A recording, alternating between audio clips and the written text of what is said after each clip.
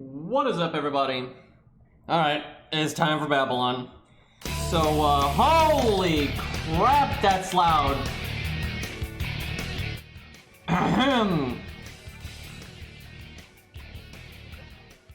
I mean, I like Armored Core music, but, I also like being able to hear. What was I saying?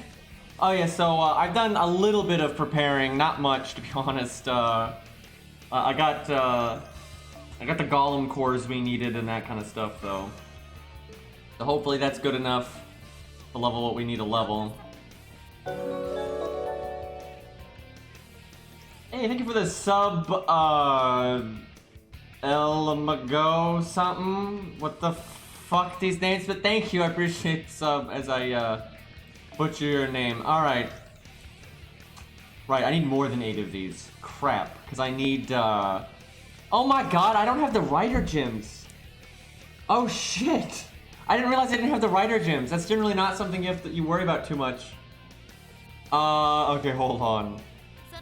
Here, I thought we were all, I guess we're going in with the, man, we see Ushi's freaking evade skill, man. Feels bad. I think we can get a Rosh up at least. Man, and like, the writer dailies popped up several times. I just didn't do it because I didn't realize that I needed those. Okay, let's see how much XP we're sitting on. Not all that much. As you can see, didn't really prepare that much for this. Too busy with other things.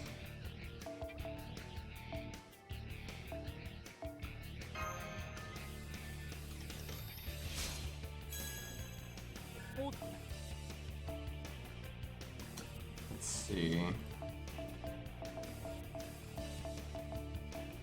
I really thought I could get Ushi up there, but I didn't realize I didn't have the stuff.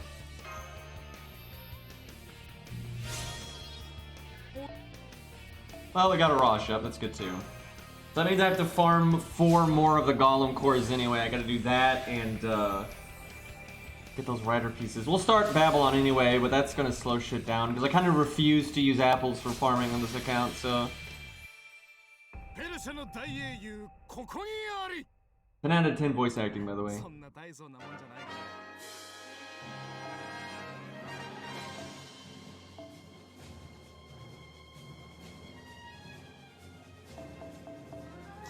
Let me think.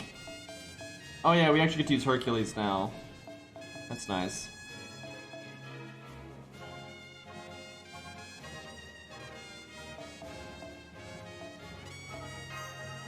Might do his strengthening quest. Oh nah, we can wait because we won't need him until like Corrupted Ushi, so we don't need to level him this second. Like how he just got a super success and got to 60, just like that.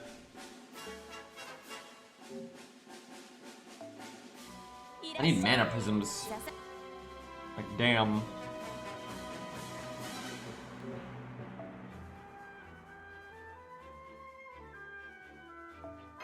Come on, give me ley line. Give me 2 ley lines.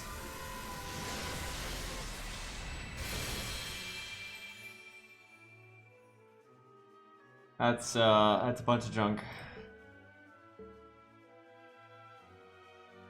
Alright, well, off we go.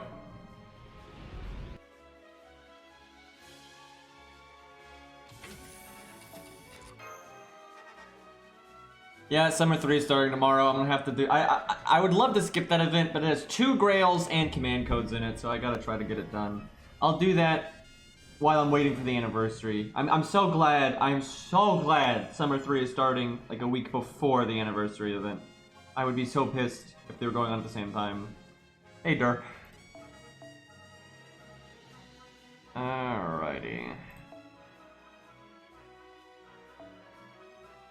Do we just bust out Hercules? Because this is the first singularity we're like, yeah, we can use him. Do we just use him now? Like, it's super unnecessary, but, let's see what we got here. Wait, I haven't done her NP upgrade yet. Let me see if that's available. It probably is. I should have done this off stream. I probably will still do this off stream and just make do.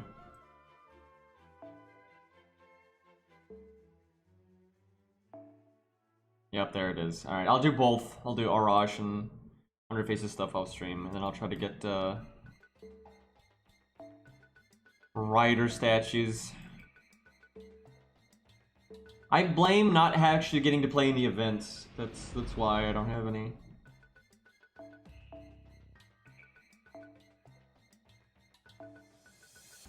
Oh, I need to get Hans up. That's another one. That's probably the next thing, is get Hans done.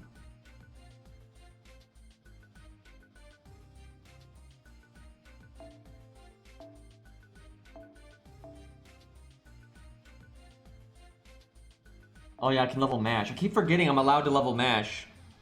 I'm so in the mindset of the 1 to 3 star account that it's just like not even on the table. Oh yeah, and I get to use like whatever CEs I want. Except for this one, but we'll use this one once we beat 1.0.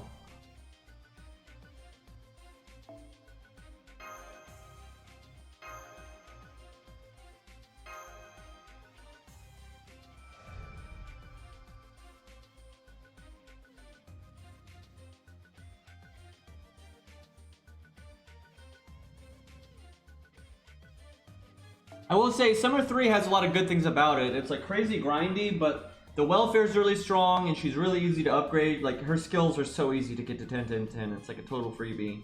And then you get 2 Grails, which is crazy, and you get lots of mats and really nice command codes. So it's like the first decent command codes anyway. And, but yeah, it's so grindy though. It's a lot of health for what this is.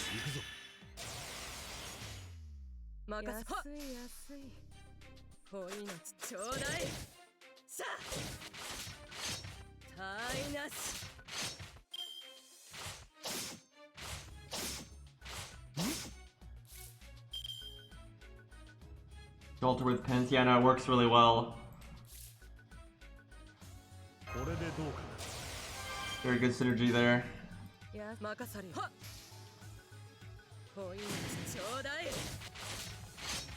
Yeah, you get 2 Grails with Summer 3. Sounds kinda messed up.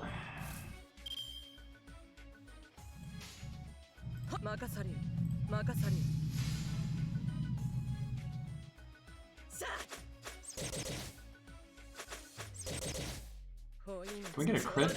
No? Okay. Oh yeah, and you get the costumes too. Trying to think, do I have Caster Gill on NA? I'm not sure. I might.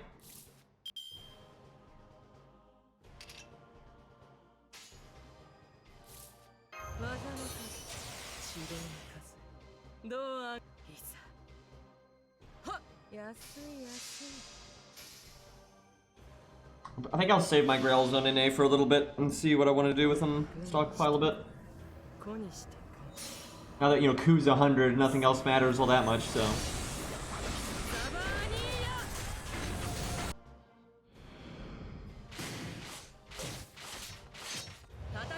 I might Grail Billy to 100 again on NA, just because, honestly, I don't roll on archers very much, and there's not that many, like, rare archers that I like. There's some that I do, obviously, but,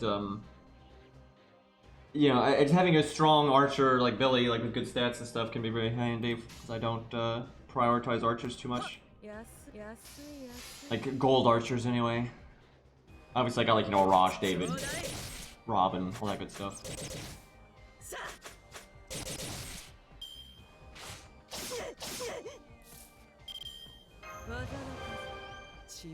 Can I kill it this turn? Yep. Do I need to use the crit stars? Level 60. I'll use them to be safe.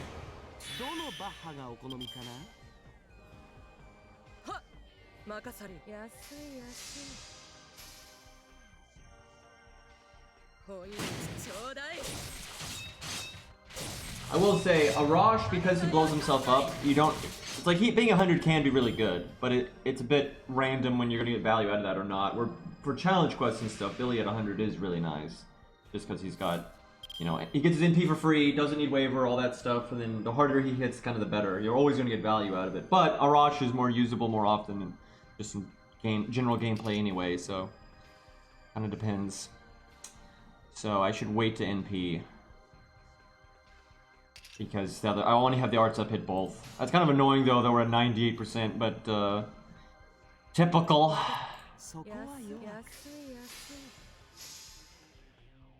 Yeah, I think you get Gwen's buff in a year, roughly.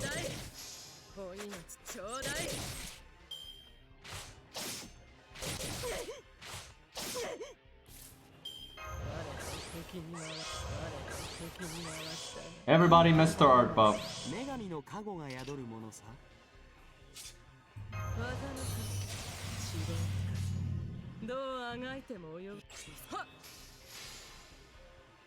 She should still do 68k though, that's not too crazy. Although we don't have a Mystic Code buff, that's kind of sad. I'm trying to get that Anniversary Blonde up. I think it's like level 6 for— oh my god. Oh, that's a useful NP. Just do 5,000 damage. It's great. Good job, guys.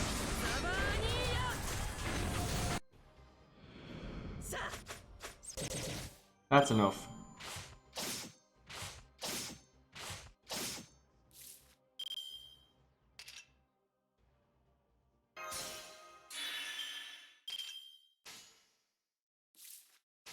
Well, a lot of NP gain here. Yeah, we got overkill value. Don't even have the upgraded NP though.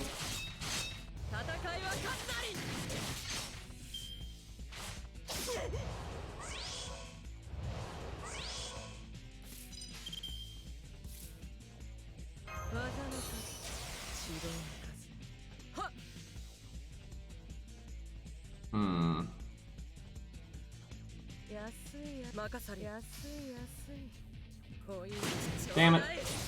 Well.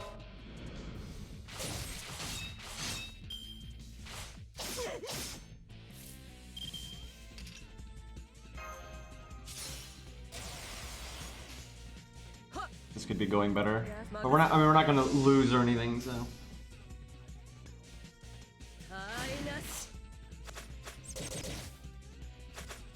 I mean, this is the very first stage. So it's like this is like an abandoned city or whatever.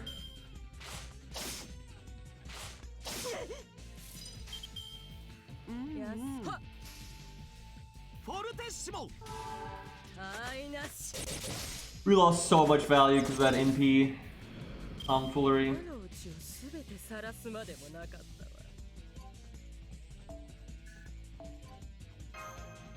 And my main account needs seeds. At least seeds are a login reward right now, so picking those.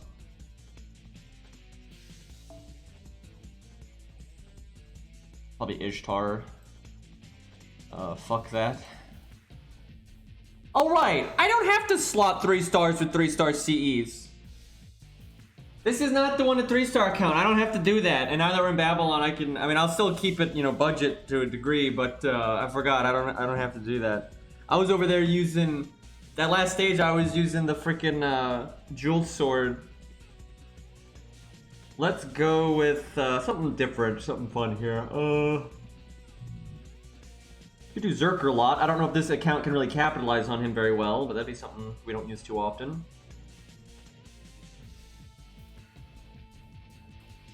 We'll do Jerker because NA is gonna get her like what, tomorrow, so we'll show that off. Berserkers will be good here.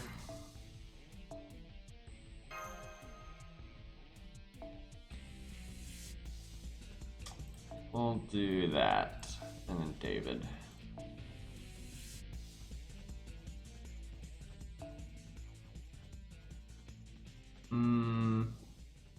I need to level caster coup on this account.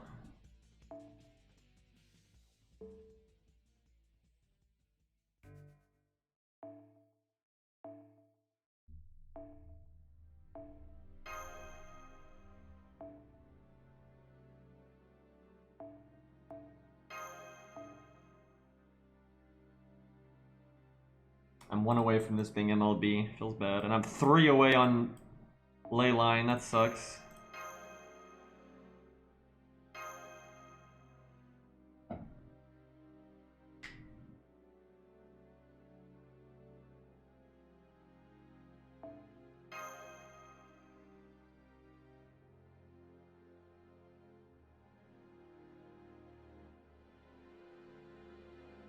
I mean, if we're talking lore-wise, Curse Arm really won't beat anyone in a head-on fight. Like, it just comes down to, like, does he gank them or not? Like, if he ganks her, he'll kill her. But, like, if they just run into each other, he doesn't have a chance. And that's the thing, like, in a head-on fight, Curse Arm is basically unable to use his NP. They don't really demonstrate this in the anime, but they make it pretty clear in the visual novel. It's so slow. Like, his NP takes a lot of, like, preparation and, time, and you're just, in any kind of combat scenario where the other person is paying attention to you, you're just never going to get it off. And he lost to a human head-on, although that's kind of because of the unique circumstances with Kodamine's part. But the fact that that was even possible kind of just shows the problem.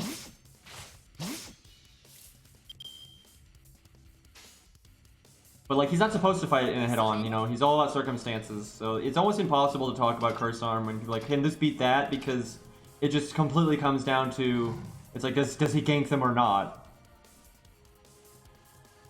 I want to use her art card, but we could kill both of these. Here's what we'll do.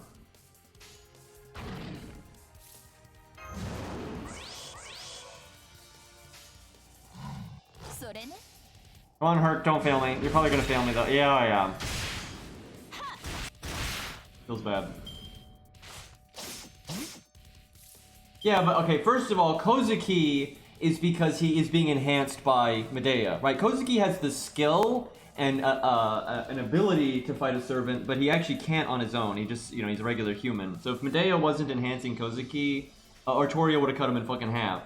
Right, it's not because Kozuki's not skilled enough, it's just, you know, he's so outmatched by his servant that, like, speed and power-wise, he just wouldn't have a chance. So that's mostly Medea. Like, it's Kozuki's skill, sure, but without Medea there, Kozuki would never be a threat, to his servant.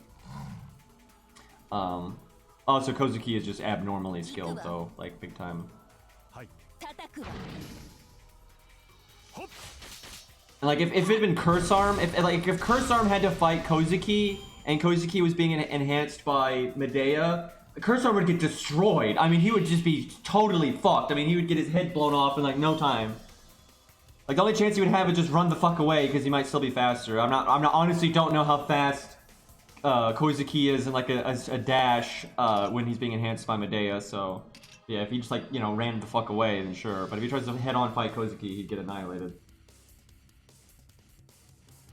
It's kind of... Kodamine versus Kozuki, if Kozuki's not being enhanced, I think would depend on which Kodamine we're talking about. Like, if he's in his prime from Fate 0, then definitely Kodamine.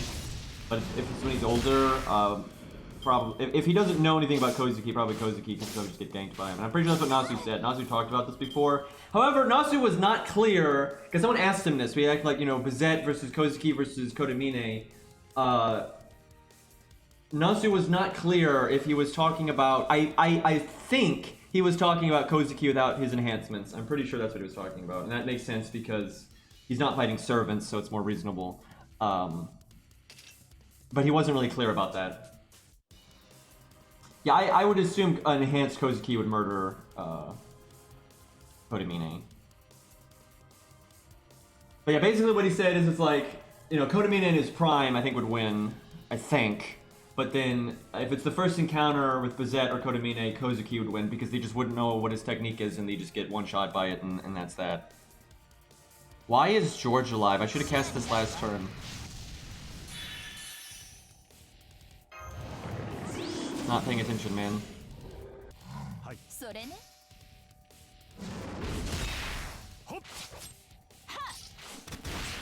Kozuki, see, here's the thing. Kozuki, in my opinion, is more skilled and, like, more knowledgeable of combat and stuff than both Kodamine and Bizet. But he doesn't even have magic circuits. Like, he doesn't even have magic circuits. He is a normal-ass human, right? He's completely normal human. Just been, you know, trained really well, you know, really extreme training and everything. But so, when it gets into, like, magic and stuff, he's just so outclassed. It's, like, I think skill-wise he's pretty much ahead of most people, but yeah, he's super outclassed.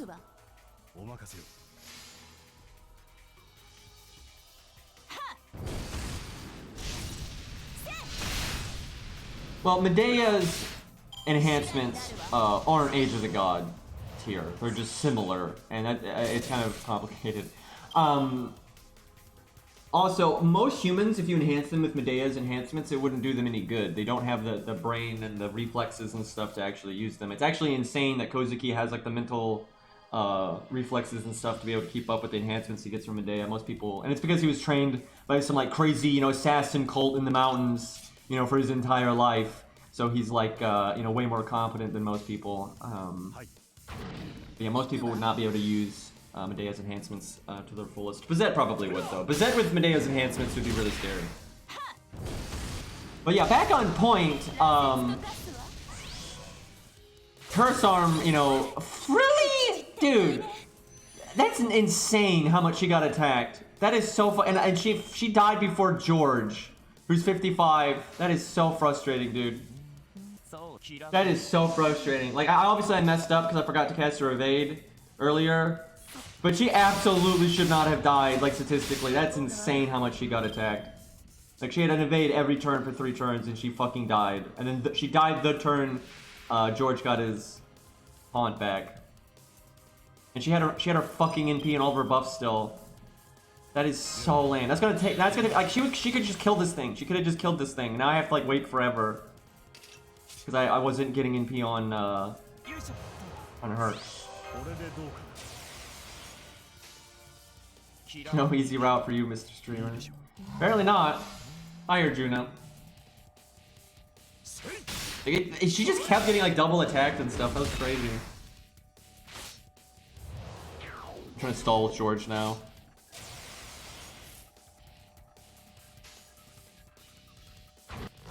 You know, I think we don't go for the NP. I think we just see red press red. I probably should have done charisma then.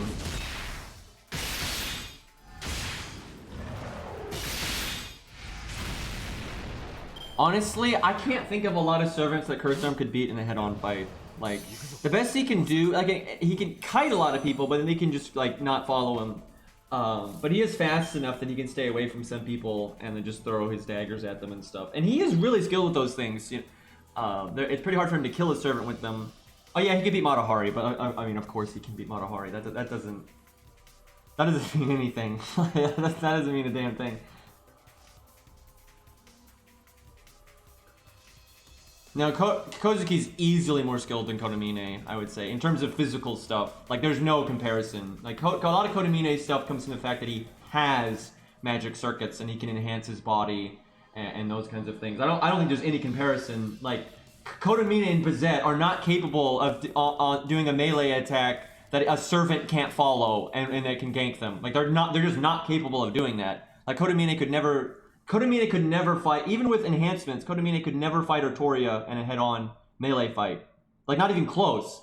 And the proof of this is, look at Kodamine versus Shiro, right, at the end of Heaven's Feel. You know, neither of them at that point really have any magic going for them, right? So they're in the same boat as Kozuki at that point.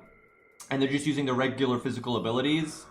And, you know, obviously Kodamine is shown to be more skilled than Shiro there, but he's not like crushing Shiro at all. Shiro is a complete, you know, Shiro is nothing, right, when it comes to, you know, yeah, he's young and all that in comparison to Kodamine, but skill-wise, you know, he's not like a trained boxer or martial artist or anything. Like, Kozuki versus Shiro in a hand battle is a fucking slaughter. I mean, Kozuki beat Shiro when Shiro had blades, for the most part, like in terms of skill. And that's when, you know, he's got weapons. If Shiro tried to fight Kozuki with his bare hands, I mean, he would just get his head ripped off.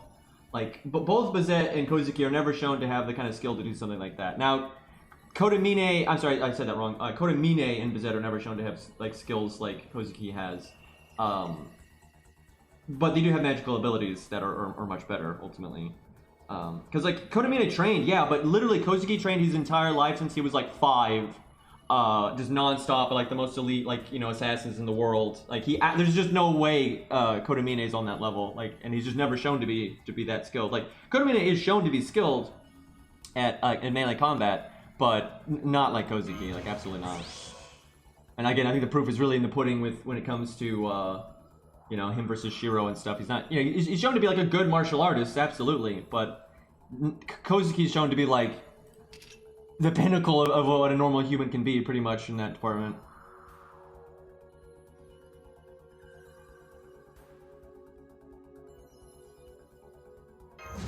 But also, to be fair to Kodamine, though, to be fair, you know, he is a bit over the hill by Heaven's Feel, obviously. But again, he's just never shown to have like this, you know, skill that is able to, you know, throw off servants for God's sake. So that's just not a thing. Do I buff David? Fuck it. DPS level 50 David. Let's go.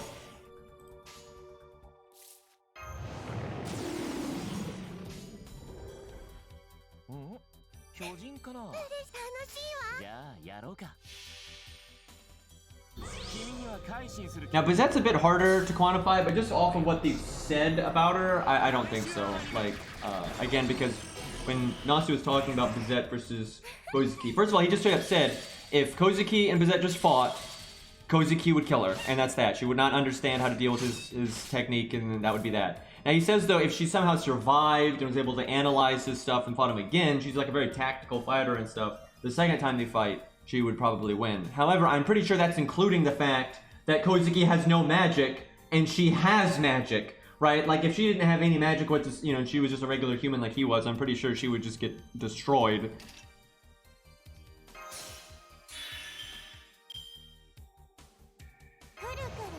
This isn't going very well.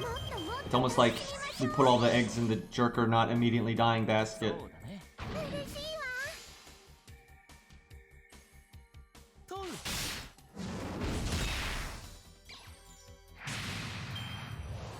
So somebody on the human side of things that no one ever talks about, which I think is a shame. I hope I got his name right. I just don't remember. Pretty sure it's Cornelius from K&K. That guy is nuts. He's like, and he even says this, he's basically the pinnacle of a modern Magus, right? He would fucking body most masters. Like, he would kill Rin so easy. Like, just, like, literally, like, 2 seconds, he can, like, basically summon a giant sea of fire that's, like, super powerful and can, like, engulf everything in the area. Like, it's crazy. Like, he's so strong for a modern Magus. A lot of people don't realize that, though, because he doesn't really get to show his stuff in K&K. Because he, you know, freaks out and gets ganked, and that's that. But yeah, it says in, like, character material and stuff that he's pretty much the strongest modern Magus, so, like, on par with the strongest modern Magus you can have. So he's like, you know, on par with like Wadim and shit like that, which is crazy. Now obviously what we see with Wadim, you know, Wadim is much stronger because of, you know, lost belt circumstances, but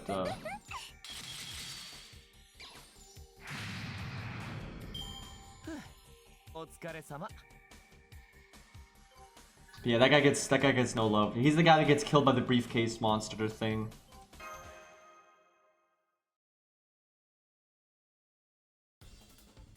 We're not cheating. We always said we could use what we wanted in Babylon. Alright, back to, you know what? It's Sanson time.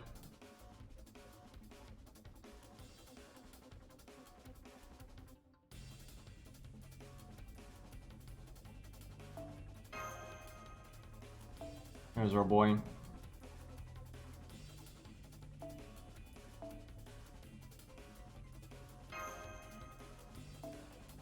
Also, we're using kind of a suboptimal. Like, I'd be doing better with the default Mystic Code right now, but I need to level this thing.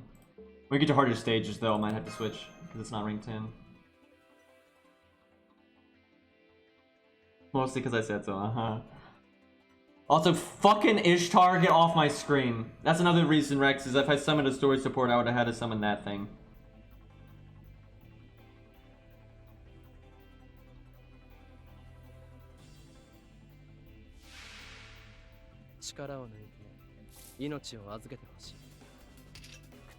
Let's see, because we just taunt right off the bat.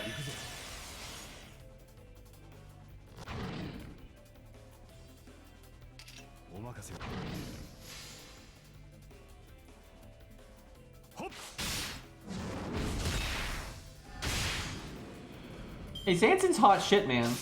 He's awesome. He's also terrible, but guys, are these evil humans? I should have attacked the middle one because it's the least health, and I could probably just kill it, and then it also has an NP tick, which I don't want to get hit in the face with an NP.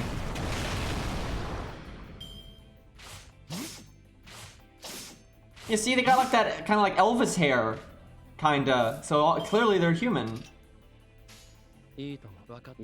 Watch this damage, boys. We're counterclassing level 100 2k Fode. Fucking 2k Fode Sanson. And he killed it. He killed it, guys. I'll take it. Bye, George.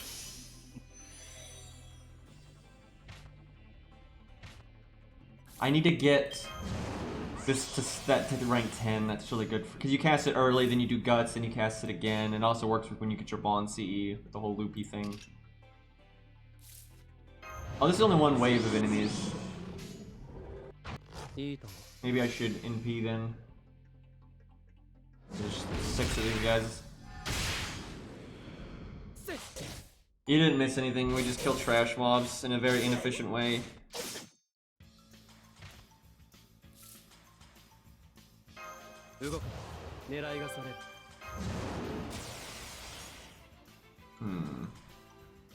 Heal value, heal for like nothing, but it's fine.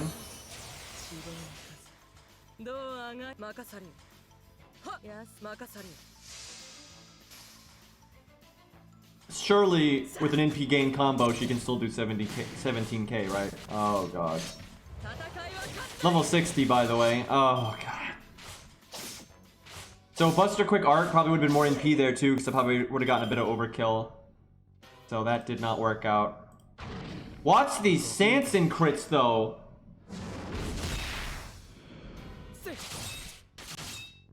Sanson, please. Sanson, you're embarrassing me on stream. Alright, 4 guys left. I kind of want to save Sanson's NP just in case the final one has a bunch of health. This whole 100 faces up the upgraded NP thing. Need to fix that.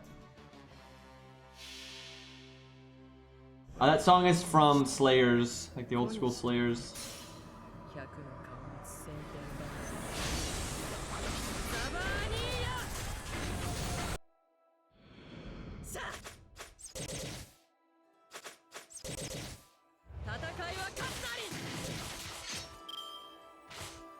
See, this song is called Dusk at the Market, like the marketplace. And see, we're at a marketplace, right? Nothing fishy here, so this music makes sense. Totally.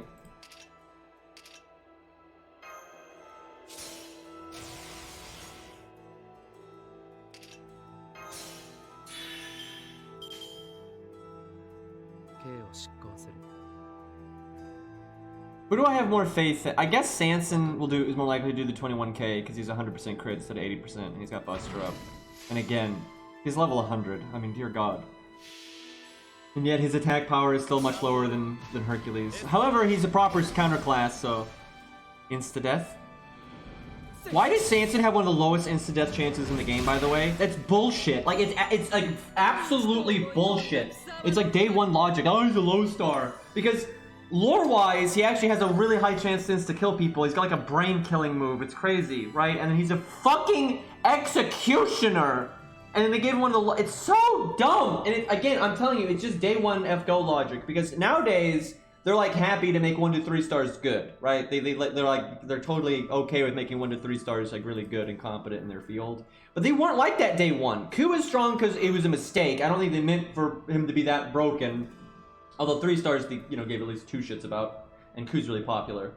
But like a lot of the early bronze units, I don't think they really wanted to be all that good. They wanted you to have to roll for 4 and 5 stars. They very much encouraged that. That's why most units didn't have a fucking 3rd skill. Like they didn't have a 3rd skill for God's sakes. I think the reason they gave him really low insta kill chance, oh yeah, he's like a super budget insta kill thing, whatever. And then they didn't care. Like it's so dumb. Like lore wise, he should have like the highest insta kill chance. He's a goddamn executioner. That's like what his NP does. One of these days, man, I want them to buff Sanson on the 5th year anniversary. Shut up, Mash, I'm talking. But they're not going to. Like, they're not going to. They do generally buff bronze units, but it's not going to be Sanson. They're like, oh, we've already buffed him before. Like, we buffed him twice. He's just so bad, though. I hope I'm wrong. You don't understand how happy I'll be when the anniversary hits. And then like, because obviously they don't show all the buffs in day 1, they just show the class rarity and type. So if I see a bronze assassin on there, I'm going to be so excited, and then it's going to be like, Phantom, which Phantom deserves it too, but oh my god, I want Sanson to buff. The funny thing is, if I see a bronze assassin, it basically has to be Phantom. Oh, I guess it could, oh fuck. Oh fuck, it could be Charlotte. That's so stupid. She does not, like honestly, buffing Charlotte's fine. It's not like she's OP or anything. It's just, dear God, Phantom's been in the game so much longer. I guess they might buff Matahari because she's popular. Matahari doesn't really need it though. Like you could get away with buffing Matahari or Charlotte. That's not broken, right? Both of them could use a buff. But they're also both light years better than Phantom of the Opera. And it's just crazy how long it's been, right? And they haven't buffed Benkei or Phantom. You know, they buffed Phantom like day 1 of FGO and then like never again. Actually, I could definitely see them buffing Matahari though. I would not be surprised by that. Because she is popular. I think people feel like she got scuffed in the maze event, so that'd be like their way of making it up. And again, she's just popular, so I could see it happening. I wouldn't mind them buffing Matahari. I just wish they'd buff other things first. Because I've always said, it'd be nice if she had one other thing going for her other than the fact that the big defense down. That's like her whole thing, is like she gives you a massive amount of defense down. She's like a really budget damage support that works for all card types, and that's good, that's good. But none of her other stuff is like really good enough to matter too much. It'd be nice if like her star gen was a bit better, or she had like, you had a button you click and just generated 10 stars. You know, something like a little bit of extra oomph would be nice for her.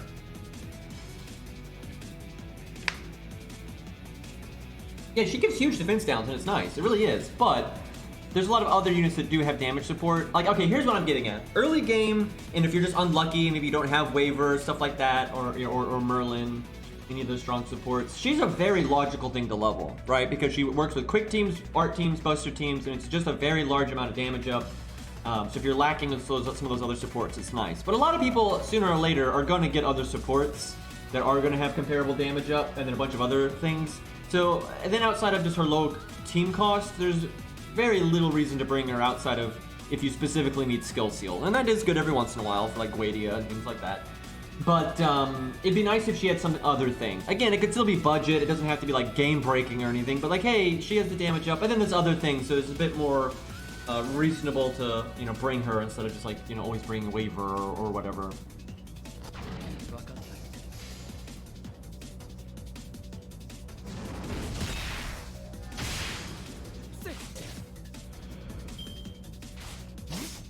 Well, the 5th anniversary wasn't delayed though. They had always planned on it being on this date. This was the date that they had scheduled for the arena, like, or the Tokyo Dome, excuse me. When they originally, like, set all that Tokyo Dome stuff up, this was the date it was supposed to be, so I don't think they really delayed it. Now, it was just the initial date that they chose was obviously late, because the anniversary is, like, you know, last month now, technically. So, it was a bit off. Now, what I do think they should try to make up for is the fact that they didn't do a regular round of buffs like they normally do. They just skipped that. Like they normally do that in middle of the year or whatever, and they just skipped over it. But I'm pretty sure the reason they skipped over that was because they're really doubling down on this whole buffing things with the event stuff. They're doing that so much now, where they just buff like event-related servants. So what I'm getting at is we need... Okay, chat, follow me here. Random events, like I don't mean reruns. Reruns, we obviously know what's coming. But like new events, it's pretty random what ends up being an event servant, right? Like it's kind of obvious when they do like the main story of an event. They kind of throw in some random stuff, right? And they focus on servants they haven't focused on in a while. So what I'm getting at is there's a lot of servants that need buffs really bad that now I'm like, okay, please just use them in the main story of an event because then you might buff them, right? Because that's how they're doing it now. So like, you know, Dyrmid and stuff like that.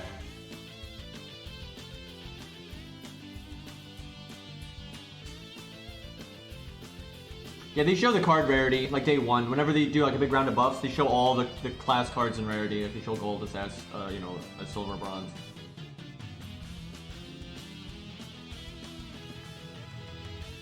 But yeah, the anniversary generally they do all rarity types and quite a good number of. I do hope they buff more than normal because there's just I feel like okay. I cannot be the only one that feels this way. I feel like we're getting too big of a backlog at this point. Right? Because they keep adding new units, and some of those new units need to be buffed. Right? Like, that happens pretty often when they add a new unit where it's like, yeah, they're okay, but they could use a little bit of extra oomph, right? I feel like we're getting a lot of units like that, and they're still just not getting around to this huge number of old units that need buffs, like, you know, Sanson and Geronimo and Benkei, and I mean, I can go on for a while here. And so with they're being pretty slow with the buffs. Like, I would really like this anniversary to drop more buffs than normal. Just I feel like there's just so many units that need buffs right now, and obviously not all of them are gonna get it, right? But I feel like right now with the amount that they're gonna give out, we're still gonna be so behind. Like, even when they do a buffs from like an event or whatever, we're gonna feel like we're not even scratching the surface, and that's kind of annoying. So, all right, what are we doing here? Okay, George is already dead.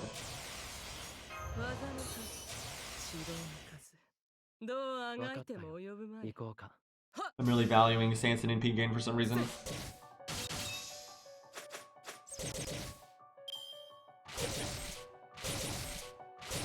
Wow. Sure, guy.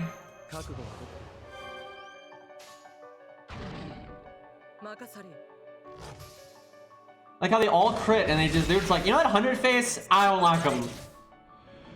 Buff me again? I don't think so. I mean, he's a really solid 4-star now, so I wouldn't think so. You know, I say that though, but they just buffed Melt again. I mean, they just buffed Melt again, so. Okay, this is not good. We don't have much damage on this turn.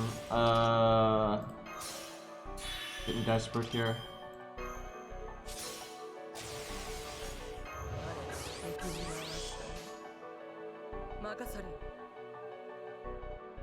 Come on, Sanson. Fucking! I mean, nobody. I like how no one crit.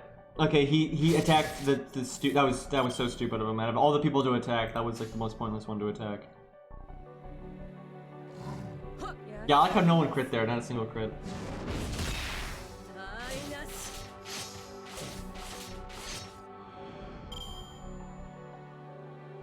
They don't normally buff units that are new. They generally like wait 6 months to a year before they like feel like it's okay to buff someone, which I think that's so dumb. Dude, and I'm telling you, so this is not, I'm not reading between the lines. They said this.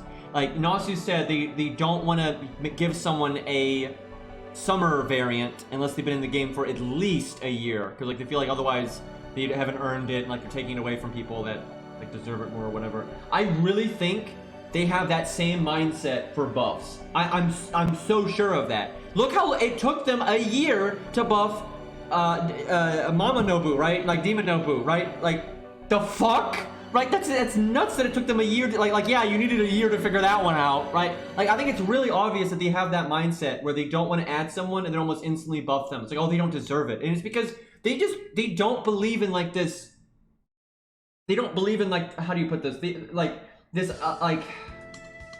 Like putting someone out and just instantly buffing them, right? They feel like buffing people is like an event. Like, they feel like it's akin to getting a summer servant, right? It's like a thing. It's like it's not. It needs to just be a balanced thing, for fuck's sakes, right? Where they don't treat it that way. They treat it as like a big event thing. That's why whenever they buff units, they make a big deal out of it. They never just randomly buff people just like with a patch, right? Whenever they have like kind of filler patches and stuff, they don't come with buffs. They don't do that. They do it when it's part of an event, when it's part of the anniversary, when it's part of an interlude, and they make a big deal when they add a bunch of interludes and stuff, right? Like, it's so obvious they see, like, unit buffs as, like, content opposed to balance changes, which is stupid. And I wouldn't mind some buffs being that way. Like, some buffs you want to tie it to an interlude and stuff, especially for units that don't need it desperately, that's fine, right? And, like, sometimes tying it to an event is fine. But when you have units like Phantom in the corner just like, I can't get up! You know, it's like, you need to just buff them for God's sakes.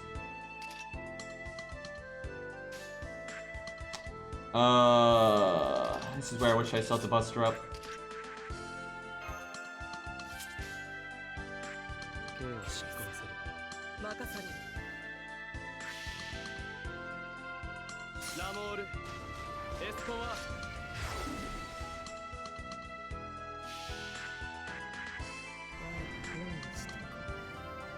Bride does not need a buff.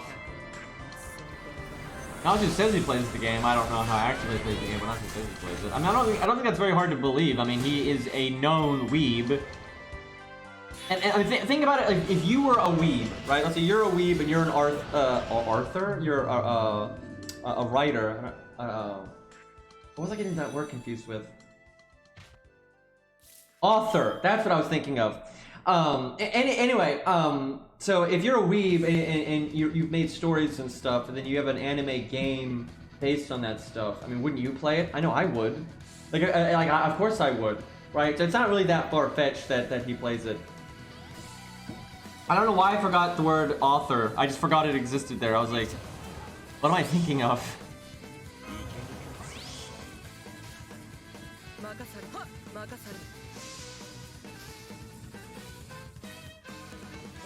The thing is, it's not really just business though, because look at all these other games and how they treat their balance patches in a more reasonable way. There's a lot of other ways to like incentivize getting people to roll, right? And like I said, you could have buffed her twice. That's the thing. They could have buffed her like right after she was released, because it was so obvious that she needed one, right? And then you could buff like her NP when it's time for the raid up again. Right, and the thing is, the reason why I don't think it's strictly business is because, first of all, there's really no evidence that suggests this actually results in more money for them, and other games don't do it. And also because a lot of times when they buff units for thematic reasons, they don't rate them up. They do sometimes, but there's been a lot of units that have been buffed for like random events and stuff, and they don't get a rate up. So it's like, I don't think it's entirely business. Now, I'm sure they're happy that if those units are rated up, that it incentivizes rolling on them. I certainly don't think they're complaining about that. But I honestly don't think that's really the reason. Just looking at their track record and looking at other companies and stuff.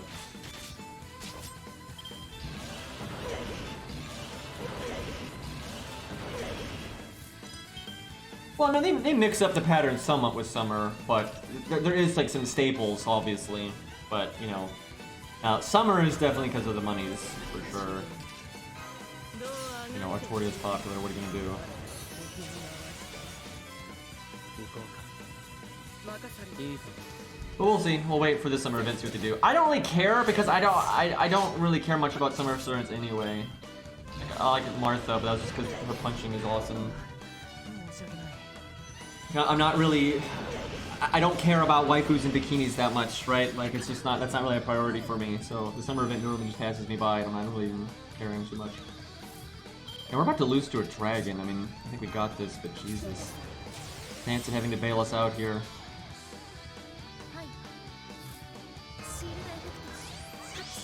Wait, there's no way. I shouldn't have done that. There's no way Mash is going to take damage this turn because she's got the evade thing.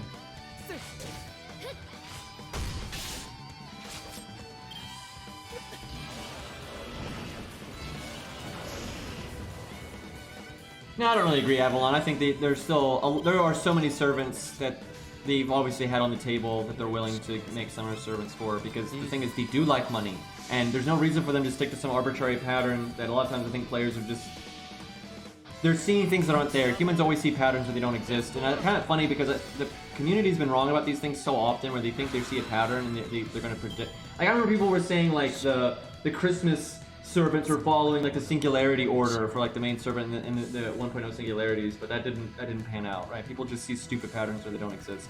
And the reason why I don't think that's really a pattern, like, first of all, I think it has more to do with like artist availability, stuff like that, and just what they think is popular versus sometimes they like throwing in random stuff. But so getting to my point here is because they're not gonna sit on something that they know is gonna make them a bunch of money just to stick to some bullshit pattern that doesn't mean anything, right? If a female character is, oh my god, popular, they're going to make a summer version of it sooner or later. Like, they're just going to, right? They might wait, you know, an event or two or a year or two, but they're going to. That's why, you know, why do you think Jalter got one ultimately? Of course she did. She's one of the most fucking popular female characters in the game. Big fucking surprise. They put her in a bikini, right? It's like, they're not gonna just ignore crazy popular female characters forever just to stick to some arbitrary pattern that the player base thinks they see, right? They care about money too much to do that, right? If there's enough, you know, popular waifus, they're getting a summer version sooner or later. But, you know, they're gonna pace themselves too. They're not gonna, you know, just blow it all at once. You know, they're happy. Like, if they have enough stuff to be popular for 1 year, and they're still sitting on, like, you know, several other waifus that aren't getting summer servants, they're just like, yeah, we'll do them later. I mean, I think Jerker's the welfare for the same reason BB was the welfare. You know, it behooves them to make welfares that get people excited and hyped and stuff to come play the game, right? And that makes them more willing to then spend money. You know, companies know this. Now, I think DW messes this up a lot, and they don't have enough consumer goodwill, but you have to put out a degree of consumer goodwill, otherwise people just won't play your game, and they're aware of that. Like they're not stupid. They do know that. I think they cut it way too close, and I don't think they do enough you know, nice things for the player base. They do give a lot of free SQ, but that doesn't cost them anything. You know, they don't have to hire an artist to put an SQ into the game. But you know, they often try to make welfare's hype units, very much so, because they want people to come play, right? That's the thing. Like if you go, hey look, everyone gets jolted for free and in a bikini, that gets a lot of people to play the fucking game, right? Overwhelmingly, they try to make popular things welfare units. Like Gray's a welfare. Like she's quite popular, right? Like this is very common.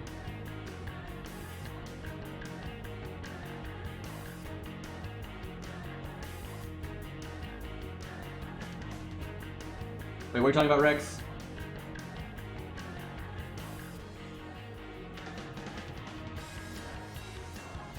Probably Scath as a welfare is just the fact that her gameplay is, you know. Here, we'll summon Kingu here. I like how his eyes look green in this part, although they may just not have art for him in this part to be purple. I know in gameplay, as an enemy, his eyes are purple. I'm not sure if they are in this part or not. I've never really paid attention. It's super hard to see. Alright, what are we fighting? Every class ever.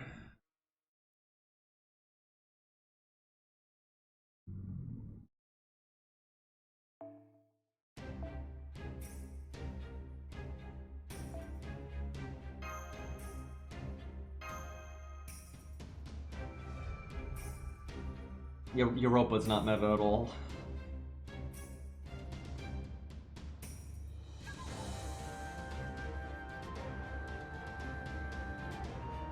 Yeah, I haven't seen a lot of evidence that DW has not wanted to hire more people. But it may not be their fault, it might be Anaplex's fault, no way to know.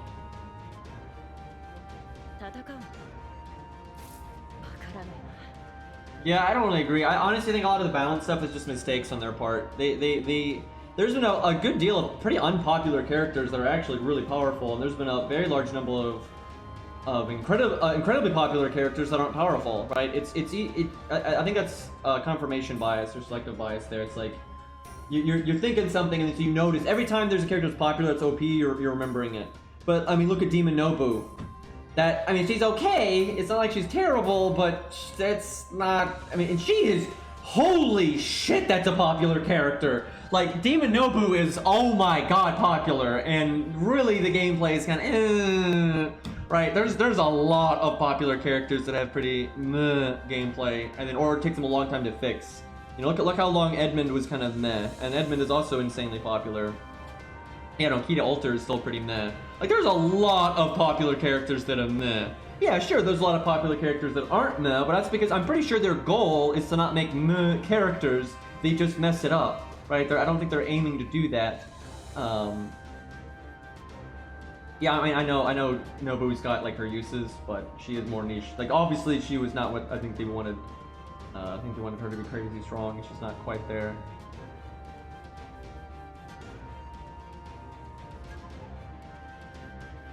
But I mean, my god, they put out, like, honestly, like, okay, I'm not hating on my boy. I love Asclepius, he's awesome, but I don't have any delusions that he is one of the most popular Fate characters. He absolutely is not. Now, as a newcomer and a 3-star and everything, I think he's decently popular, right? He's decently popular. He's not hated at all, but he's not, like, really that hyped. But look how good he is, right? He's crazy good, right? There's a lot of kind of random characters that are kind of in on the money-making or popularity pull, and he still end up extremely strong.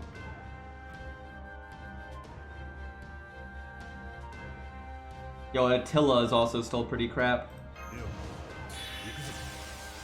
Like, honestly, I just think ultimately what it is DW is not good at balancing things. It's not a matter of them trying to manipulate things and trying to make things OP or make things underpowered. I think they're just bad at balance in general. Like, whatever their testing process is, I don't think it's very good. Right, and I don't think a lot of, and I think that sometimes they rush these things and they don't like test the units enough and tweak them enough, because there's just a lot of times I think they really miss the mark and something ends up being way stronger than it should be or way weaker than it should be.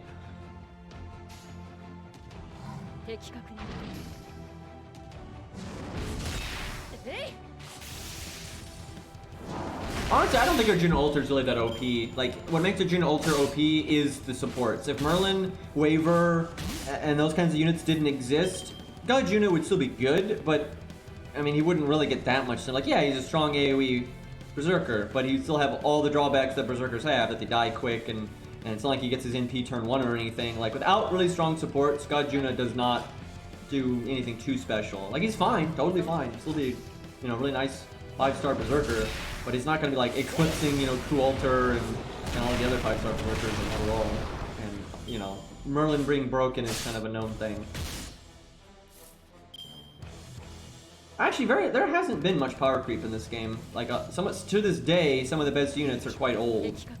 And then, there's two things that generally mess up power creep in this game, that like slow it the fuck down. And a big part of it is just the fact that they buff old units, right? So like and a lot of times the buffs to give old units are ridiculous. So there really hasn't been that much power creep in the game. And the one thing I will give DW, they do a good job of always giving you alternatives to almost any role, right? Now sometimes those alternatives aren't 3 stars or 1 to 3 stars, so they might be somewhat rare. But there's always multiple options for each role, so there's no role in this game where it's like this thing or bust.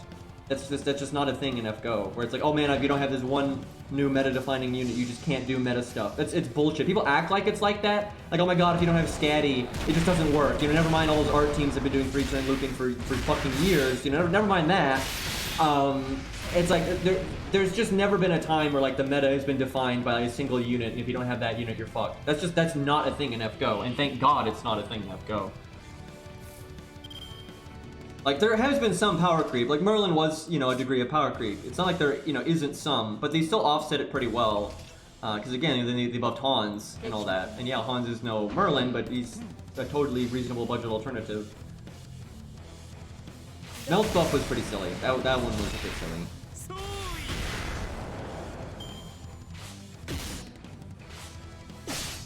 Because yeah, I would never argue that FGO hasn't had some degree of power creep. It has, it definitely has. But I think it's a pretty reasonable amount, and they've dealt with it well. Now that could change. Like, I think Merlin and Scatty are the biggest issues to the game. And I've always said this, and I wish more people understood this, because I feel like most people just don't get this. But Scatty is not OP or power creep in any way if it's just her. It's double her that's bullshit. Right, like a single Scatty is nothing that crazy. It's like, yeah, she's clearly a 5-star support. You know, she's on par with a 5-star support, but she's not breaking the game at all. And she's not revolutionizing like team setups at all. Right, like she's not even that different from Waver. You know, in a lot of ways she's worse than Waver because it's the 50% battery. But two of her, you just hit this breaking point of amount of NP refund and damage and everything in Stargen that's just ridiculous. That much quick up, tied with also having a 50% battery, is insanity, right? Because Waver doesn't give you like art up. If Waver gave you a bunch of art up, you know, could be really busted too with the whole NP refund stuff, because then he also gives you the battery. But, you know, Waver is just the battery. Then Waver has, you know, lots of defense and survivability for your team and that kind of stuff, and that's good. But what really makes Scatty so disgusting is the double Scatty. So she's not even power creep if it wasn't for the double stuff.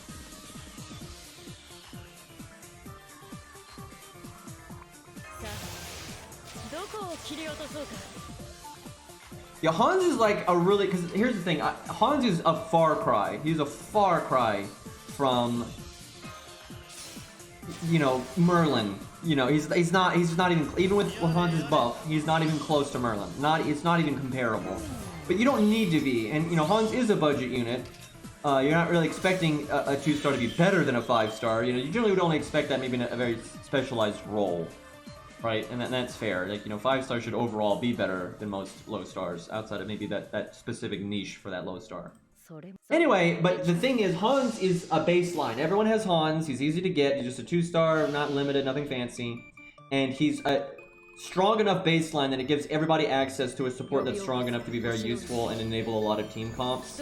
You know, yeah, he doesn't have a 50% battery. That's like one of the most meta broken bullshit things, is being able to have your NP on turn 1 from a 50% battery charge. That's just, you know, crazy strong. Hans can't do anything like that.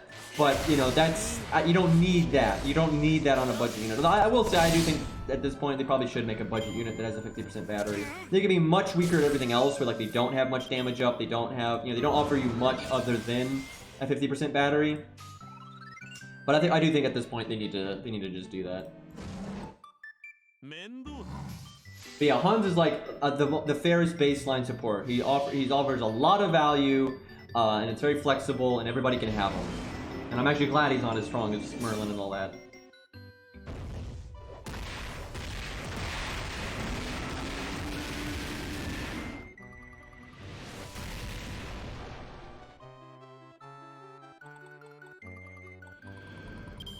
Yeah, I will say, okay, here's the thing. It's not like new players need to be doing quick stuff, right? It's not like new players need to be doing scatty-esque setups. They really don't. But I think new players are in pretty good shape because they add new low rarity stuff too, right? They added Ricky Boy, things like that. They add plenty of low rarity stuff to kind of keep new players in a good place. However, so it's not really about new players getting screwed. It's more about it's just not fun that new players don't have quick support. It's not fun. Like, and I've felt this a million times because even though I have Scatty, I generally don't use her, and I like doing low star stuff a lot. And it really frustrates me that I don't really have.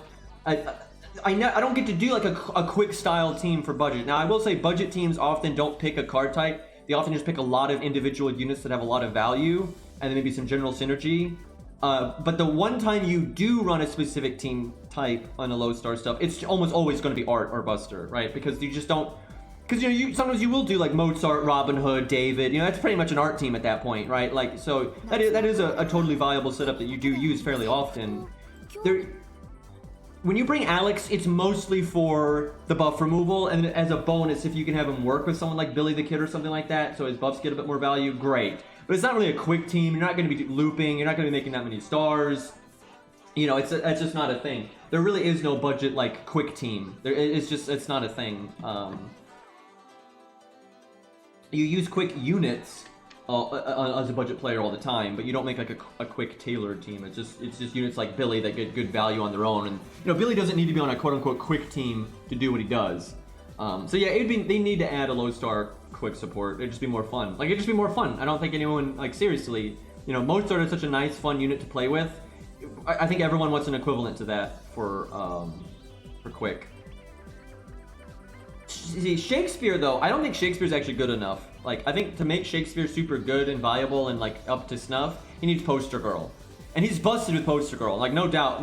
Shakespeare with Poster Girl is so fucking strong. But, Poster Girl is bullshit, and it's rarer than most, units, so most people don't have it, and that's not a good standard. Qin Gong is, like, the real budget buster thing now. Like, Qin has really put Buster on the map for budget. Shakespeare helps, and especially if you do have Poster Girl. You get like Poster Girl Shakespeare, then fucking Qin Gong, and then your Buster DPS. Stuff like that's really, really strong.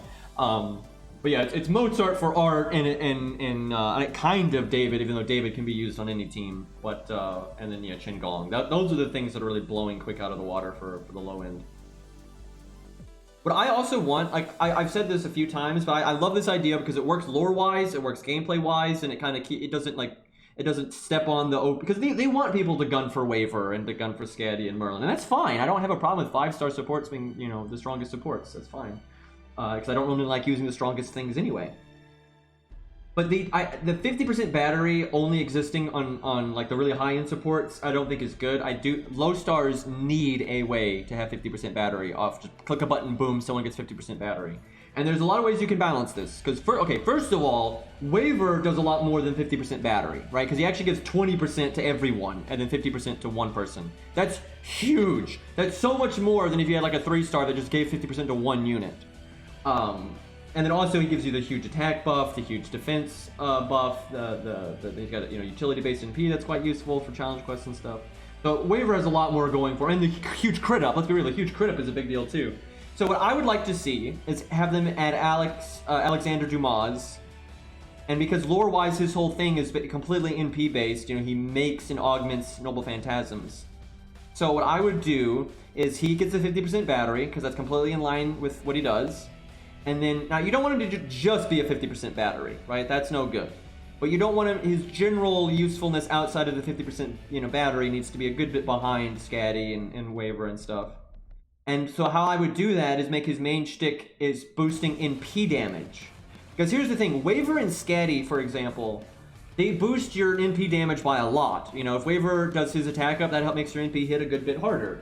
And then he'll also make your normal attacks hit harder. And he gives you crit up. So honestly, Waver, you know, yeah, he makes your NP hit harder, but then he also makes your, you know, normal cards do more damage, and he makes your crits do super damage, right? If Dumas really just does NP damage, and he's not helping your normal card damage at all, that puts him quite a bit behind.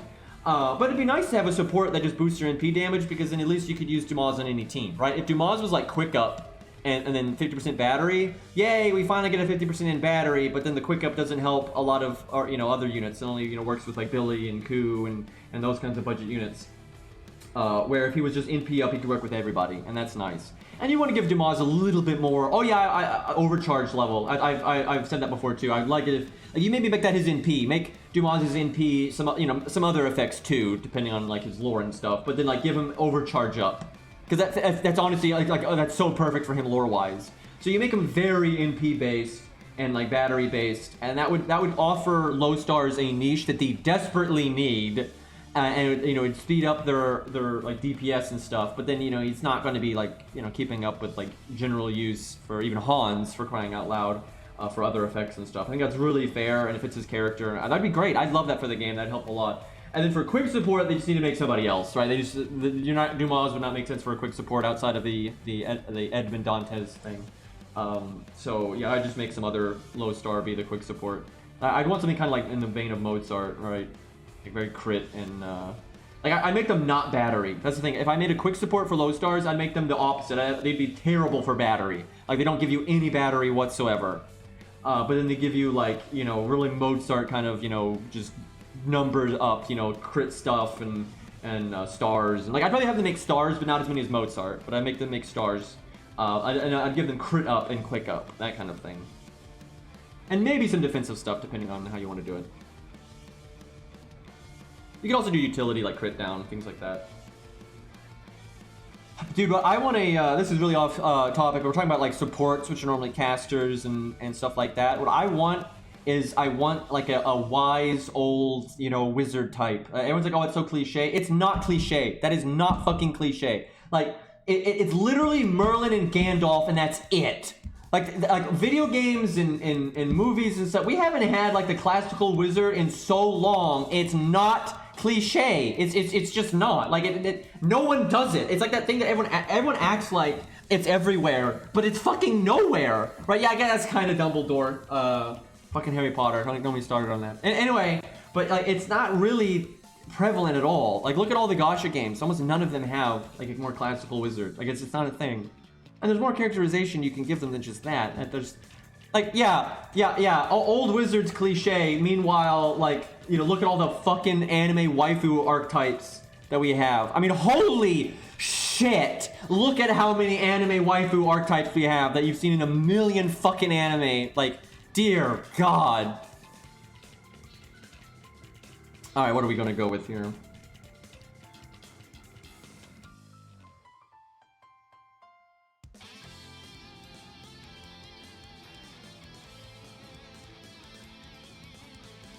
Yeah, the new Lord of the Rings series is a joke, and it's blatantly not honoring what Tolkien wanted. It's nonsense. His family's just selling out. Total joke. Let's go. Oh, Saber Alter, why not? We don't use her much. And for good reason, she's 444 NP1.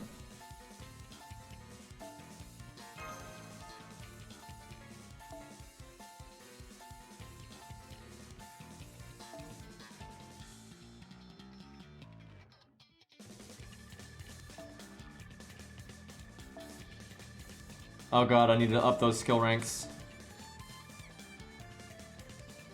With this setup, I'd actually want Qingong to die pretty quick.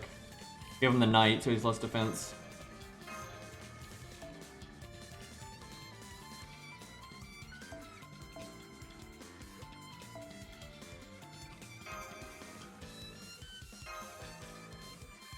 Zokin as a servant. I don't think that's going to happen anytime soon.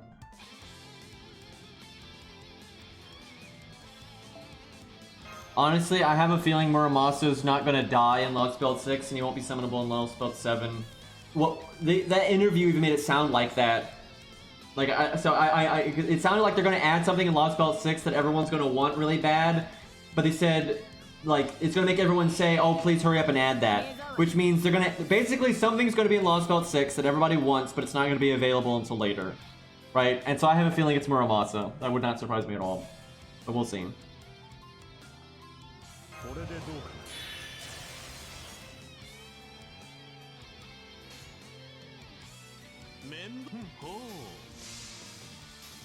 Good old Gramps.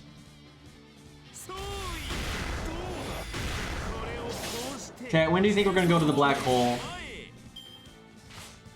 Because that's gotta be soon-ish, right? I mean, surely they're not gonna wait, like, you know, over half a year to go to the stupid black dot.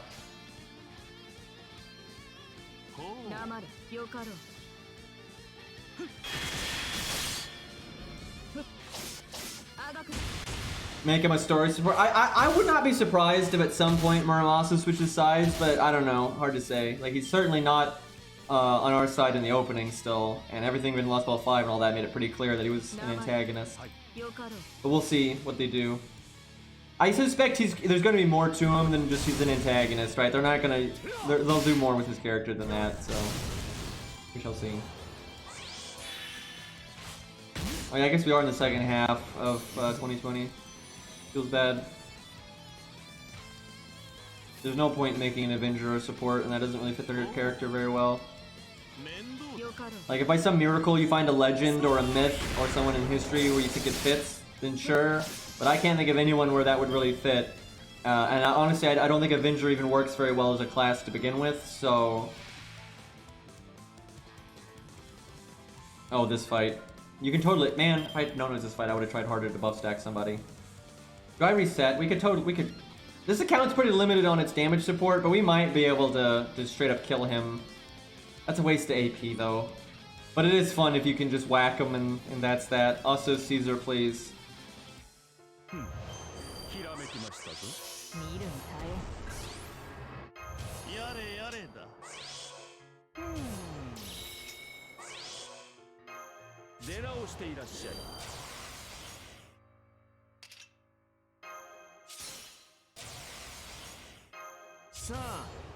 All these buffs.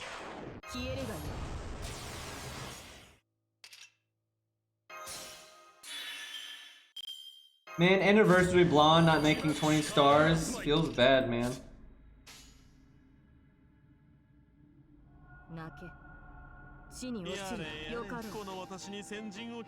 Ironic music.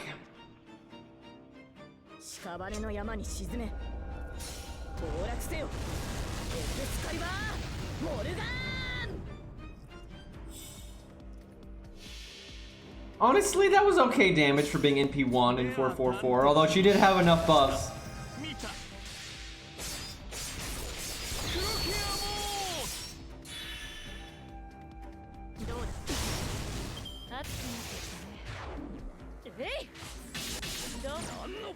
Oh yeah, her NP refund is smaller than Artoria's and Mordred's. I forgot about that. That's unfortunate. I want to kill him so bad. I know I can do it pretty, even on this account. I'm sure I can kill this guy. I really want to. But it's a complete waste of AP. But it's way more badass.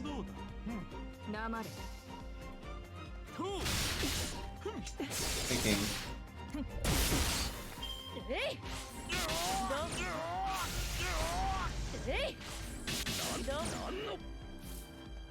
I'm doing it. I'm doing it.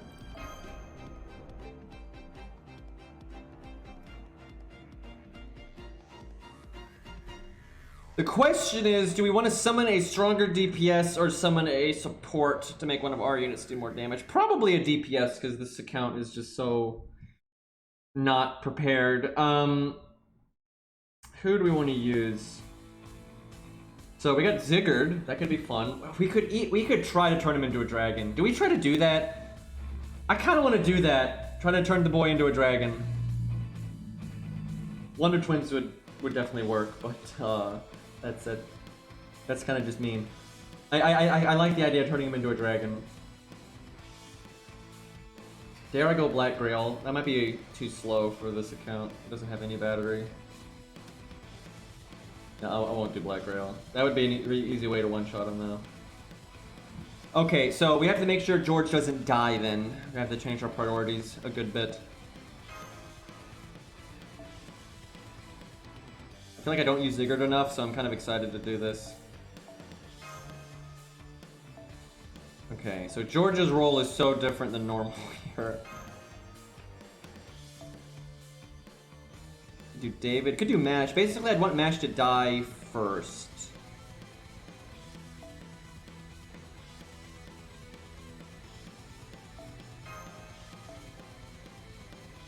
And then maybe David.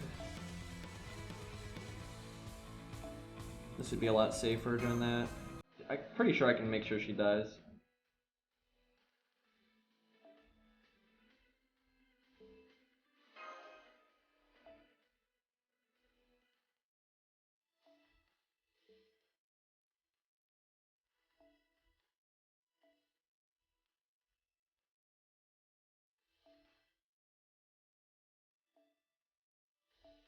Okay. And then we gotta get our bond, obviously. Can I, hold on, let me see what I got mat-wise. I gotta get Shin Gong up a little bit. This whole 1-1-1 thing is just sad. I really should be upping Hans's third skill, though. Also, I may not actually have any blue caster gems right now. Yeah, I don't think I have any. Shoot. I'll have to, do some caster dailies when they pop up. Alright, well, 1-1-1 it is.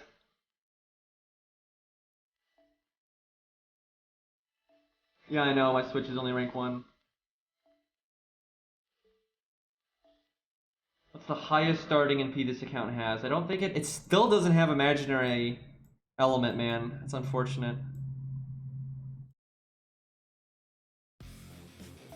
You know what, chat? I've been putting this off anyway, and I would be happy to get like more Bedivirs or get Tesla or something. So you know what time it is? Story time.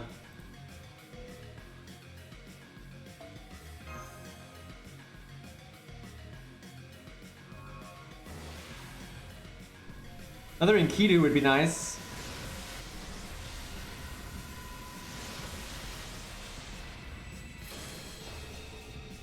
Okay, a whole lot of nothing right now. Although, dude, we already have MP5 Caster Coup. That's crazy how much we've gotten that. Although, honestly, Covering Fire has some niche use from time to time, so I don't mind that. Way more, there's other 4-star CEs that I'd much rather have, though. Oh, boy. Don't. Well, if it's something really lame, it's release Rare Prisms, so.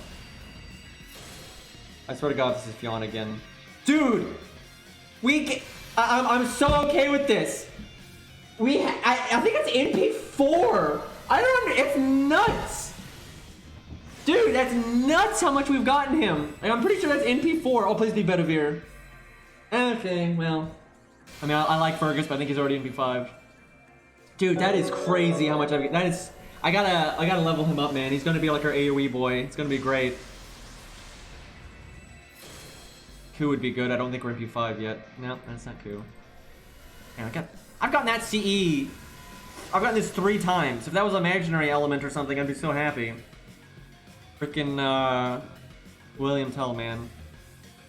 Holy shit! Oh, hey, we got Ryoto Temple. That's good. This is nuts how much we've gotten him. Yeah, I'm pretty sure that was MP4 here. Let's look. Yep. Wow. That's awesome, dude. It was so. Now we saved tickets. We saved tickets for if they add a new 3-star to the game. We're gonna stockpile those. My main account only has him at NP2, and I had to roll on one of his rate ups to get him from NP1 to NP2. Oh yeah, Hans is just NP2 now. What the hell?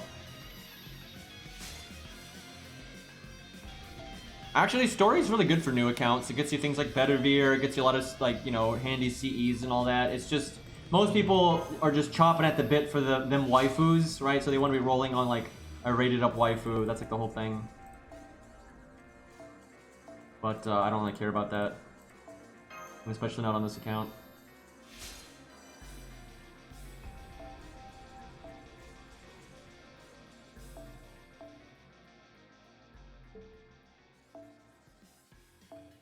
Don't worry, guys. We got NP3 Benkei.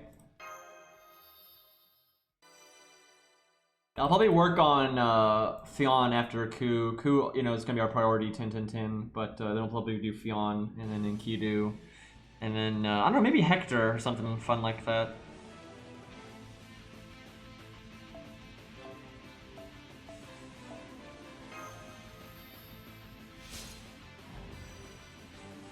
I mean, you could get Saber Lily. You could get Saber Lily from FP nowadays. That's a 4-star you could get.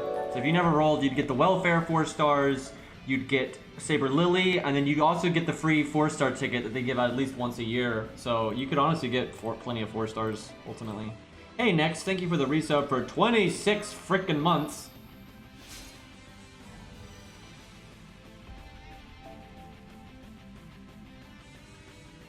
Who do you think's gonna get upgraded this month? There's just no way to know, man. If you look at like their previous anniversaries, it's just so random. I mean, it's just so random.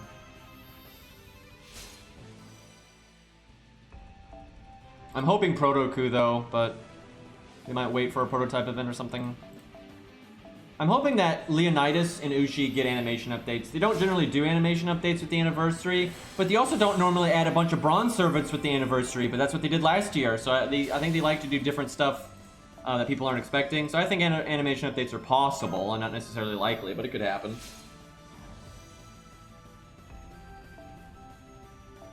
Qinggong buff, oh god. Freaking Serenity at NP3, and we don't use her.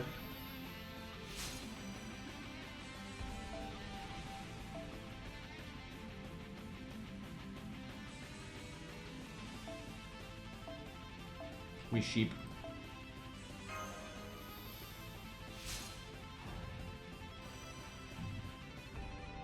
Unfortunately, CE-wise, we didn't really get too much there. Really wanting that imaginary element, man. We've gotten a lot of 4-star CEs, just coincidentally have not gotten that one. It's about the only one.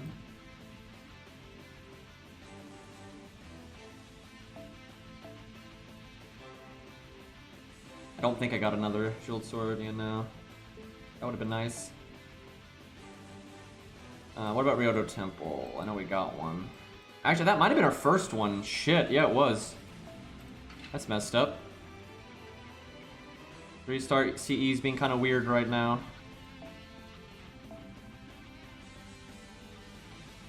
Okay, yeah, nothing too crazy with the 3-star CE's yet.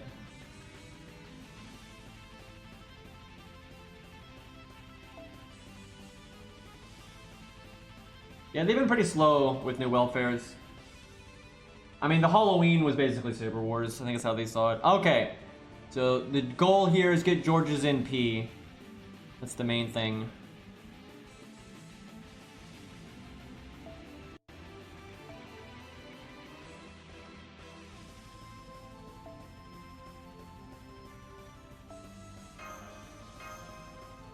Might as well give him something, even though it's not gonna matter.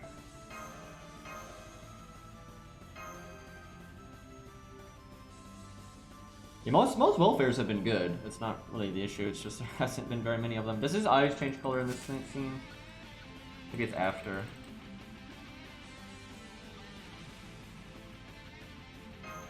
Okay, this just takes too fucking long, oh my god.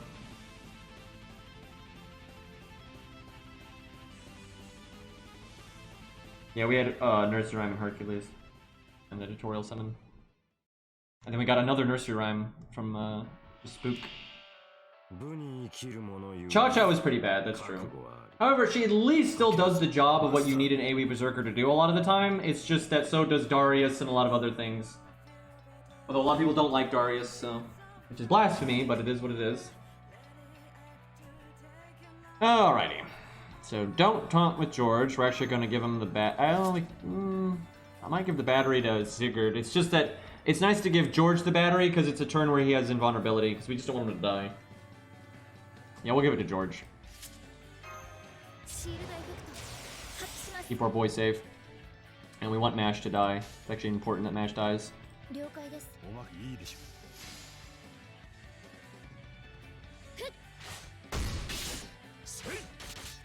If they get their NP, I'll just have her taunt the NP and eat that. And we can probably make it last that long.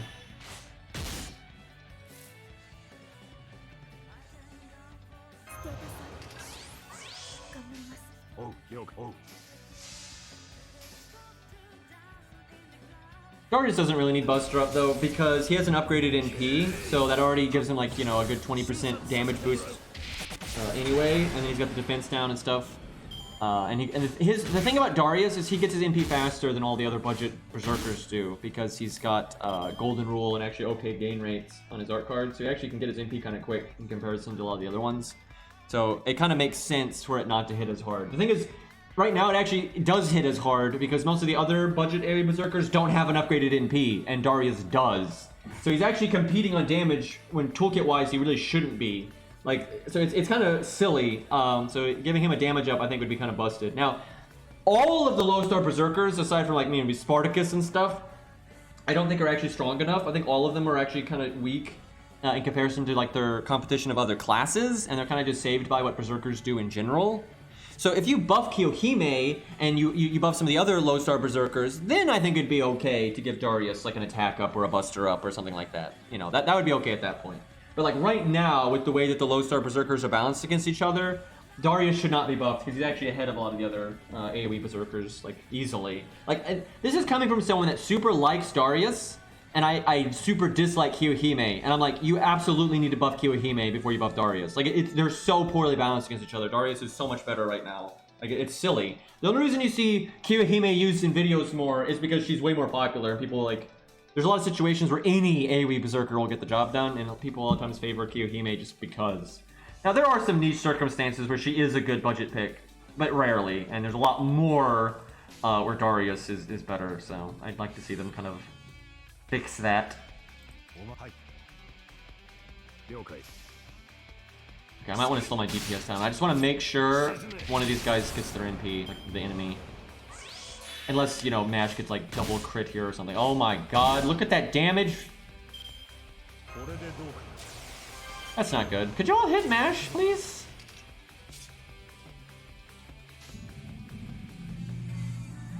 I almost want to stun this guy. And I'm just going to have her face tank the NP, I think, at this point. I don't want George randomly dying here.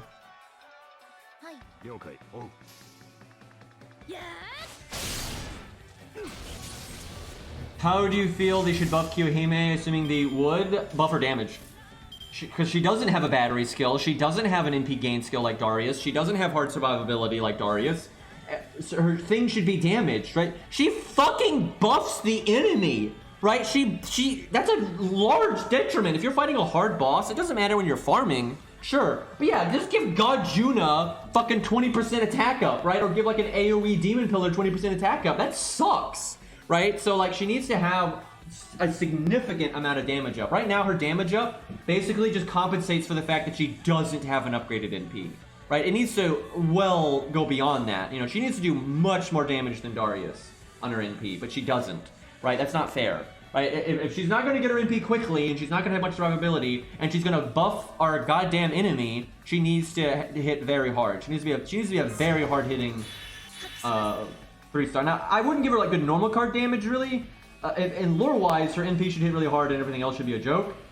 So give her like, you know, a big NP up, right? Or upgrade her NP so her NP just does more damage all the time, and then give her NP the effect where it gives her NP damage up, and it calculates that before damage. So you're basically double buffering her NP. That would be much better, because then she'd hit super fucking hard with her NP, and that's what she should do. Like, I think that would pretty much fix it. Yeah, her defense up is not hard survivability, it's soft survivability, and it's not even good soft survivability because defense up on a berserker is not very good unless it's a huge defense up. Like, and hers is not. Like 30% defense up on a berserker, especially a 3-star berserker. It's not like she does not have a large HP pool to work with, right? The damage mitigation needs to have health to work with to really add up. She doesn't have enough health. A lot of times her defense up won't even buy her a turn. It might buy her a turn, but a lot of times it won't. Where Darius, has a large guts, which will pretty much always buy him a turn, and can even tank an NP with it, where Kiyohime absolutely cannot tank an NP. Like, oh, guys, the enemy's gonna do an AoE NP. It's okay. Kiyohime's got a 30% defense up. She's totally fine now. Like, are you kidding me? That won't do anything. Where Darius, he has guts and he'll survive it, right? And then he also has a giant heal that also comes with a, debuff clear, right? His heal already matches her defense up, and then he also has a fucking guts. Like, he's just way ahead of her. And then he also has NP gain, and then he has an upgraded NP, where she does not, right? This is not balanced. This is not, like, she absolutely needs to be buffed.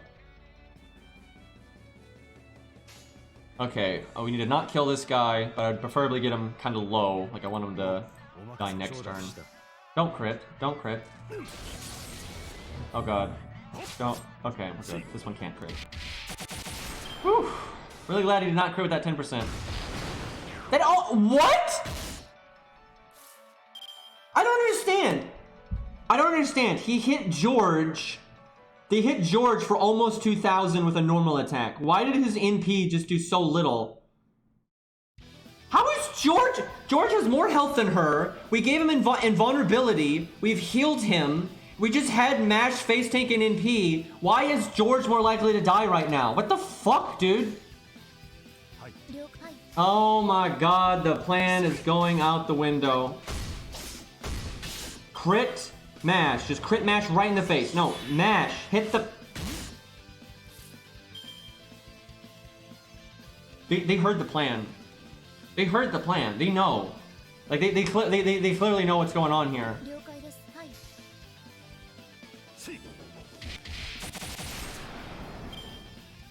God. Okay, well, we have 3 turns. So, as nice as it would be to have George overcharge Sigurd, I think we just have to have him in P now. And then if he dies, oh well, right? Like, either him or Mash should die here. It really is shitty, though, to pass up on the overcharge, but...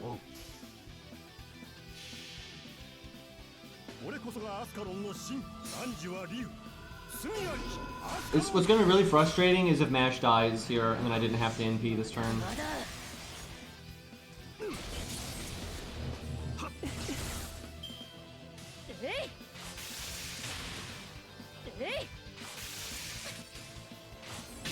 Oh my god. I could have saved it. That's so sad, dude. Just throwing damage away.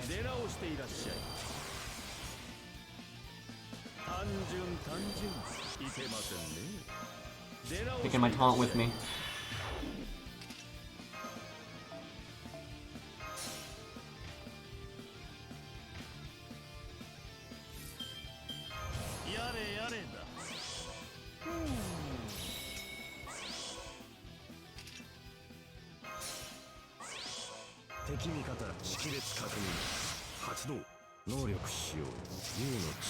Alright, let's see how our boy does. You know, these are some pretty scuffed buffs. You know, the Mysticode's rank 1, Gong's rank 1, Caesar's like rank 4 and shit. Like, we're not overcharging with George. There's a lot of scuffed stuff going on here, but we'll still see if we can get some good damage.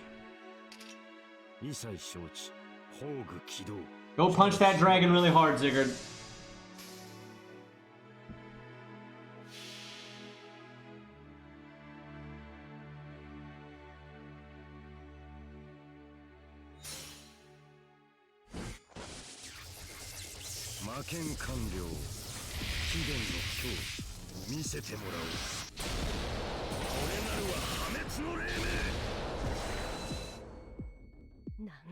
The sound cut out!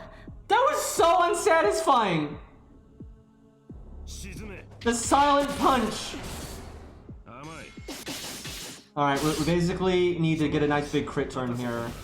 Because we've got Sigurd's crit buff and we can get Caesar's crit buff.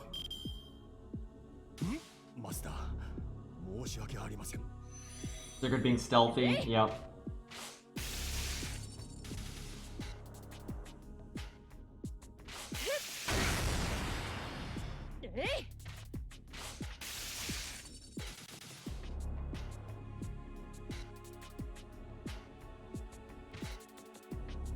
Deck's gonna shuffle though. Fuck, man.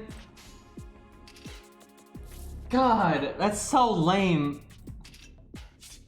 Well, let's go Caesar. That's so lame. Ziggurat didn't get a single fucking Buster card, or actually a card at all. They didn't get anything. We don't get to use his crit up, and so now we're not gonna have stars.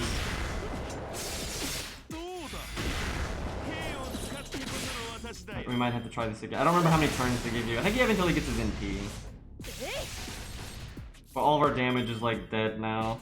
I mean, we got a 40%. Yep, 40, 10, 10.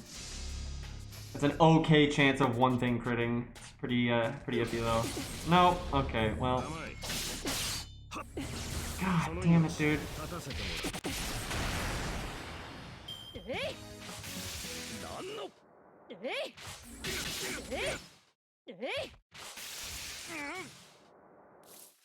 Oh, it's not over yet. Feels good.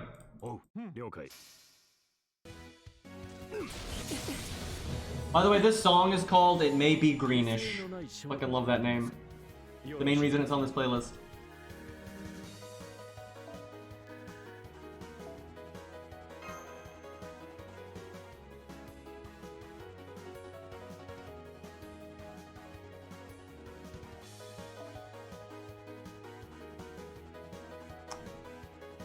Alright, we should do a different assassin. We've been doing so much Sanson. We should do something else.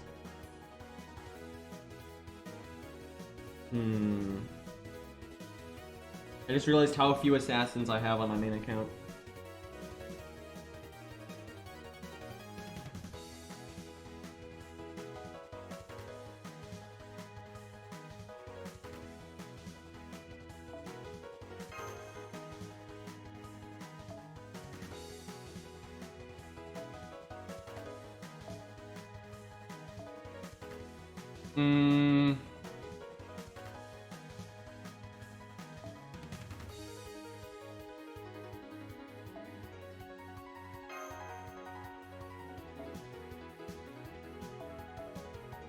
I need to get this to 10, and then I'll try to get the Switch Mystico to like, 5 or 6 or whatever, then I won't worry about it after that. Because by the time we're done those things, we'll probably have some other Mysticode we need to level.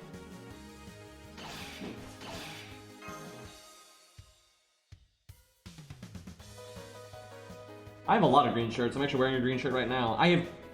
2 of my favorite shirts are just...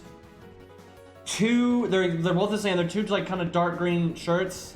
They're not super dark green, but they're a little dark green. I don't know how to describe it. And then, they have nothing on them. Nothing. They're just blank t-shirts that are just green. I fucking love those. And then right now I'm wearing a shark shirt, and it's like lime green, so it's pretty extreme. And then I've got I've got like a kind of tealish green shirt, and I've got a couple of just like random ass shades of green shirts here and there. And then I have like a million, like I don't work for that company anymore, but my previous job, I've got like all kinds of fancy jackets and shit from them. It's funny. I just kept, so that's the thing.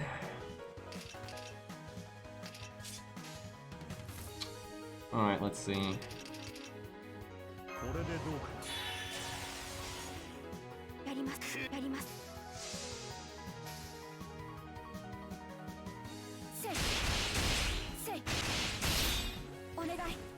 Nymph's okay, it's not like my favorite though.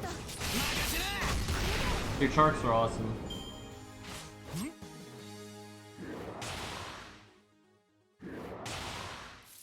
Chat, I own one dress shirt. I own one, like, white, like, dress shirt. So if I needed to go to, like, something fancy or whatever, that's my only option. And I have nothing, like, to go on top of it either. So, I don't really buy the fancy shit. I don't ever go to events like that, so...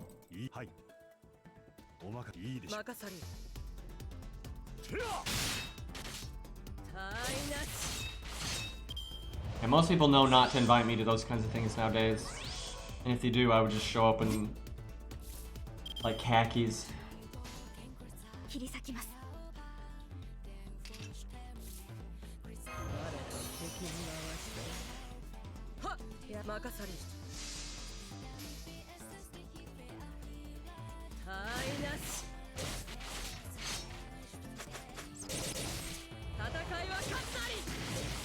of all that NP gain.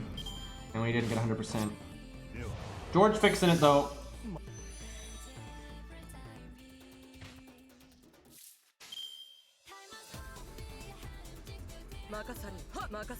Sergeant, let's go.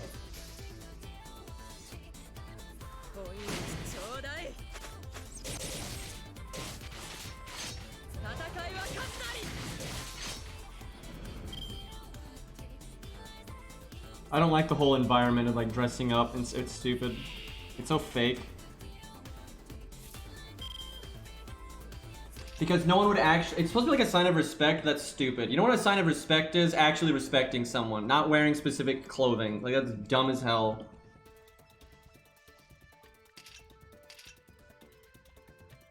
Like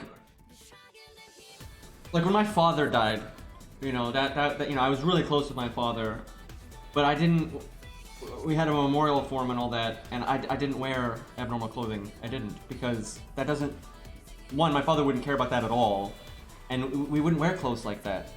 But it's stupid, right? Like, I don't want to be like, yeah, I want to like remember my father and wear a bunch of stupid, uncomfortable bullshit clothes that nobody likes. Like, oh okay, like that's irrelevant, right? Like it's just a waste of time. Like I don't get the point of that. So I never buy that stuff. Thankfully, I don't know if this is lucky or if it's more of saying that I don't associate with people that I'm not actually close with. Because here's the thing, most of the time people are at some points in their life, they're gonna have funerals and things like that where it's expected of them. But the only people in my life that I give enough of a shit about that I'd bother going to such an event like that are the kinds of people that know me really well and know that I don't want to go to those things and I'm not going to dress up like that. So it's like not an issue in my life. It's nice because I don't really associate. I don't have like close ties with people that actually have that kind of stuffy mindset of like, oh yeah, you got to have a funeral and you got to dress a certain way or you got to. Yeah, I just that's not my shit, man.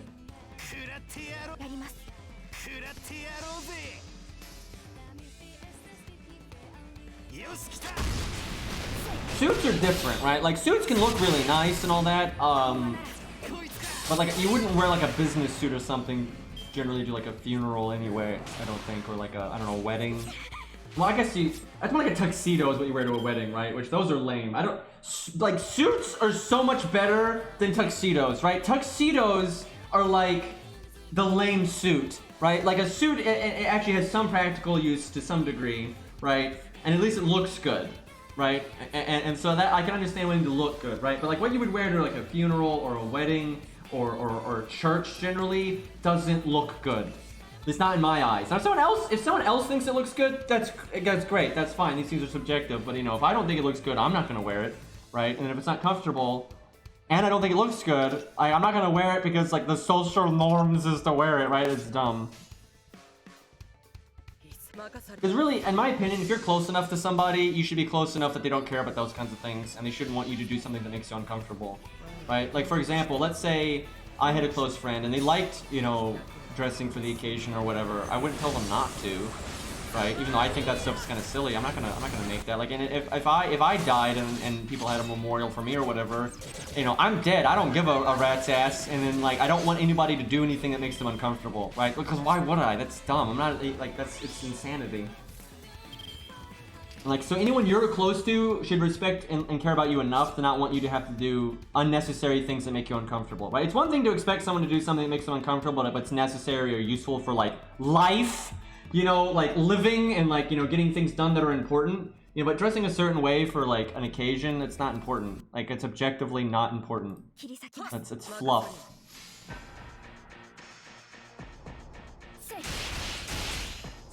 See, I wouldn't wear a green suit. I would wear like a black suit, like a normal suit, but with a green top, right? And maybe a green inner shirt, like maybe a dark green inner shirt. That's generally how I like green. It's normally best as a highlight. It can work as a primary color. Green absolutely can work as a primary color, but it's very hard to do, and only certain shades and certain things that works on. But it's possible, but generally I like it as a highlight. Sometimes less is more, man.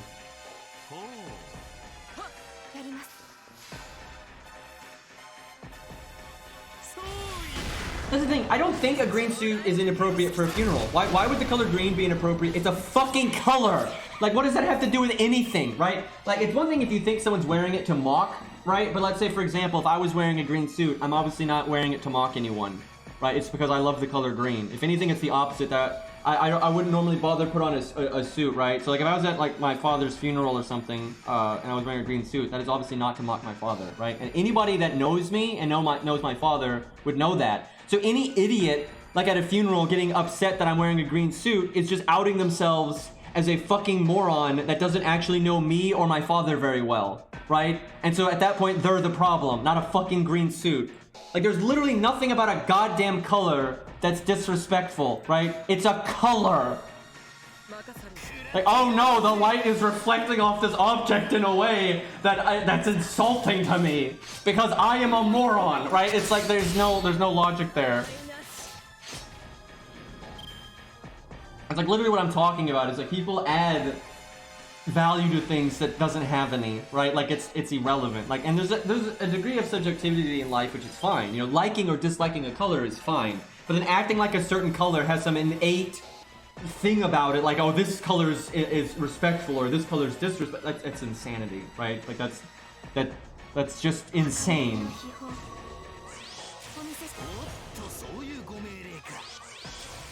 Like, and like being intentionally disruptive to something, that's a problem, right? But just wearing a color is not disruptive.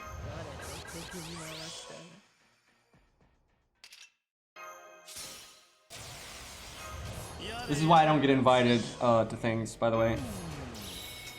Also, I don't want to be invited, so it all works out really well. Could you do that? Actually, I do get invited to things, but just by like my close circle of friends and stuff. And we don't do boring shit, right? We don't do that kind of thing. Like we would have like a funeral. We might have like a memorial type thing, but we're not gonna have like a funeral for any of us, right? Because we don't care about those kinds of things. And we don't get together to do things that people that we actually find boring, right? Like, no, well, if we get together, we're gonna do things we actually care about and that we actually, you know, enjoy doing. None of this like social standard nonsense. Yeah, no, we had all the resistance down there. Although actually we don't have it on 100 Face because we haven't done our upgrade quest yet. Because we have it, we just haven't done it yet. Like some stars, just for funsies.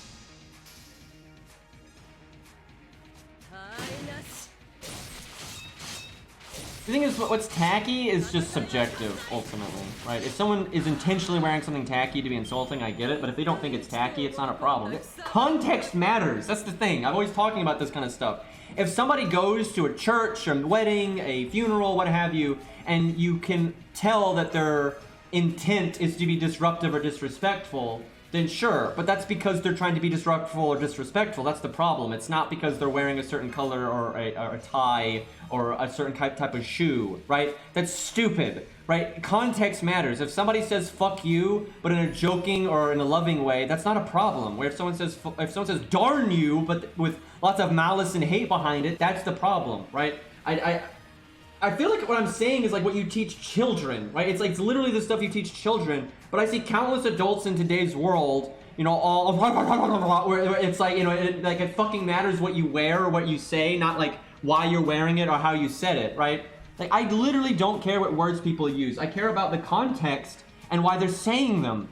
Because again, I'm not 5 years old. Like, if somebody says a word that you don't like, but they don't mean it in an insulting or a condescending way, what's the fucking problem? Grow up. Oh, I don't like this series of sounds. Oh no. Get some fucking headphones then. Like, Jesus Christ. It's not even PC culture. It's not that. That happens too. But like, I mean, loads of people that are not PC and stuff are all uppity about like what you wear at a funeral or a wedding and all this bullshit and stuff, and they assume intent on everybody, and you know, and loads of people that aren't PCs still don't like swear words, even if the context isn't, you know, a problem, right? It's just silly, right? It's nonsense. Like the whole overly PC stuff, that's a whole different kettle of fish. All right, let's see if we can make Jerker not completely fall on her face this time. That was like the saddest performance out of her ever before. That was just awful. I was like, oh yeah, we'll show her off because she's coming to NA soon, and then she just does like the the worst job on the planet. Like, yeah, I'm a good berserker, great. Just get fucking destroyed.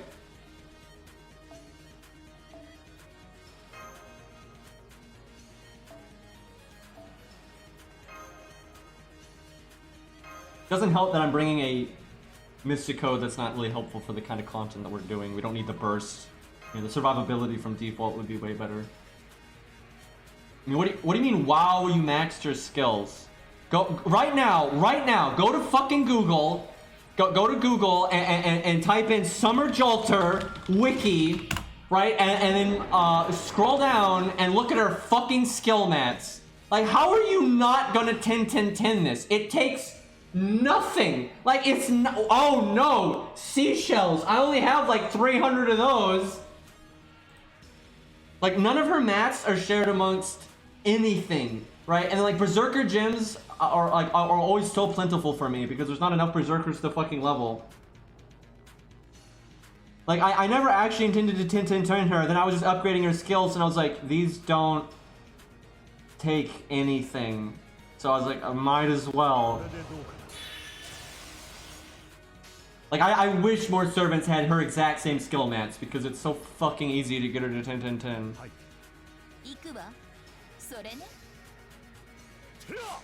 Yeah, I could have left her at 999, but like the jump from 9 to 10 is such a big deal because you get the cooldown reduction and all that and a double effect up.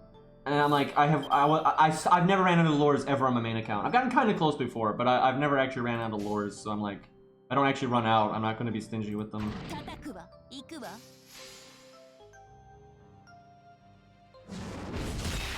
And like, I don't really hype Jolter, but I don't hate her either. So, and the fact that she's extremely useful from a budget perspective, so it just makes sense to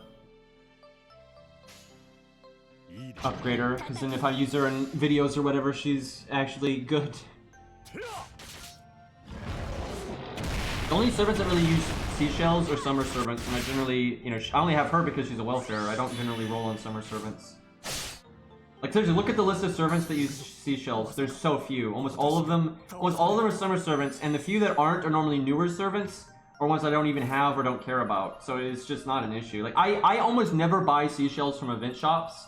I just get them, like, when they give them out for free from, like, a, you know, stage drop, or when I do a daily, like a Saber daily, and the Saber daily happens to drop them or whatever. So I've never farmed them ever, and I've never bought them from event shops, and I still have an insanely large amount of them. And anytime I've seen someone need them, I just give them to them, right? So it's never been a problem for me. Jolter has not affected me in any way. Like, leveling her skills has not affected me in any way, because none of her mats I've ever even gotten close to running out of. I've never needed to farm any of those mats. So I've never had someone else that needs skill ranks that shared mats with her. Like, oh no, I don't have those mats now. It's never happened. And I've never ran out of Berserker gems, and I didn't run out of QP, so there's just no reason not to do it. And then I did use her in videos. That's the thing. If I had never used her in videos, I probably would not have leveled her skills. I do this all the time, where there's like a unit that I could up their skill ranks, and like it wouldn't even be painful to do so. But I haven't leveled their skills because they're not like units I use for farming, and like I don't like super hype the unit or something. And I just have never used them in a video yet. But then the second I go to use them in a video, I'll normally check on their skills and see if I can upgrade them without it being painful. That's why Blackbeard's skills are actually high. There was a time I was thinking about using him in a video, and like leveling his skills was just like nothing. So it's like, fine, yeah, I'll level his skills. And then I ended up not using him in the video, I'm pretty sure. I don't think I leveled his skills all the way.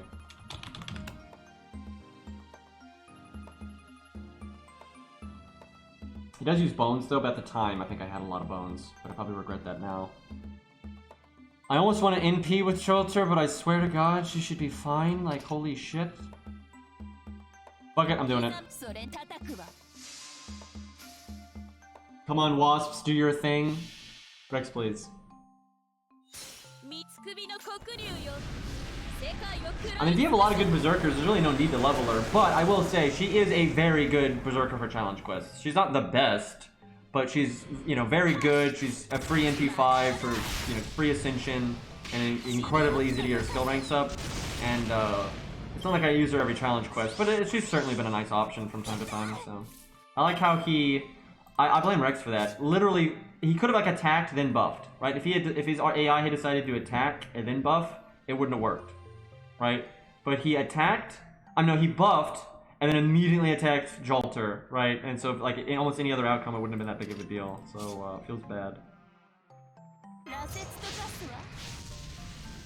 We're probably not going to need the evade here, but I want to get the game. I mean, if Rex was in control of the wasps, he would have done what exactly that wasp did, so.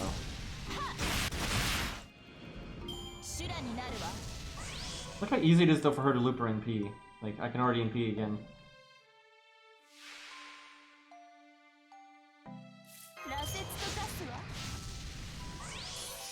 And normally you get a lot more out of her survivability than this, but we've been having really bad luck with that shit.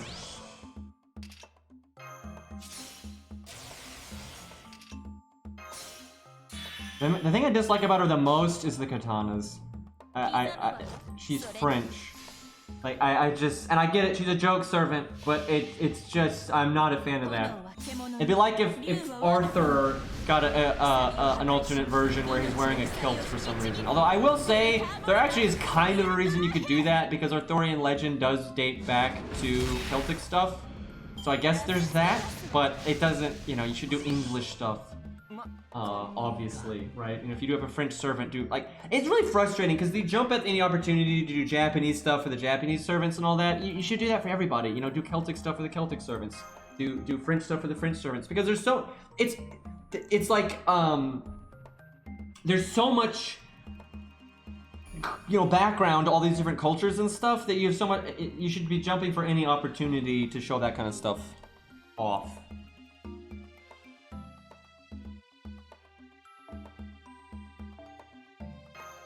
But again, it's a joke servant, so it's like whatever. But it's not really to my liking. That's like the best way to put it. It's not really to my I'm not like offended. I'm like, oh my god, ban these katanas on this French servant. But I will say, it would piss me off a lot more if it wasn't a joke servant. If you just added, guys, we're just adding like some famous French king, and for some reason he's using a katana, right? And it's not like a joke variant. That would be stupid. Okay, that I would have a big fucking problem with. But if it's a joke variant, it's not that big of a deal. I just don't, you know, personally like it.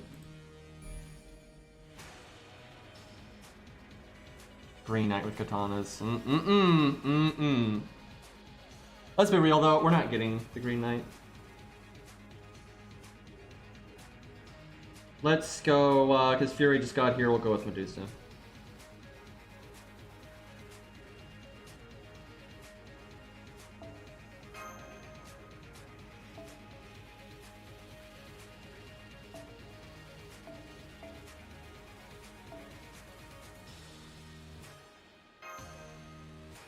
Mozart doesn't make any sense on this team, but whatever.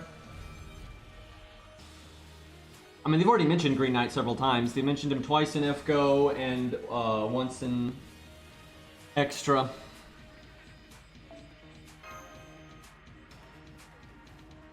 But yeah, I wouldn't bet on him getting added in FGO. It could happen.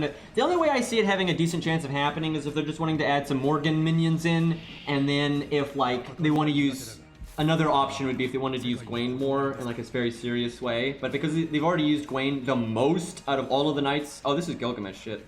But they've used Gwaine the most out of all the knights of the round. I feel like that means they're way less likely to want to use him again, right? Like, I don't think he's gonna play any Lost Spell 6. He's probably like already dead by the time you get there or something. Beastly, you knocked that out. I see you.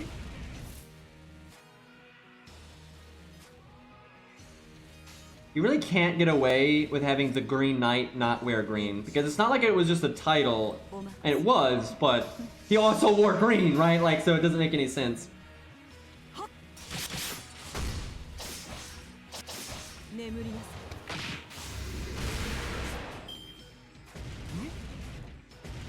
Thank you, George.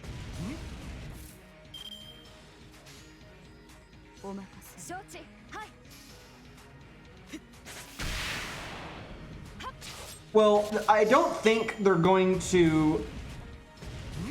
I feel incredibly confident that they're not going to gender bin the Green Knight. Everyone jokes about that. Because, oh, Green gets annoyed at gender bins, and his favorite's the Green Knight, so wouldn't it be funny if the Green Knight was gender binned? Oh, ha, ha, ha, ha. I am so happy, right? I don't think they would do it, though, because they've already referred to him as he. Now, as far as I understand in Japanese, they don't really have gendered pronouns like we do, but they still have like ones that are, you know, overwhelmingly used for male and female, and so they've already done that. And how they've already described the character just doesn't sound like they would make it a female. And they've referenced the Green Knight's wife, right? And as a separate entity. So if they were going to gender bend the Green Knight, they would probably just make like the wife take up the role, kind of like Frankenstein. But they've already referenced the Green Knight's wife as a separate thing. So I really think that's just off the table, right? So I feel very safe in that that's not going to happen. Now, not 100% safe, because this is Fate we're talking about, and anyone can get gender bent at any time, but, you know, we'll see. It seems very unlikely to me.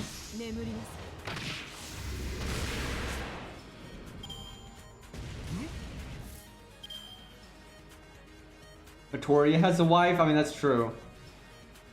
And it's called Shiro. I mean, Guinevere.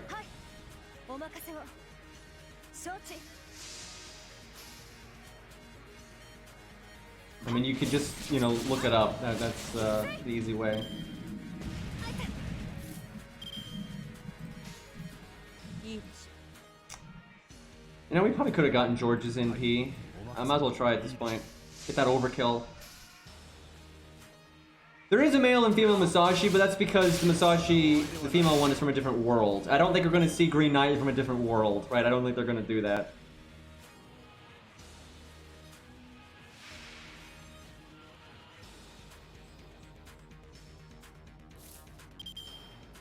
Yes, Guinevere is also Lancelot's girlfriend. Unfortunately, these things are not mutually exclusive.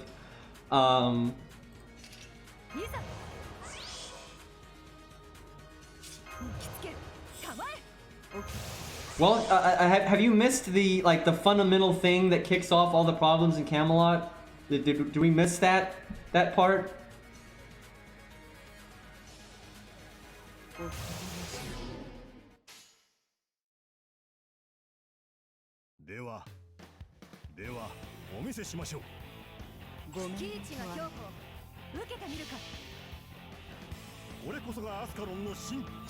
See, the thing is, like, that whole story in the real legends and stuff plays out differently depending on which version and which writer you have. But you know, at the end of the day, it does. The kind of general consensus is definitely kind of how it is in Fate, right? So, well, that's actually one area that I'd actually like to see them expand upon is Guinevere. What little they've talked about her, she's a really interesting character, and there's just a lot of stuff that they haven't really explained with that stuff. So the stuff that I find kind of interesting that I'd like to see them go more into is, so this is rather bizarre because, okay, Artoria, before like the end of Fate Stay Night and stuff, you know, obviously has the whole not understanding people thing. She has a lot of emotional problems, doesn't, you know, really feel a whole lot, you know, these kinds of things. But she makes note of, I think in Fate Hollow, I don't remember exactly, but at some point in the early Fate stuff, she actually makes note of one of the few times that she was happy was when she was marrying Guinevere, which is really bizarre because they really, you know, the story they kind of show is the fact that, you know, it's mostly a political marriage, you know, and you know, Artoria is just not, especially at that point in her life, is just not cut out to be anybody's husband, right? Like, not at all. And like, you know, Artoria is well aware that that's the case. They're both well aware of that. Both Guinevere and Artoria are both aware of that. So it's just, I don't get it. I'm surprised. They're basically roommates, yeah, indeed. But like, I'm surprised that one of the few times Artoria was happy was when she married Guinevere, especially when they don't really seem to have, you know, much romance, right? So it's just kind of odd. So it seems like, you know, Artoria does actually really like Guinevere, but just not like that. And anyway, so Artoria honestly didn't even care about the Lancelot thing, like, personally, because she knew that she was kind of letting Guinevere down, right? And she didn't really care on that level. She only cared because of, you know, like, what a king is supposed to do and the perception of the people and all that stuff. And so Guinevere, from what they've talked about, she's honestly like reverse Artoria in many ways, where she's like the queen version of the problems Artoria has, right? Where ultimately Artoria is just a big nerd, right? Like she's just a dumb kid, right? And then she tries to force herself to be this overly idealistic king and be really detached from her emotions and all these things. But she really isn't actually that kingly of a person, and she really, she's not that thing that she tries to be, right? She's basically Saber Lily ultimately, right? But she has this like overly idealistic version of like the stoic king that she's supposed to be, and she always tries to fulfill that role, even if she personally thinks differently. Like if she thinks a certain situation should be handled this way, if she thinks what a king is supposed to do is this other thing, she'll do that other thing, right? And Guinevere is basically that, but for a queen, right? And so Guinevere basically gives up on being a person and on just like being a woman, right? She just does what a queen is supposed to be, and she tries really hard to do like what Artoria does and just, not be a person and be like this, overly idealistic version of a queen. But, obviously, she's miserable because of this. And then, she ends up really loving Lancelot, and then that's why all that stuff happens, right? She tries not to do all that because obviously it's really bad for the kingdom and everything. But, like, the whole point of Lancelot in Guinevere, it's not supposed to be... Like, I hate how... And Fate has not helped this. I really dislike how Fate handled this, because in the original stuff, in Fate Stay Night and in Fate Zero, this is not how they characterize Lancelot, but they've kind of played into the meme now, where, like, Lancelot's a womanizer. He's not a womanizer, right? Lancelot is, like, this overly idealistic knight, right? He's, like, almost the Artoria for knights, right? Where he's, like, the perfect knight. And it's not supposed to be he's a fucking womanizer. It's that he loved Guinevere that much, right? He normally is not the kind of person that would do that. Now, in the actual legends, it's a bit back and forth. It kind of depends. They're very I will say Lancelot's character throughout the actual legends is very inconsistent. It's very inconsistent, and it's because the English original English writers anyway tried to portray him in a certain way, and the French writers tried to portray him a different way. But then the writers that came generations after that, for both French and English, they just both kind of took from different things from the past and just ended up all over the place. But in Fate, they very much did it the whole, he's like the super honorable knight that wouldn't easily do that kind of thing. But it's the fact that he loved Guinevere that much. That was like the point, is like they super loved each other, but the circumstances were fucked up. That's like the whole shtick. That's like the tragedy of it, right? But then yeah, FGO has really played up the womanizer thing because it's a meme. But yeah, I'd really like to see more of Guinevere. She has, what little they've talked about her, she's super interesting, and there's a lot of stuff I'd like to see expand on them. Like, just her whole situation with Artoria and Lancelot is really interesting, and then her, duties as a queen and everything. There's a lot they could do with that. I'd like to see them expand on it. I hope they don't expand on it in a really shallow and stupid way, which they might, because FGO. But I'd kind of like to see it expanded upon in something that's not FGO. I think that would better the odds of it not being something frivolous.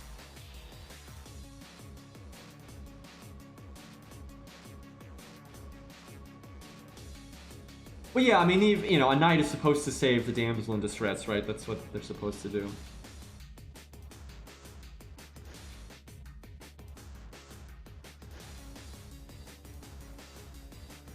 Yeah, Lancelot kind of lost his mind after Kinlan a little bit there. Little nuts.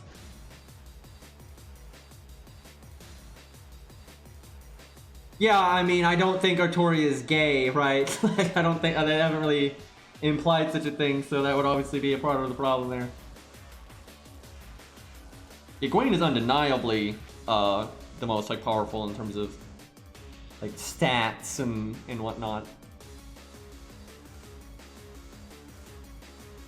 Now, I kind of want to use, my Grailed Proto-Coup, but let's do Romulus. Fuck it, let's do some Romulus. I feel like we just don't use him enough.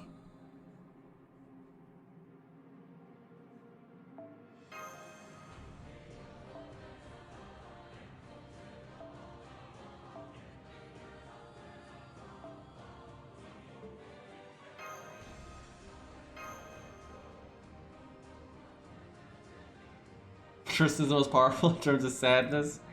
Tristan does have a kind of interesting story in Fate.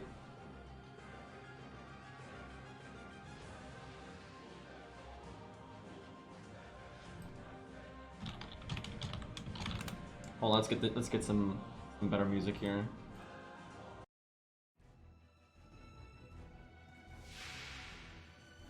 I mean, it's been, we've had CEs on story support since forever, so it's nothing new over here. Oh, it's Ishtar. You're gonna die.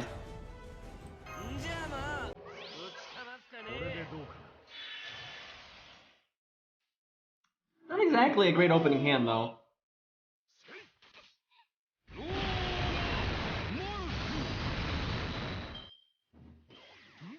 See, Babylon was actually Rome.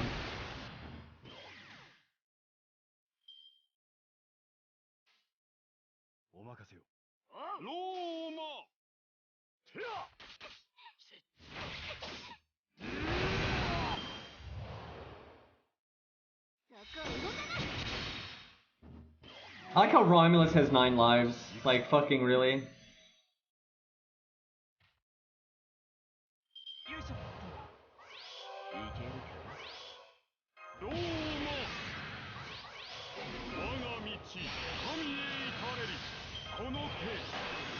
Click all the buttons.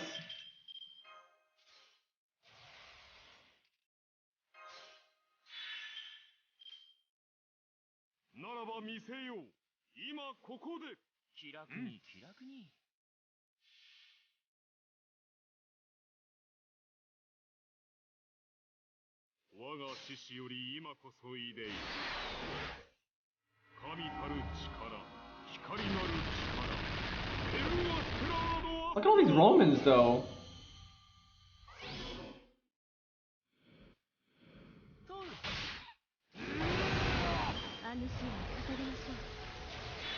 She landed the fucking invulnerability, so now we have to wait. How dare she?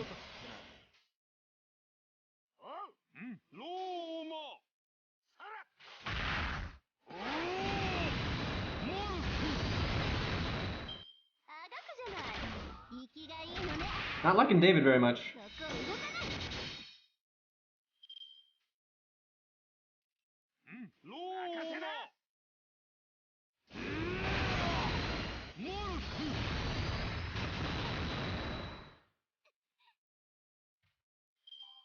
I want Mars in this game, by the way.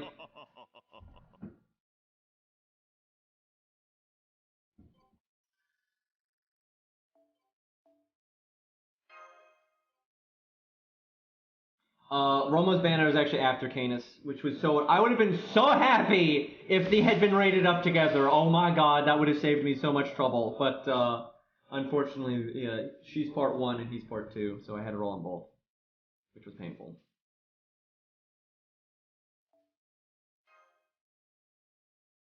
I like all of Romulus' stages. They did such a good job with those. I love them all. And they have very different vibes, which is good. You know, if you want a more classical, like, you know, grounded take, you use stage 1 or 2, right? And if you want something a bit more Roma, you go stage 3, right? Like, it's great. Like, I'm so happy with how they handled him. That's how they should have handled Odysseus.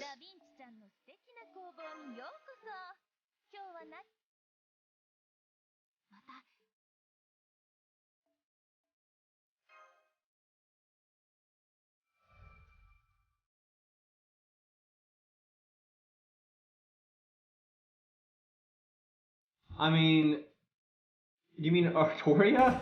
I think you said Arthoria. I think you mean Artoria. You know, you got Artoria Alter in Fuyuki. And obviously, Fuyuki is like such a short, minor story, but and then you've got Rongo Bongo possessing her in Camelot, but that's her. You know, it's not really straight Artoria. That's a different world, Artoria, which is a whole different shtick. But regular vanilla Artoria has not shown up in the main story. Fuck it, we're doing it again.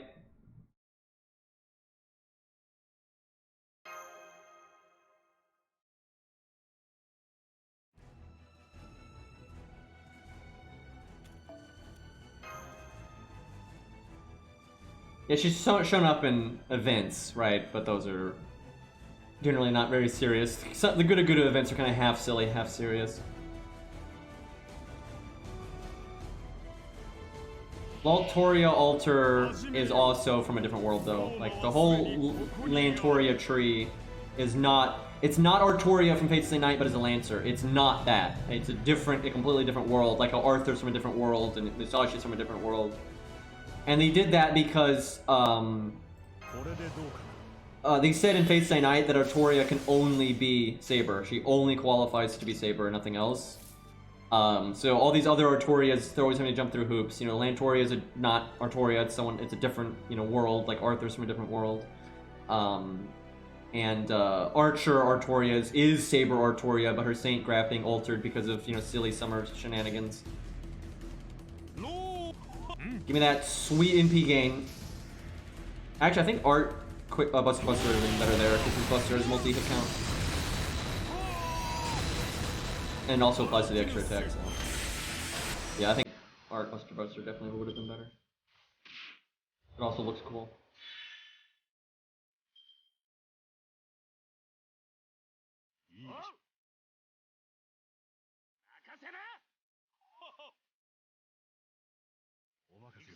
Agreed. Please don't kill it, Ku. Okay, we good.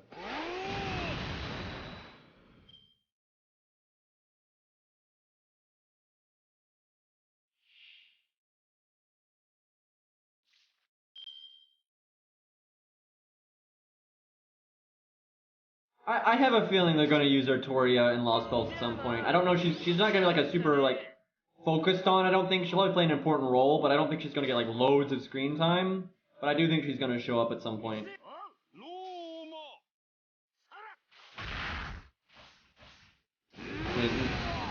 Excalibur is what makes her aging alt. And she doesn't even have Avalon.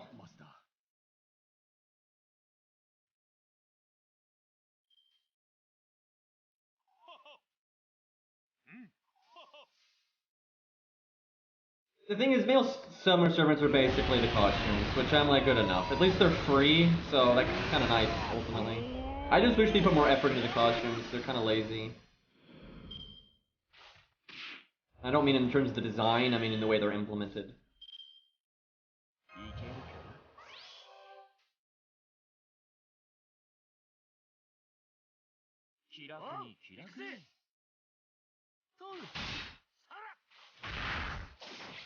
These boars also are Roman. Can we fight Shadow David here?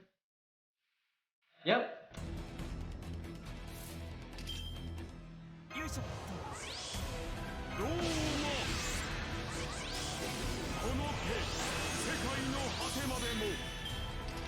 I'm pretty sure they're all dead.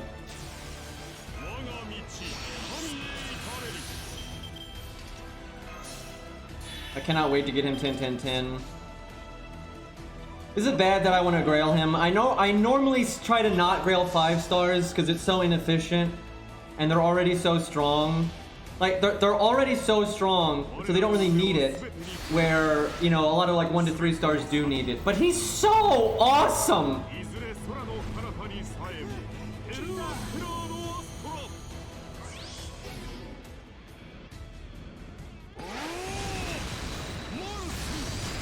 It might happen. We'll see. There's so many things that I want to grail. I just don't know. Like, again, it's not like he's that much stronger at 100, but we'll see. He's on the. I'll say this: out of all the, it takes a lot for me to grail a 5-star, right? It takes a lot for me to grail a 5-star, or it has to be on like an alternate account, right? I think on my main account, I've only grailed Mordred, and I didn't even do that for ages. Like, I waited until I had already, you know, grailed Sanson, Billy, Ku, and a few other things, right?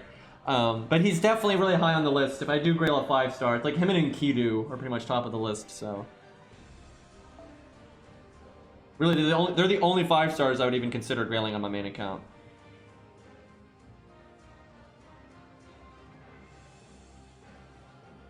Speaking of Mordred, let's use Mordred.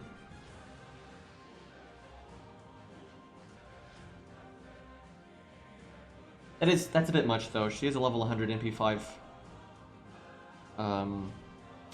Yeah, okay, let's dial it back a little bit. Back that up a bit. Bedivere. There we go. Bedivere's cool. That's nothing too extreme.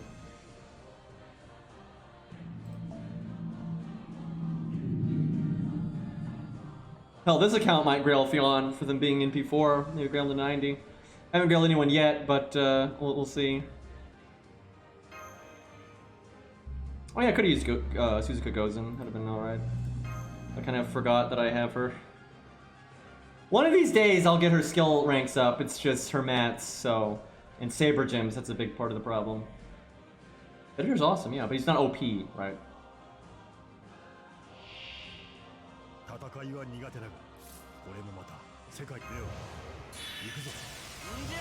I wouldn't really call Mordred OP.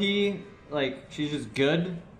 The thing is, for content like this, she can just strong arm it with her stats so easily that, you know, it's gonna be kind of a joke. All these stages are kind of a joke anyway, so.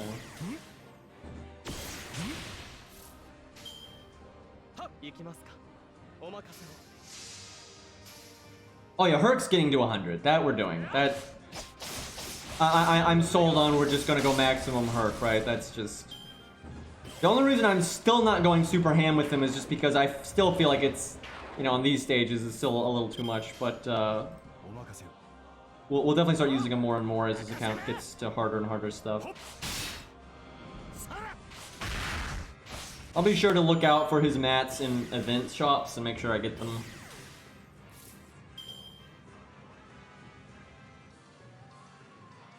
I think we'll see Avenger Herc in FGO. I don't know if we're ever going to see Archer Herc, because the fact that Archer Herc basically was in Lost Vault 5, but then they, you know, conveniently had him die before we got there, they're just avoiding it, right? So I don't know. I mean, maybe someday. I mean, they know people want it, but I think that player base themselves have conflated Avenger Hercules so much with Archer Hercules that most people would be satisfied with them just adding Avenger Hercules, which I think is stupid because Avenger Hercules is just another not actually Hercules character. Like, I just want regular fucking Hercules. I don't think... Like, it's ridiculous. When you look at the subject matter of Fate, the fact that we don't have normal Hercules in any story, FGO or otherwise, is just ridiculous. Like, what the actual fuck?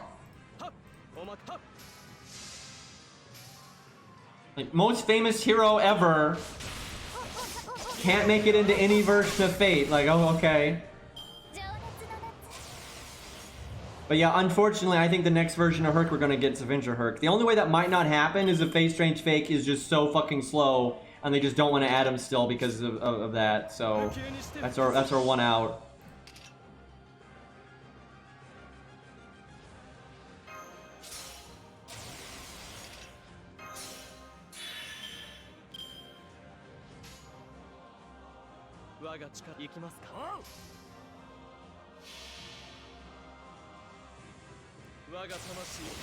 Actually, I don't know how much Nasu actually wants to write Tsukihime. It's just what Moon needs to write.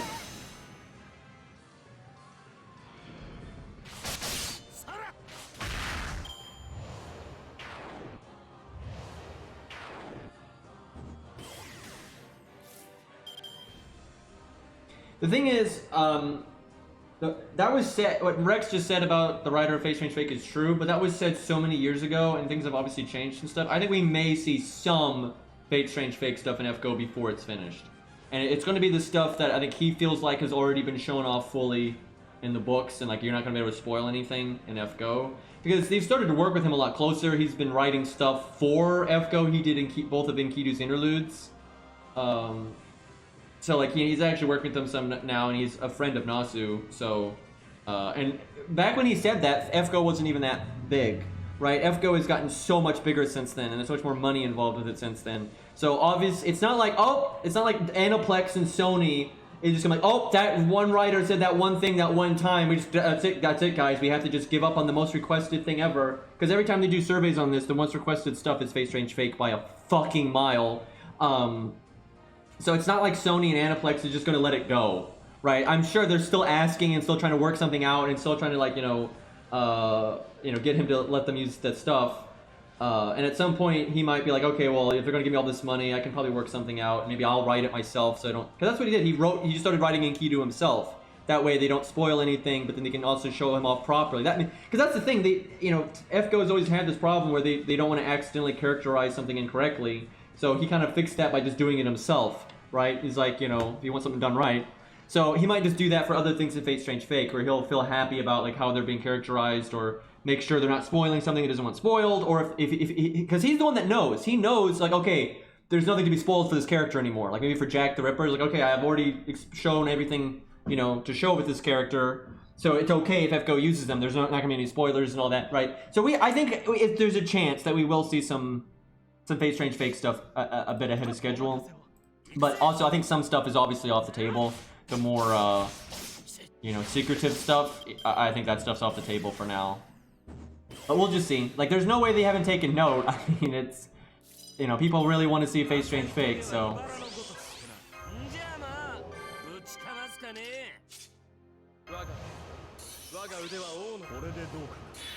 You know what? We'll have George's guts. You never know.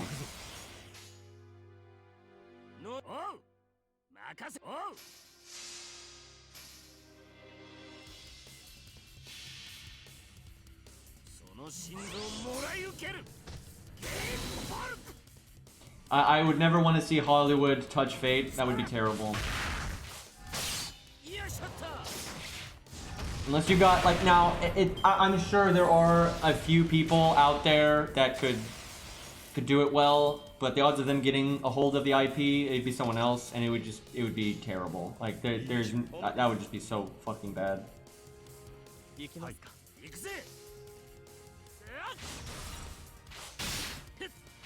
Look at how Hollywood handles most IPs that come from, like, you know, the geek side of culture, and it's generally quite bad and shallow. And I have no faith that they would handle Fate in a good way. Now, I would keep an open mind, and if, like, through a miracle they did do a good job, great. But I wouldn't expect it at all, and I honestly wouldn't. I wouldn't be even willing to I wouldn't want to risk it, right? Like, if I was in charge of the IP, I would not give it to them. No way. Unless I would only give it to them if they came to me, like if a director came to me and he clearly has shown that, like, you know, he knows what he's talking about, and he'd make a good, you know, thing that's, like, you know, both adapting it to the new medium, but then also respecting the source material, like the right balance of that thing. I guess so. Someone, you know, it's like, hey, I have an idea for this, and you know, because that shows a lot more, you know, interest and care instead of just following the money. So.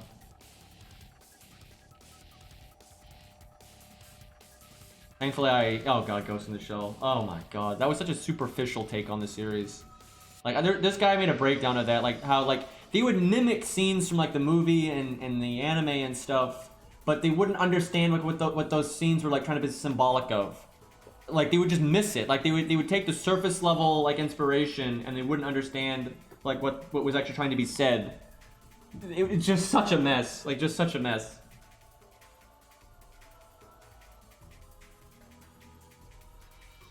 Writer Richard, Berserker and Kido. Well, I mean, at least there is a Berserker and Kido. That is supposed to be a thing, so could be worse.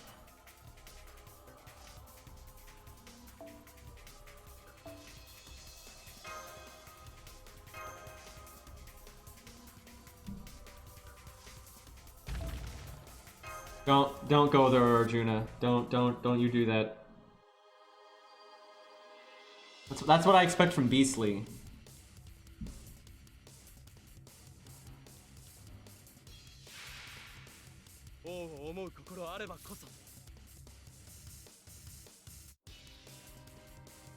I mean, it's not really hard to understand why he's powerful in lore. Like, do you not know who Tesla is? Like I feel like that's one of those people that goes without introduction, right? You don't need to explain why in a Fate setting and with the ground rules of what Fate is, why Nikolai Tesla would be really strong. I really don't think I need to explain this.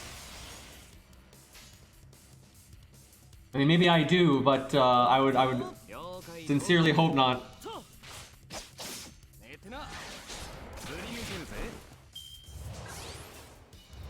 Yes, of course I played DMC. I've fucking streamed it.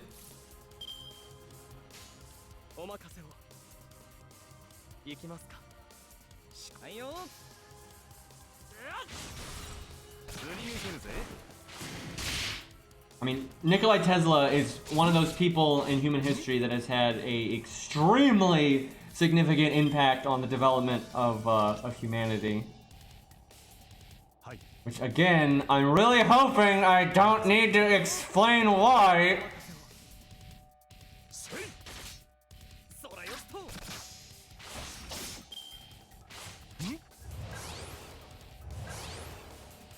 Wow, they really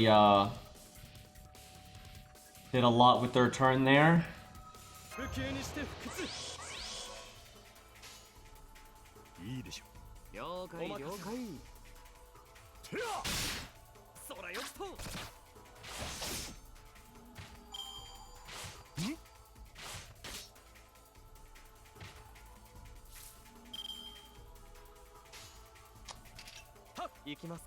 Oh, there's no boss. This is just a bunch of trash mobs. Although one of these might end up being Leonidas, I think, at the end. But there's no, like, boss wave, is what I mean. They're all in wave 1. Gotta change this. How you play this? Oh, excuse me, I don't know why I'm yawning. I got a decent amount of sleep, I'm pretty sure. Going for 200%, boys. Yeah, I want to grab my Tesla as well. That's the other 5 stars. Like Enkidu, Tesla, Romulus. I would grail Tesla without question if he got an animation update and if I could get him to NP2. Like, I like what he stands for so much, and I like his voice actor, and I like his design, like... And I think the actual story always uses him so badly. It'd be nice to just get 1 to 100 and do cool things with him.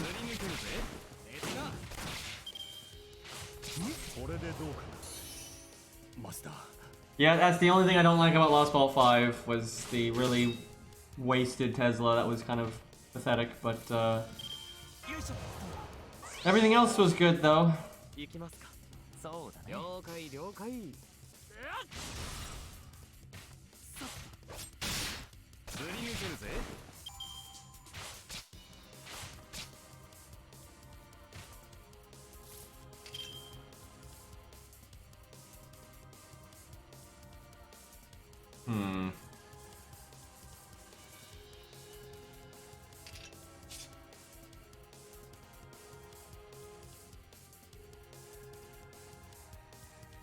I hate doing this, but I kind of need to now.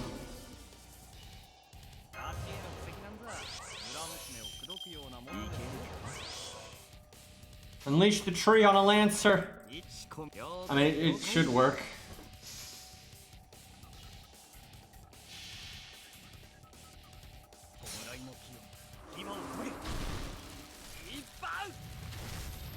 I mean, I wouldn't. Masashi is fine in terms of like her actual character arc makes sense, and I don't think it's like forced. Now, like what she accomplishes and that people act around her, I think can be really contrived, like very much so. But I don't really mind her. You know, having character arcs like that are reoccurring throughout the story is a good thing, right? The fact that it happened to be Masashi, who's not necessarily my favorite character, that's not really worth complaining about, right? Now, I do think they kind of bend over backwards a bit too much for Masashi. But like her actually, you know, being a recurring character, then dying to close the portal is fine. Like that's not, I don't have an issue with that. If she had killed Chaos, I would have had a problem with that, but thankfully they didn't have her do that, because I think even they realized how stupid that would have been.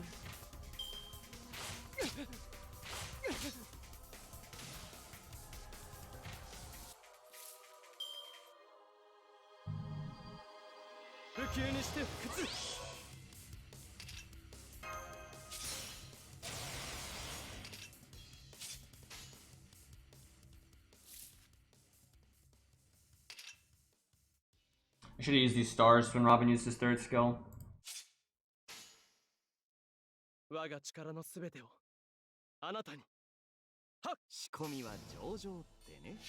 I will say the one reason why it honestly is not crazy to get rid of, like, burn Dion is if you just have George. It's pretty rare that you would need both, and generally George gets the job done either better or at least close enough that if you wanted the rare prisms, it would be fine. But if you like Dion, you should keep him because, I mean, he's perfectly usable. I mean, you know, George is good and Dion is good. And there are times Dion is better than George. Not, like, loads of times, but it is a thing. So he's a very usable 4-star, very much so. But because George exists, it's not like he's like, oh man, I got Dion. He's like the only guy that can be the super survivable, long-lasting taunt wall, right? It's like, no, there's also George, right? So it's not like he's not necessarily unique, but it's still very good. So, yeah, if you even halfway like him, you might as well. But if you're like, yeah, I don't really care for Dion, then I wouldn't worry about burning him. Because, like, even if there's a time where Dion's a bit better than George, George will generally be good enough, and you can just compensate in other parts of the team and you'll be fine. So it doesn't matter if you like him or not, really. And I would say, though, if you're neutral, I would keep him. Because if you're neutral, there are times where he's still going to be better than George, and maybe gets buffed in the future as well. And it's only one rare prism. The only time I'd be like, if I was neutral about him, that I'd be like to say, okay, maybe you should burn him, is if like there's something you really want from the rare prism shop, and it'd be very useful to get it, and you're only one rare prism short, and there's just nothing else you could burn. But that's a very specific circumstance right there. That I don't think most people are going to find themselves in, so...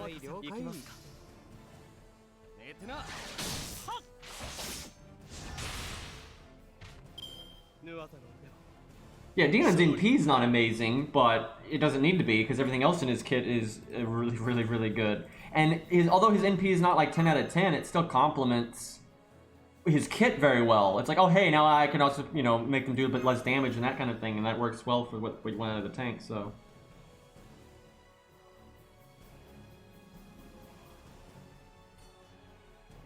Please don't start the saber. Can someone just post what Nasu posted, please? Like, I've been saying it for years. I'm so glad Nasu said it too, but like, it just doesn't stop. Dear God.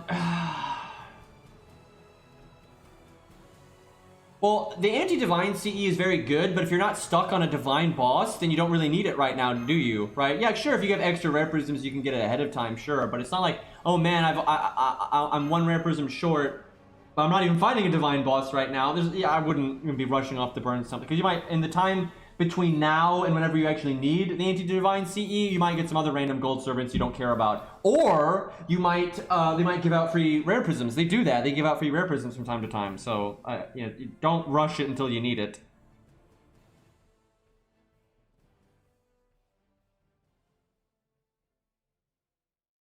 Oh my God, there's so much wrong being said in chat right now. Like, I like how I'm literally just talking about what Nasu said, and then other people are acting like there's one grand saber. Like, just... Fuck, man. Oh. Guadia says it. Green Boy says it. Fucking Nasu says it. Everybody is just hung up on this fucking stupid idea that has never existed. It's Babbage time.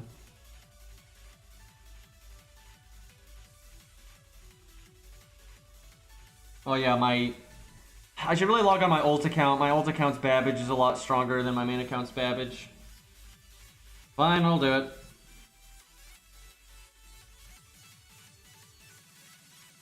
I keep forgetting that. Like, I never upgrade my regular Babbage because I'm always like, oh yeah, my ult account one's good, so... It's not like I need double Babbage in a video or anything.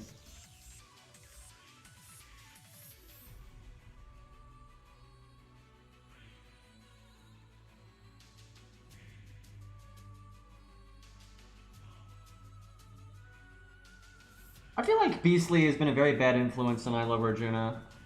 I don't know what would give me that idea, but fuck my ult account's in the middle of a stage. I started a stage and then closed the app, and it's like a really long stage. I guess we're using Casterku with a 3-star CE then, because I don't feel like switching back and forth a million times here. All right, we'll bust out Big Boy.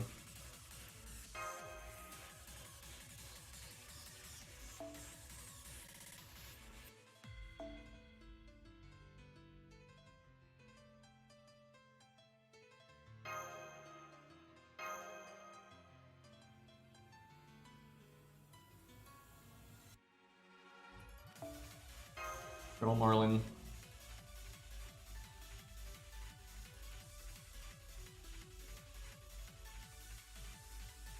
Actually, I don't think Gramps can be summoned. From what Nasu said, it sounds like Gramps can't be summoned anymore. Like, it's not super clear, but I don't think he can be.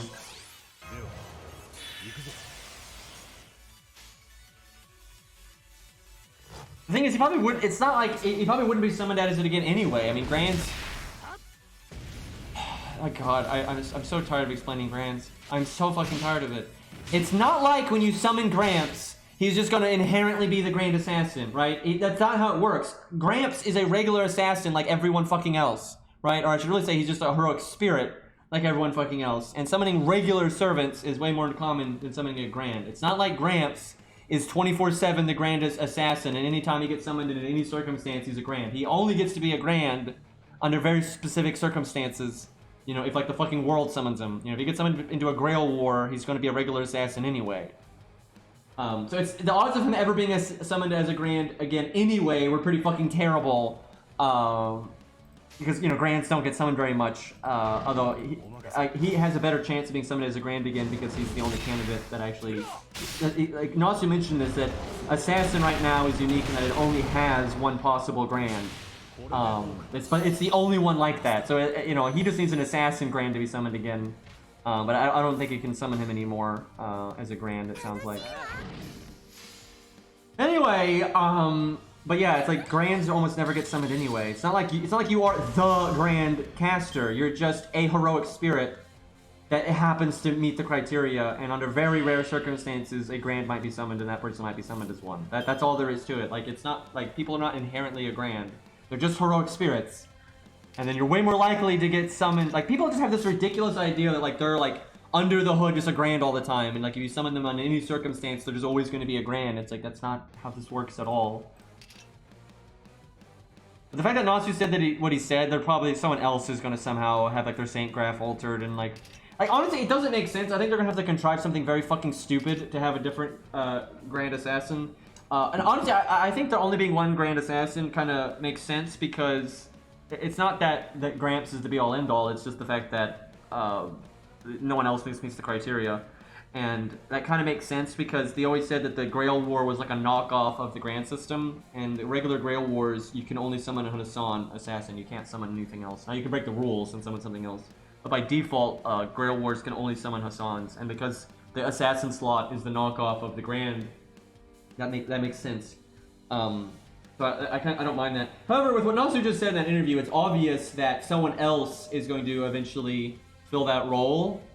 But, like, that's going to be really hard to not contrive because, you know, servants... Rarely do servant Saint Graphs change.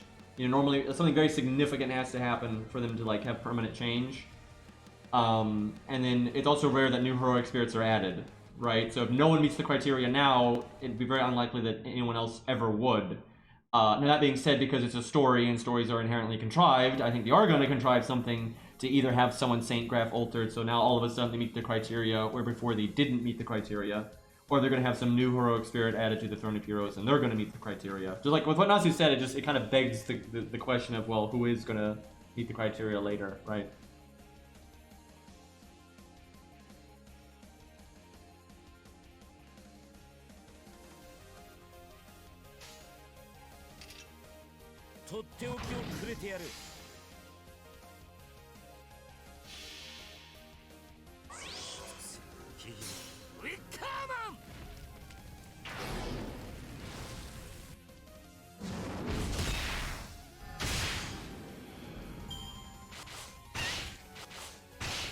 I mean, the Grands were originally made to fight the beasts, but under extreme circumstances, I would imagine the world would summon them for other things as well, but that it's mostly for the world summoning them to stop beasts.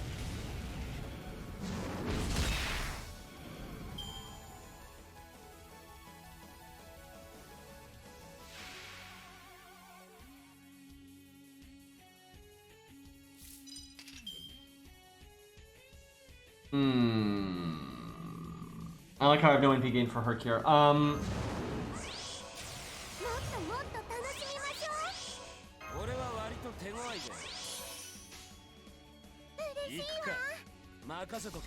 Giant Ghost Man. Honestly, it'd probably been better to let Hercules die so Mozart kind of came in and made 100 Face? Nursery Rhyme. I don't know how I'm getting Nursery Rhyme and 100 Face confused, other than the fact that they're both art units.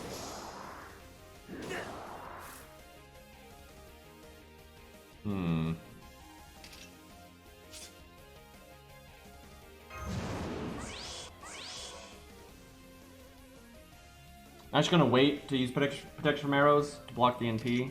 So I'm gonna let Herc die soon, but I think we'll do this. I'm not gonna use guts on him though.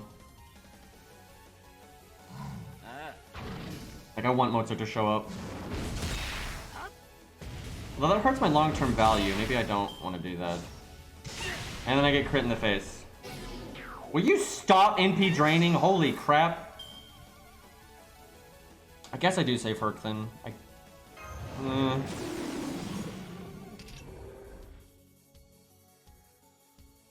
Just sucks because Nurse is dying pretty quick. Like, I don't know if I can actually sync her up with Mozart. And if I can't, there's no point in doing any of the shit that I'm doing right now.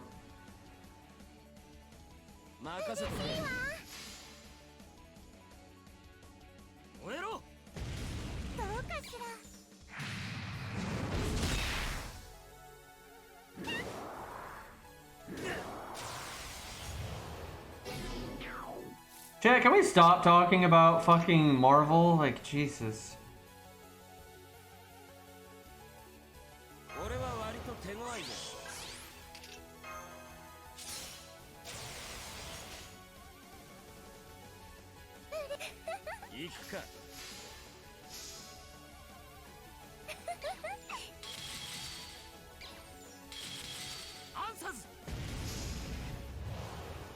Please don't NPC me. Okay, we're good. Although I can't use my crit skill, which that kind of sucks, but it will. It does suck though, that's like her shtick. And she even has 2 cards. Like, we could actually do a lot here. That's kind of sad.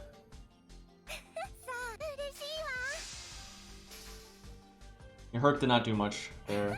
He could have if I had actually tried to get his NP though. Like if I'd given him the Summer CE.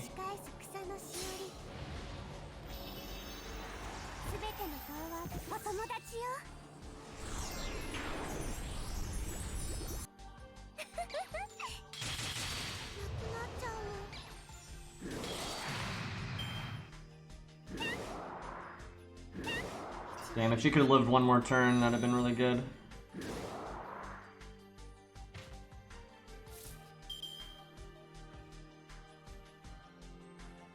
I mean, he didn't explicitly say that they would collab with FGO, but he's obviously not against it because he said he's, you know, fine with them using his stuff after the books are finished, which implies, you know, he kind of, you know, he's fine with that happening, and he's literally worked with FGO several times now. So I think it's pretty likely that it would happen. Look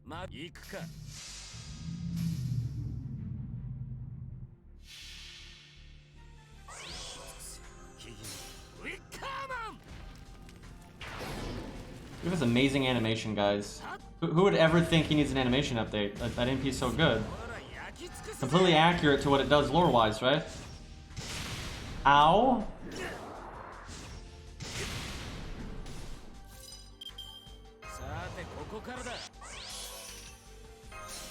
Man, Castraku got a lot of value here, and he's just using a freaking 3-star CE, and he still did really well.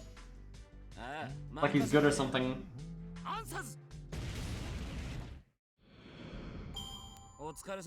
So, for real, I do think Ku's gonna get Castraku's gonna get an animation update, but it's gonna be whenever he plays a big role in the story again.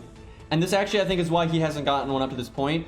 Because it's not like they're just making this stuff up now. They made up the basic roster and stuff of Lost Belts a long time ago. So they've known that Castraku was going to return in Lost Belt for a long time. And I think they decided back then that's when he's going to get the animation update. Now maybe he gets it a bit before, so it's like ready when it hits and stuff. But honestly, I think they're... I don't know what the details are going to be, but I think it's crazy likely we're going back to Fuyuki at some point. Right? Because... There's a million reasons why. The opening shows Fuyuki again, right? And I don't think that was just for fluff. I think we're going to see that stuff again. We're going back to burning Fuyuki again at some point. I think we'll run into Saber Altar again. I think we'll, you know, re-recruit Castraku then. I think something major is going to happen there. And it just makes sense because, you know, that's where, you know, Olga got, you know, fucked. And she's obviously the alien god's vessel now and all that. So, like, there's so many reasons you might go back. Maybe you have to go back.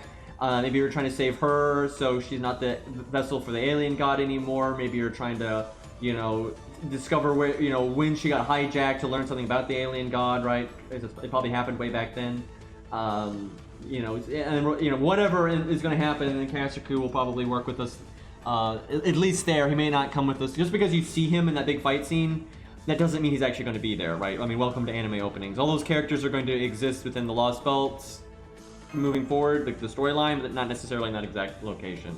So, but yeah, I very much think we're going back to Fuyuki at some point, and that's when they might, you know, do some touch-ups to Casterku, maybe the add adult Medusa Lancer, you know, instead of this thing. Maybe they add Rider Darius, you know, that would be nice.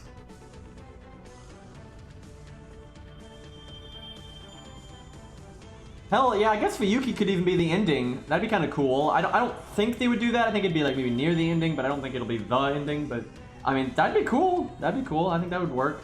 Not only would it be thematic, but I mean, there's like lore stuff there that would actually make sense. Like very much so. That's where like that's like where the incident happened, right? With what Radio was doing and everything. So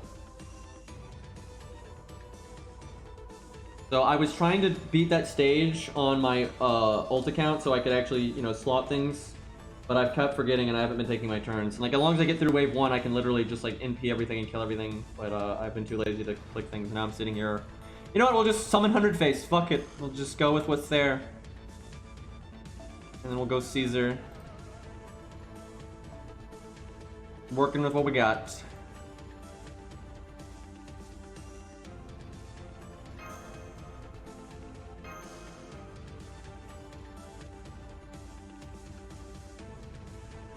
Yeah, I know. I want the story to be repeatable. Oh my god.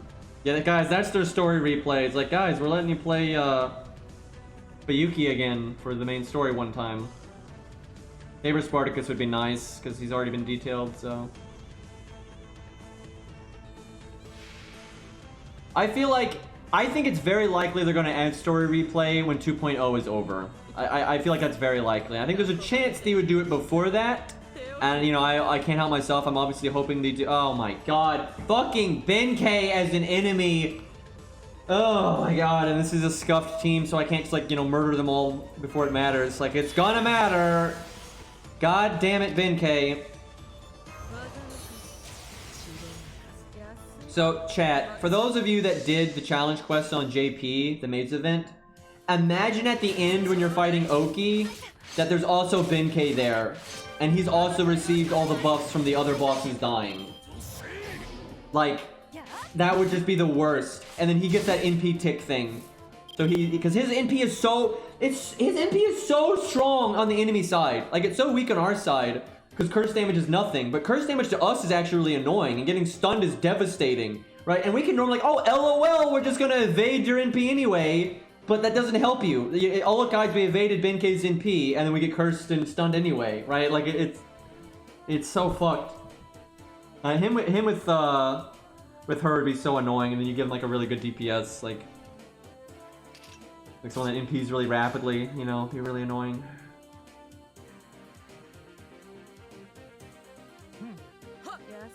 I should be killing Benkei first, but the way the deck went, I'm kind of favored to click 100 face cards. Did you crit? Crit? There you go. And 98%. Okay. Great.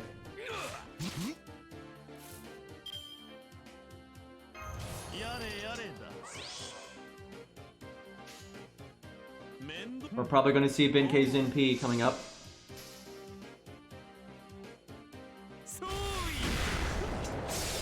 Yeah, I know, Fury. I swear Benkei's more relevant there, in this than he was in the anime, so... I guess he was relevant in Fuyuki, kind of. Chat, if we go back to Fuyuki in the Lost Belt so we see Benkei again, because Shadow Benkei was there, remember?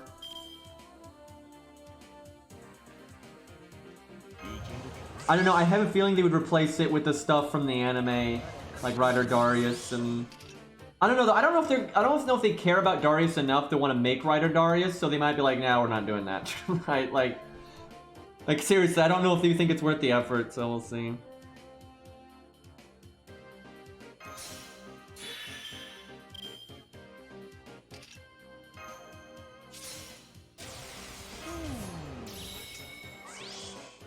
Guess I'll do this. We can get a crit.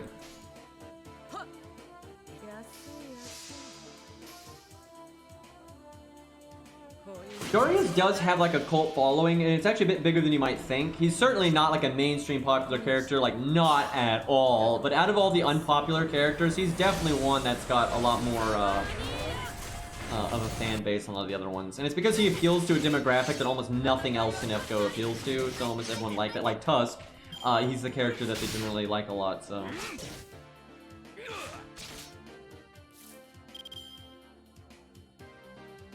Guys, this will save us, right? It'll block Benkei's NP. See, we'll be fine.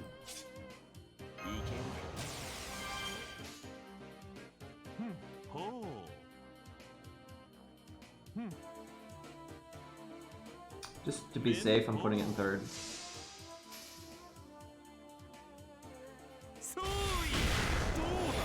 I think Rider Darius though would be a lot more popular than Berserker Darius if they did him well. Like, I don't know about his alter form. Like, his alter form looked a bit typical for like a Berserker, honestly. Like, I didn't really care for his alter form, even though you barely see it. But what you could see of his alter form, it didn't really look like something I think that would be all that popular, to be honest. But I think regular Rider Darius, before being altered, I think would be really popular. At least decently popular compared to his Berserker self. And, you know, he'll be able to talk, so, you know, there's that. Well, this went fairly smoothly, though, ultimately. We didn't get NPC old or anything. If you didn't NPC me that turn, that'd have been pretty shitty.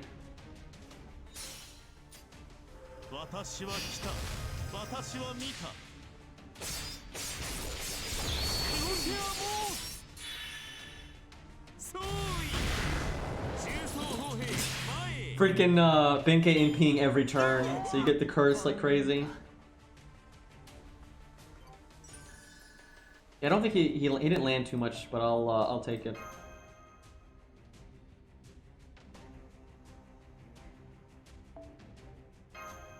They need a proper fight between Darius and his Kandor where they can both talk and there's build up and, you know, it's not just them fighting with no story, which is how they always do it.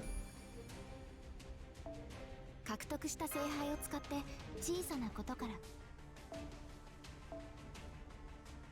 wonder if this is Kingu again.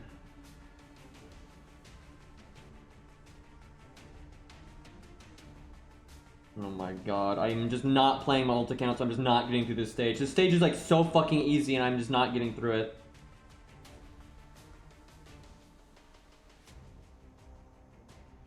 I'm gonna go with Mordred, because I think this will be single target, so, and she's AoE, so I think it's okay.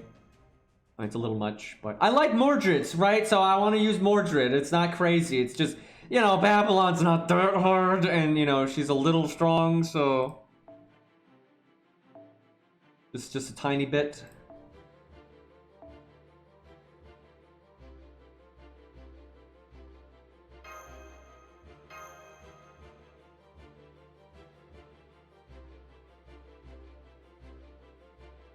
Oh my god, I accidentally closed my ult account, so now I'm really not making progress on that stupid stage.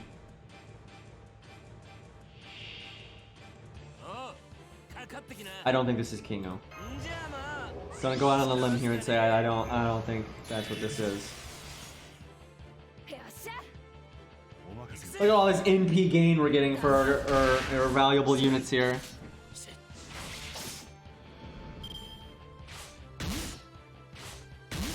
Nice damage, guys.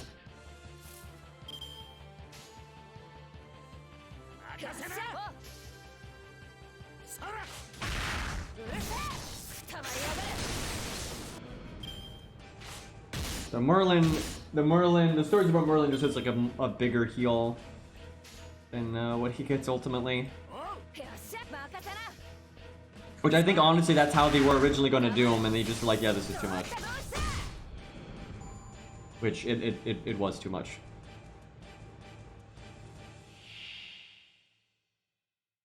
Like, Merlin is top tier as is. Like, the last thing he needs is like, by the way, even more survivability. That's his thing, is longevity, generally.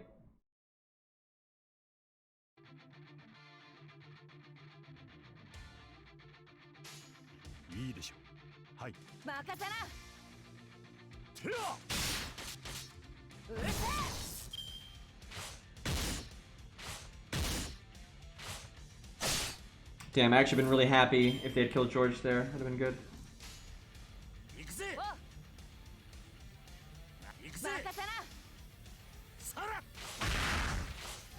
Damn it. Hit George! Jesus Christ!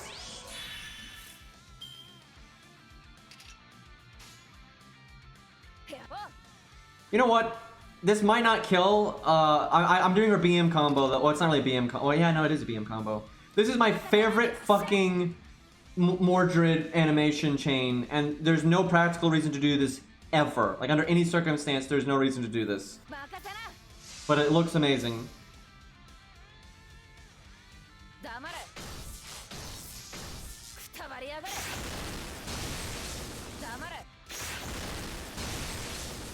It's so much better than the bloody dive kick. Thankfully, there's plenty of overkill there. It's almost like she's level 100 in counterclassing.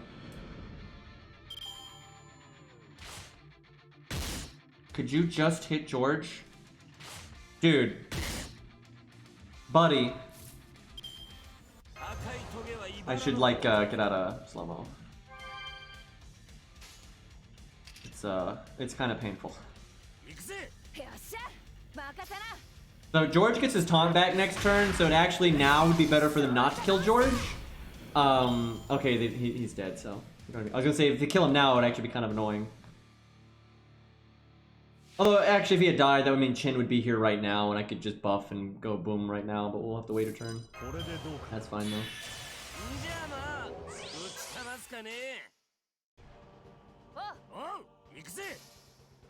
Hey, Saber Nero.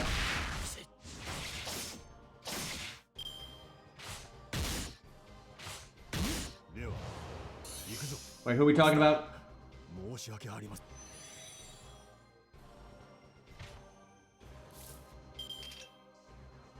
Who doesn't need a buff?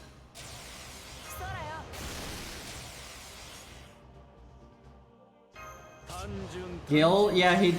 Okay, this is what I was saying about Gil the other day. If they buff Gil, it's just to make him, like, more on par with the other OP archers. Which I'm fine with, but I don't see that as, like, a higher priority than buffing all the units that are broken and don't even work. Because Gil still works just fine. Now... I'm saying that, like, buffs are a limited quantity, right? Like, it's like a resource, which they shouldn't be, because most buffs are just typing in a fucking computer, like, it's just numbers. Not every buff needs to come with an interlude and stuff like that. You can literally just buff a unit, right, and put no work and just buff the unit. So it shouldn't be a problem. Buffing Gil shouldn't be a problem. Buffing Gil shouldn't be taking away from buffing other units. Unfortunately, DW's a bunch of fucking idiots, and they do use buffs as, like, a resource that is a limited thing, even though it shouldn't be, but that's just how they do buffs for some fucking reason. And so if they did buff Gil, it would be taking it away from someone else that actually needs a buff. I really dislike that, right? And I'm being, you know, overly dramatic here. It's not like, a lot of people that work at DW, it's not their fault, it's nothing to do with this, but it is ridiculous. The way they handle buffs is stupid, right? It's dumb. And I really wish they would, you know, cut it out and handle buffs in a more reasonable fashion like every other game. Yeah. Okay, and Kidu is definitely a unit I can say does not... like with Gil, he doesn't need to be buffed, but there's room to buff him if you're wanting him to stay at the top of, like, you know, AoE archers. There's no reason to buff Kidu. He's the best Lancer. There's no reason to buff him at all.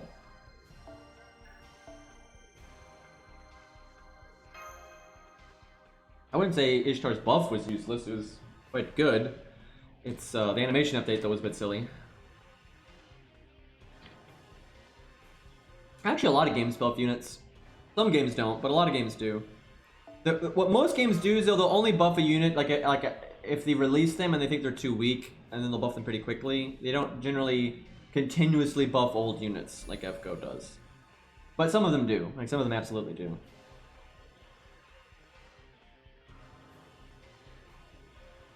Yeah, it'd be nice if they'd buff Lancer or Toria. Just buff her NP. You don't have to do anything too dramatic. Just buff her NP so it hits harder. And then that... Because she gets her NP super fast, and it's got piercing vulnerability all the time, and she has damage up skills. So if you combine all those things, and then she also has an upgraded NP, I think her damage output would be good enough for that to be, you know, more useful. It's not like she's not useful at all, but she's not that useful. They should never add Avalon, that's stupid. Like, it's that's just so artistically bankrupt if they add Avalon. Like, yeah, we'll take the story that's about the character losing Avalon and have them have Avalon. When we already established, like, just like in the real Legends, that she lost Avalon. Like, that's so artistically bankrupt to do that. That's like having Gil obtaining immortality. That's exactly what that's like. You know, oh, hey guys, Gil obtained immortality. That's fucking stupid, right? That's completely against the entire point of the story, right? Like, it's stupid, right? It's the same shit. Yeah, I know. I have a feeling they are going to give her Avalon because the player base just won't shut up about it. Like, the player base will not shut up about why does Artoria have Avalon, right? Because no one knows how to fucking read, and everyone thinks Artoria has Avalon.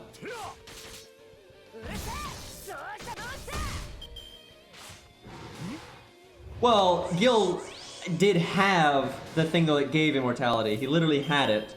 He just didn't consume it, right? So it's still pretty similar. I think Gil having immortality is a bit worse because it's not just that the story was about him losing it, but it's also about like his growth from losing it and becoming a better person and everything. It's so fundamental to the story. Where, although it's definitely fundamental to Avalon and it's kind of like showing the recklessness, that was like the whole point. Fate doesn't focus on that as much though, where in the actual Legends is like a thing, like, you know, Arthur only seeing the face value and valuing the sword more than the sheath, even though Merlin told him he should value the sheath more and stuff. That is a thing in Fate, but it's, you know, it's not like the main focus of it, right? But it's still like a staple of the Legends, and they already established that it was still part of the Legend in Fate, so I think it's kind of dumb. But yeah, it's probably not as dumb as Gil having immortality. It's not quite that extreme.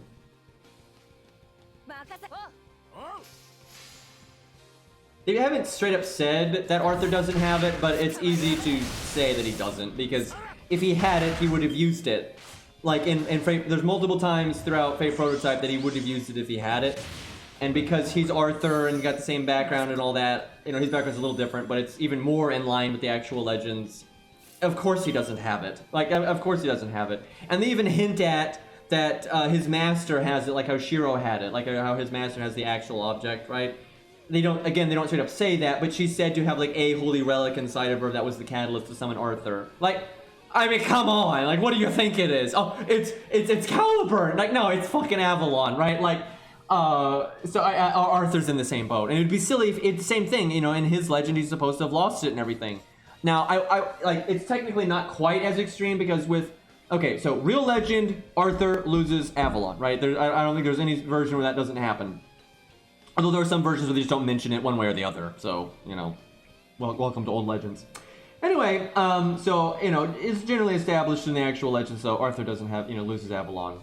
So we have that. And then for Artoria, they straight up established that just like in the real Legends, Artoria also lost it. Right? With Arthur, they technically haven't done that, although they've hinted at it so much, they basically have.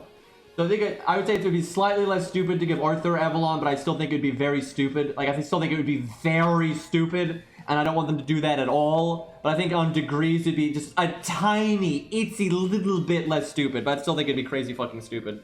Like, the difference is so minor, I don't think it's really even, you know, meaningful, so...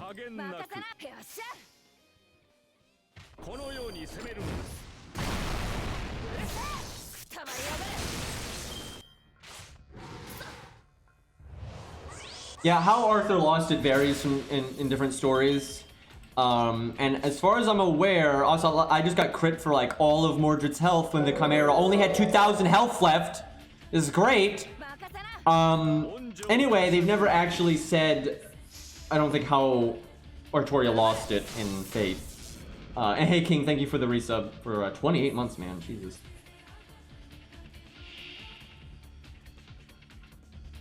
No, Lost Belt 6 does not have a date, unfortunately.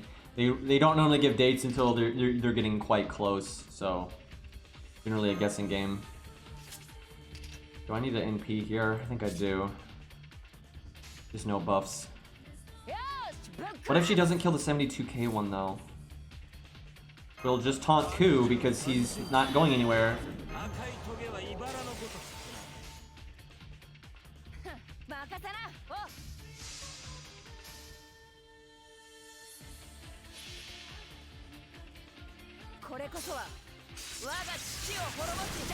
Actually, there is a connection between all the like Celtic Morgana stuff and Morgan. It's highly believed that the Celtic stuff inspired the Celtic region area, all the different stories there inspired Morgan. However, ultimately, regardless, it's like saying the sword in the tree is the sword in the stone. It's not, right? Yeah, the sword in the stone obviously copied the sword in the tree, but ultimately they are different stories and they were used in different ways and stuff, and it's the same thing.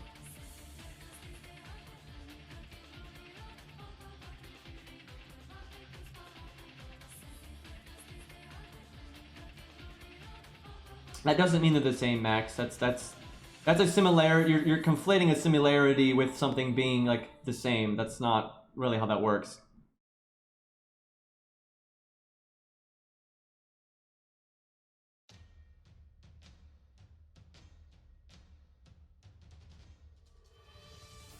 I don't know if you actually need the song or not, because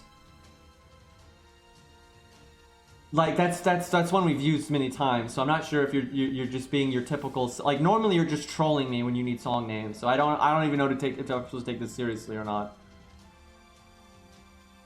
Someone else asked it. It was it's Run of the actually I forget the name. It's Run of the something. It's a name of a car. It's a Run of insert car name here. I off the top of my head I actually don't remember the name. SZ or something like that. If you look up OST, Run of the, you'll probably find it. Yeah, I can't remember the name. I think it is like SZ or some shit like that.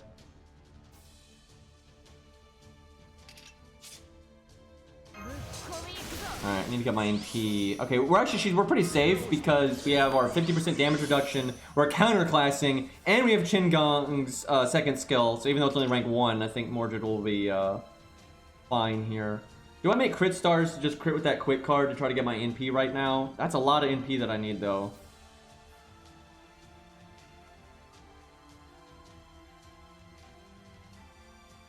I'm doing it. I'm not gonna use her second skill, but I'll at least do that. That didn't go as well as I would have liked. Please crit. Please crit, and then Taiga attack Mordred, because I'm not worried about... You can even crit me, I think she's fine. Did not crit. Hit Mordred!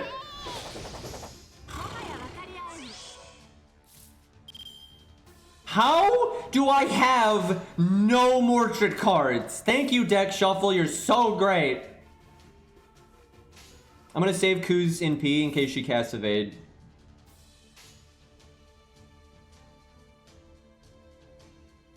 I'm mad. We're just not gonna get... Mordred is so good at double NPing, right? And we even we're better than normal because of Qingong. And we got so close so fast, and now we're just not going anywhere.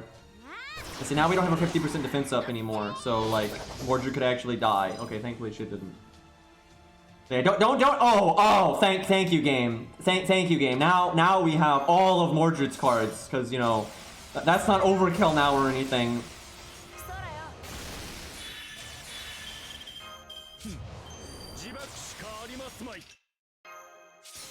Hey, look, it's guts like that Mordred is supposed to have lore-wise. Dude, I'm so disappointed that when they buffed Mordred, they just gave her a fluff buff that has nothing to do with anything, when she had like a lore accurate buff they could have given her that would also have made her more unique to the other sabers. And instead they just made her even more like Arthur. I mean, she's basically just Arthur but better, right? Like, why couldn't you make Arthur have the crit thing and then give Mordred even more survivability, which plays into what she already did, because she already has more survivability than the other AoE, Buster sabers.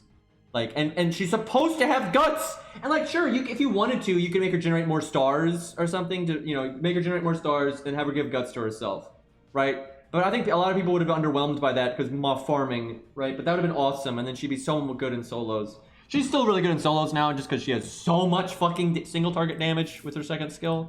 But yeah, I would have much preferred. What I would have done is I would have given her Buster Star Absorb, but not the crit buff. And made her make a few extra stars. Not as many as Arthur, though. And then also have guts for like 3 turns. Maybe 5 turns, but probably 3 turns. I think that would have Although, I guess her battle continuation skill is kind of high. Maybe it should be 5 turns then. Maybe 4 turns. Fuck it, they don't use 4 turns enough. So yeah, give her the Buster Star Absorb. Give her a couple extra stars, but no crit buff, and then Guts instead. I think that would have been a way more interesting buff. And it still would have made her a better damage dealer. The Star Absorb on Buster cards alone would still be really nice.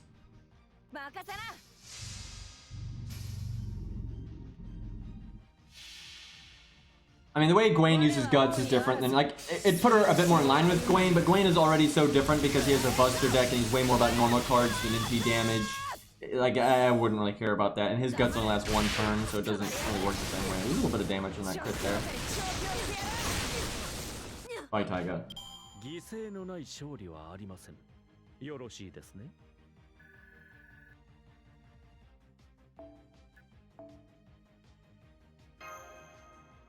Always like when I run into I Love Arjuna's comments that have nothing to do with FGO. That's happened several times. I'll watch videos that are completely unrelated to FGO, and I'll just randomly see an I Love Arjuna comment.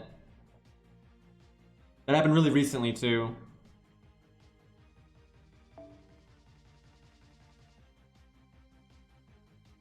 Alright, let's do a different saber. Oh my god, I still have not beaten that stupid stage on my other account. I just can't keep, I don't know why, but I can't. Well, it's because I'm streaming, and so I'm focusing on chat and in the game, and so I just can't really play the other account.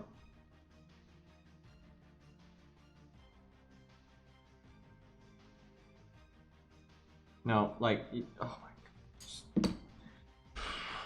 Oh.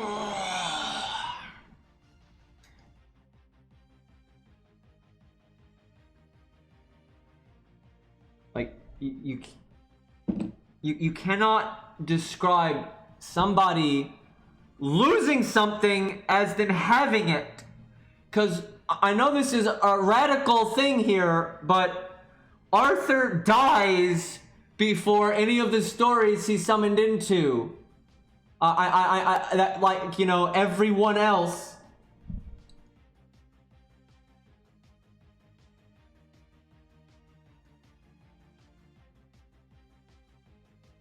I am now stalling, so I literally just have to click a few buttons and I can beat this stupid fucking stage on my other phone, and so I can actually slot things again.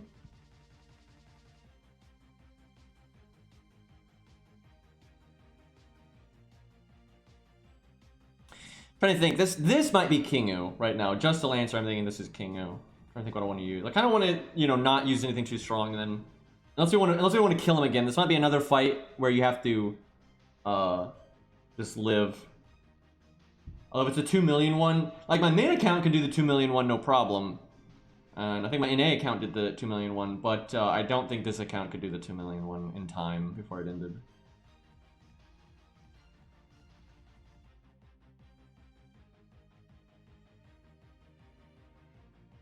I'm literally just waiting for the NP animation to finish on my phone, which it's taking its sweet time.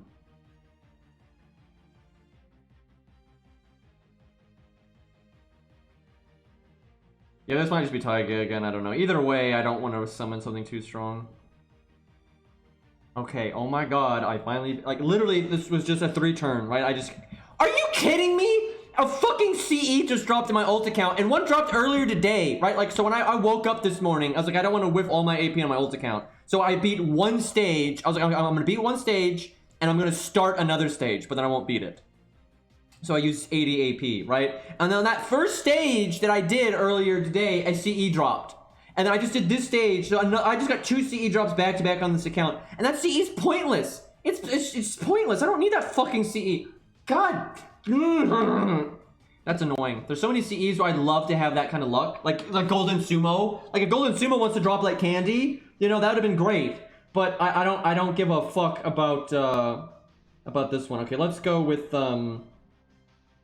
let's level summon Gozen. Did I do her? Fuck, I haven't done her NP upgrade on my ult account. Shit. And she's actually stronger on my ult account because she's a higher NP rank over there. I just, you know, ult account life. Alright, level 70 Artoria. There we go. This is like the opposite end of the spectrum. We're like going out of our way to be scuffed as fuck here. I mean, I don't know what you're talking about, Rex. This Artoria is great. This is obviously the strongest. Rex, this is the strongest Artoria I could get my hands on. This is the strongest saber I could get my hands on. I couldn't you know, possibly have a better saber than this. I'm going with the best options I have available to me.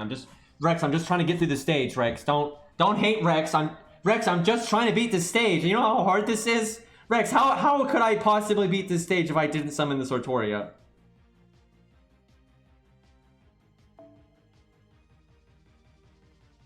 Alright, Caesar it is.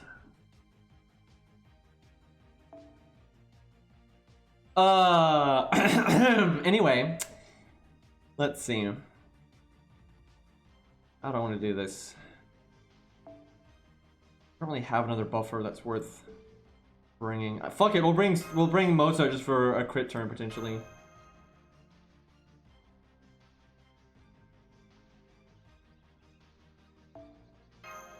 Hey, at least she's got her animation update, chat.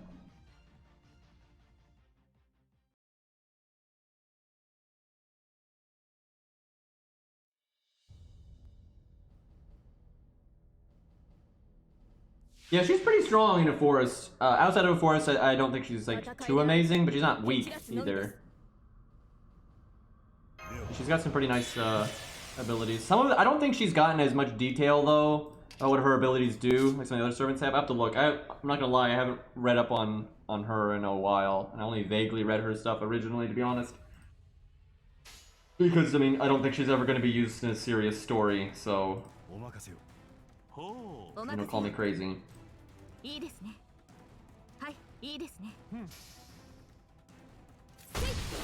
I will say, they did give Artoria really nice animations. The only animation I think is kind of bad is when she goes from her standing pose like that into her pre-attack pose. They should have done one more frame. Because she pretty much just goes right into it. It needs at least one frame of like transition.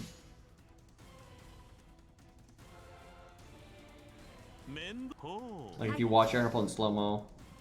Although the camera might not allow. Also, I forgot to put it. So, okay, that one didn't really show it because she kind of was just like, oh, hey, I did it off screen. But sometimes you can see it on screen and it looks kind of weird. Oh, yeah, she's kind of like Gwen and she gets her NP really fast. I was not really prepared for that. And this sucks because... Have I done Artoria's buff? I don't think I have. Because if I had done Artoria's buff, she would have a different skill icon. So, you know, guys, I wish they had, you know, buffed Artoria to have an MP battery skill, and then, like, maybe I knew somebody that, that had it. That would have been... Unfortunately, I don't. I don't know anybody like that. And, you know, this is the I'll fucking literally.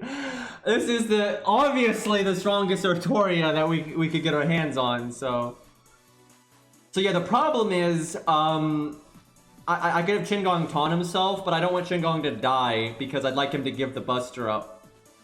But I can't. I could give him guts, but he'll probably still die. I could try though. This is very unlikely to work out.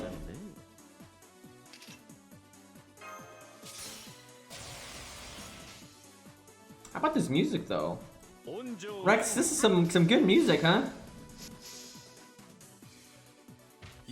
Shut up, gotcha force, I'm suffering.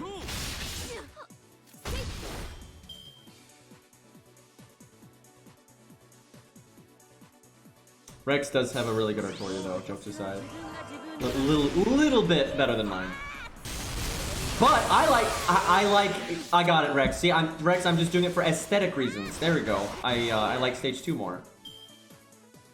He lived. Well, how about that? Calculated.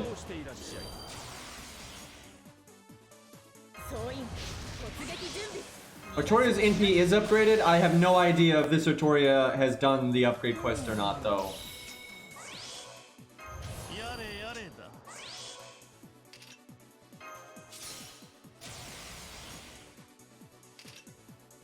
Damn, Artoria cards would be really nice here. We could do the stars here, the stars there. So I guess we'll have Caesar go second to make more stars. I don't care too much about the extra battery. Here, look, we'll do slow-mo. We'll get the fancy.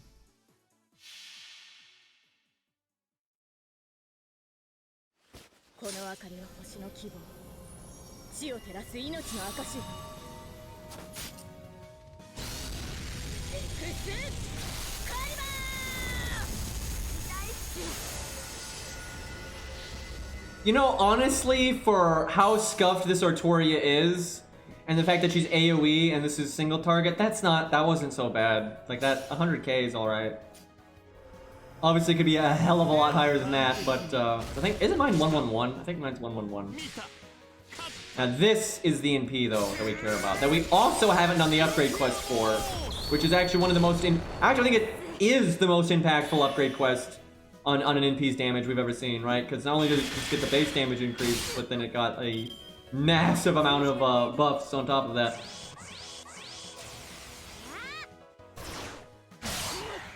Well, see ya, Qinggong.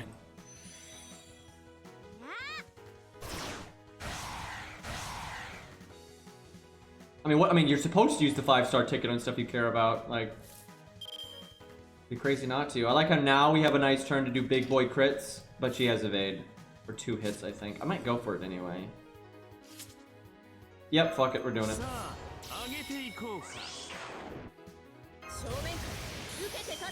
With those 5 stars I just created. There we go.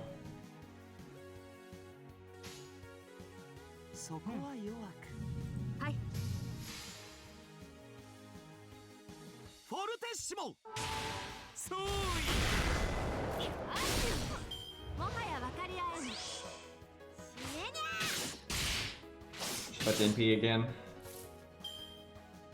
This is not a great turn. Like, hey look, I have guaranteed crits, but remember when I was all like, I'm not gonna give Artoria the extra overcharge? Maybe I should have done that. 5 stars from a 5-star. Hell yeah.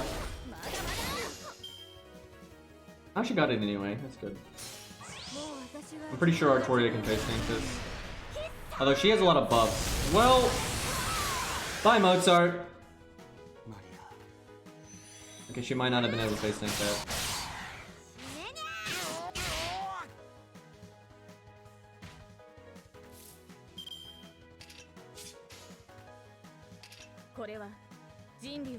And now we have like no buffs.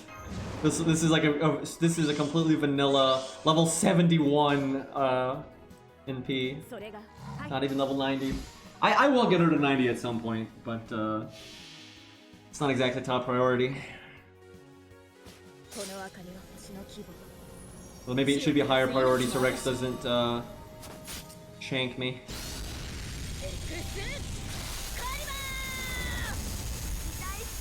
$38k. That's a little bit less than last time.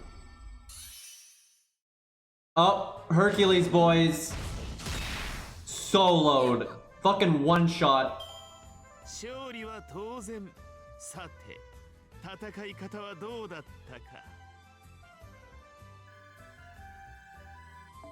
I actually would not burn Artoria until she got to like NP3 maybe. I don't think I'd really care to keep her past that point, but I would, if I got her NP2, I would use it. And actually, I might not burn her ever, just because I'm at the point now I don't really need rare prisms anymore. Like, I just don't, so... And then my main account and my ult account, like, every time they do a welfare that's a rerun, I get a bunch of rare prisms as well, so... Doesn't really seem that necessary.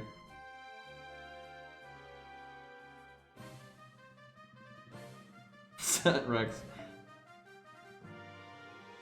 I've actually always intended on raising Ozzy eventually. Again, it's like I like Ozzy. I don't dislike him at all. It's just haven't really had any need for him, and I mostly do budget stuff anyway. So, and his mats are, it's not really the mats. It's actually his QP. You know, it's hard to get me to level skills on a 5-star if I'm kind of middle on the road on them, right? Because it's just so much QP. Like it's kind of painful. Okay, we can actually slot things. You know what? Let's go with Protoku. He's not counterclassing anything, but they're probably beasts, so we could have some fun with that. Want my Gwen back.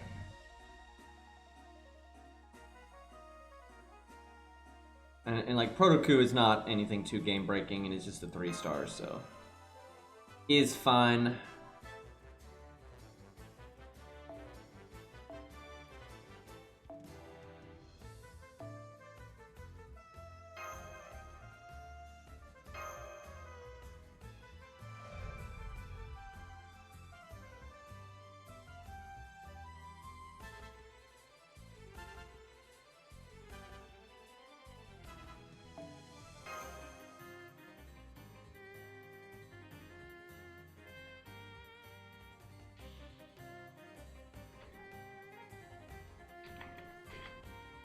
Green hates all of us. What did I do? That is not a beast. That is not a beast. No, I've not played arcade because it doesn't exist where I live. Also, it doesn't look particularly good to me. Like, you know, the graphics are fine. It's just the gameplay is like super shallow. It's okay in a 3v3 environment, I guess, but it's nothing. There's a lot of other 3v3 games, like PvP games, I think are a lot better, that are very similar to it, that I'd rather play. This is not good. Like, yeah, we'll just bring nothing that counterclasses, and we're actually fighting a bunch of fucking Spriggans.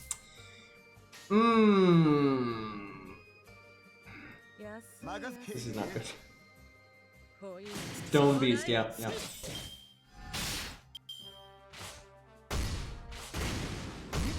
I mean, I should have cast Guts. I should have cast Guts. Oh, fuck. Nursery Rhyme, you need to take this seriously. He's gonna kill you. This is not the time for that. Nursery Rhyme, his sword is bigger than you are. It's actually bigger than pretty much everyone on the team, but especially you. Woohoo boy. Well, at least we had our big defense up for that turn, so that was nice.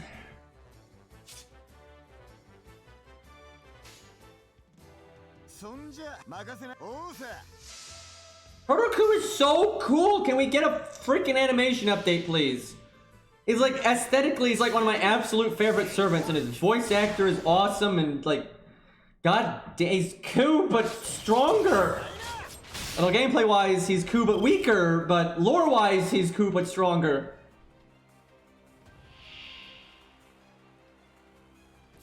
That's a Spriggan again. How about that?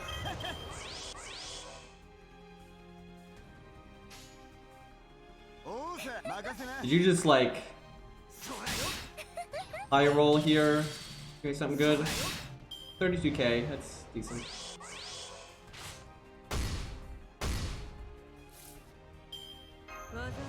Okay, he didn't crit, that's good. Still got to protect from arrows.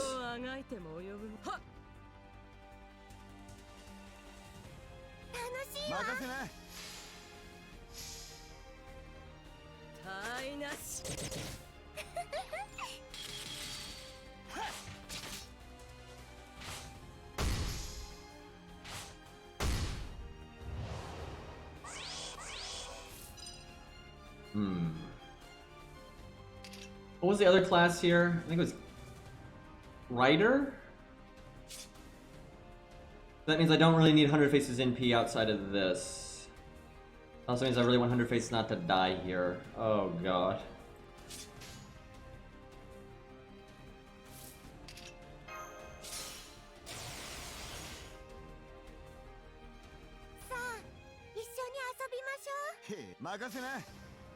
By the way, Nursery Rhyme has an upgraded NP, but I haven't done that either.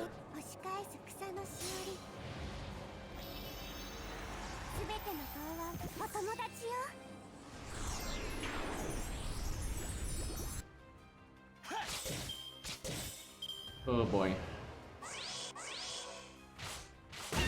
Ooh, okay, who needs counterclassing? Okay, there goes our Guts. Can I kill it this turn?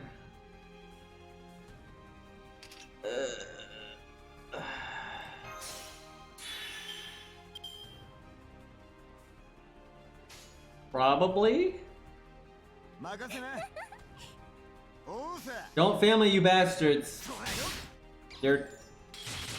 Okay, that should work. Okay, there we go.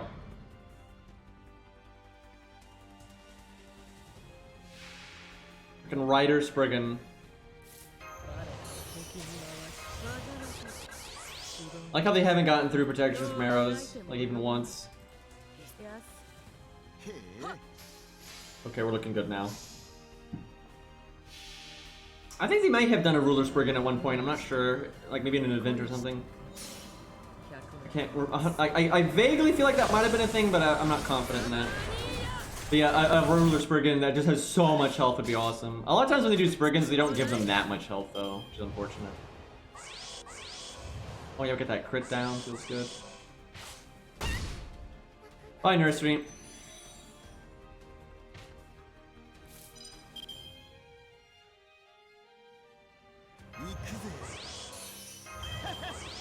I don't know why I'm doing Star Absorb when I'm making 50 stars. I don't know what I'm doing there, but don't question it.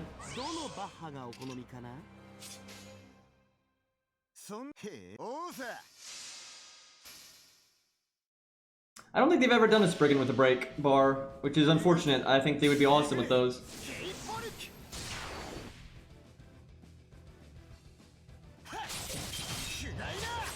Close.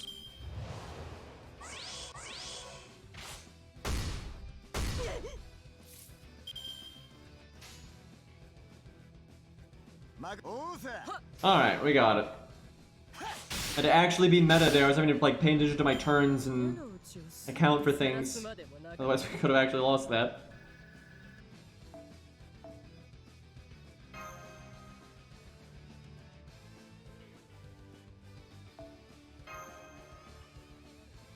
I know we fight in Kidu, or I'm sorry, excuse me, in Kingu, please.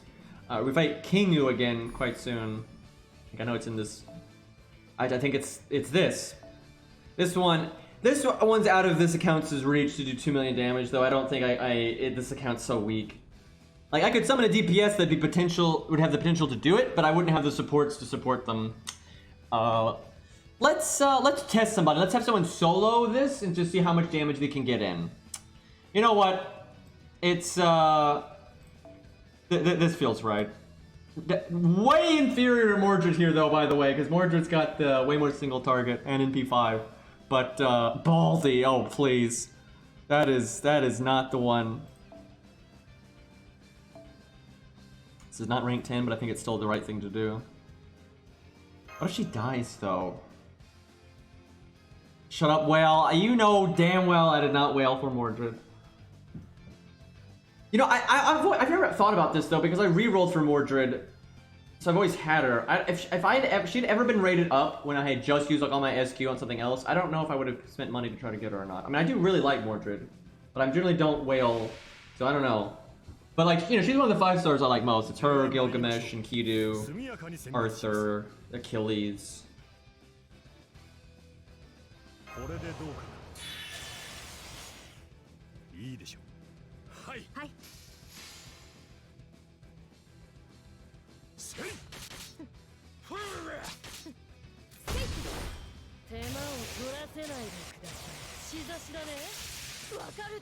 Oh, you're gonna use it on Ozzy, Fury? Oh, I know you like Ozzy a lot. I just thought you might use it on somebody, you know, that you don't have. But I mean, nothing wrong with that. I actually really like using tickets to increase NP ranks of my favorites, because you want your favorites to, you know, not be in P1 and shit like that.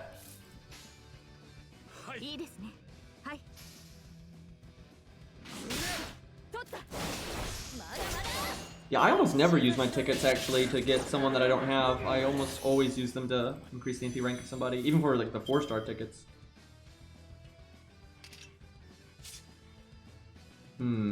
As nice as it is to make the stars, we could go for double NP.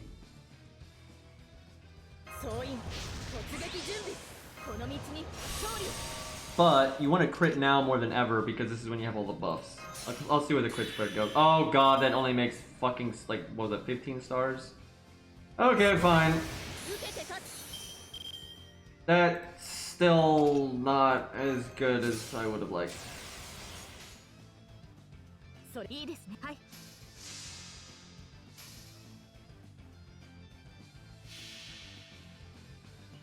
But I'm not the thinking kind. Yeah, fair enough. I mean, some people just, you know, they want that thing that they want. But I already have a lot of like the 5 stars I really care about between my 2 accounts, so like for me it just makes sense to go for the 2. You did.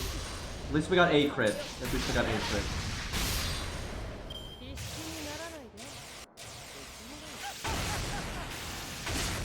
Kingu costume win, man.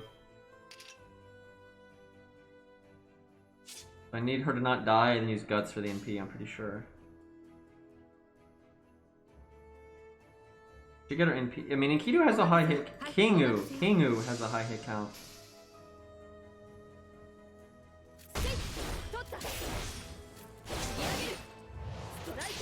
I don't think that was the right decision. Ooh. Well, at least we're alive. But yeah, we didn't get our NP.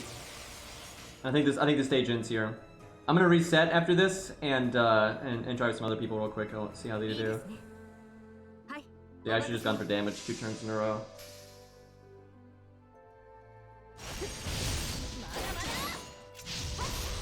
Yeah, the twins aren't on the ticket, so it does make sense.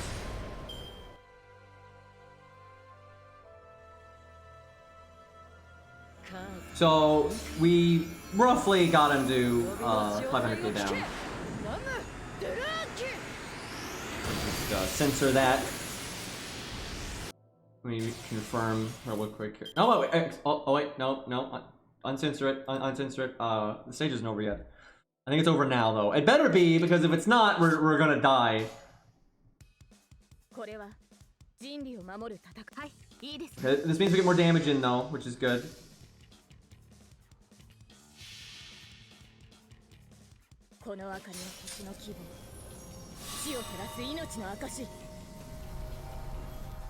Sound effects messed up again. God damn it, man.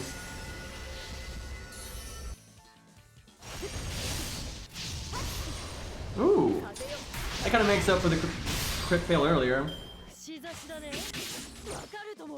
Okay, the stage didn't end. Okay, we'll censor that. Oh, she won, chat. Oh, look, she did it, chat. I just reset the app is all. Let's go with. We'll do Mordred because that's like direct comparison, but then we'll do like Gwaine and we'll do some other silly ones. We do the twins. It doesn't help that we're using a really substandard anniversary blonde though. Like that really is not great. I actually think it might, because this isn't rank 10, it might actually be better to use default.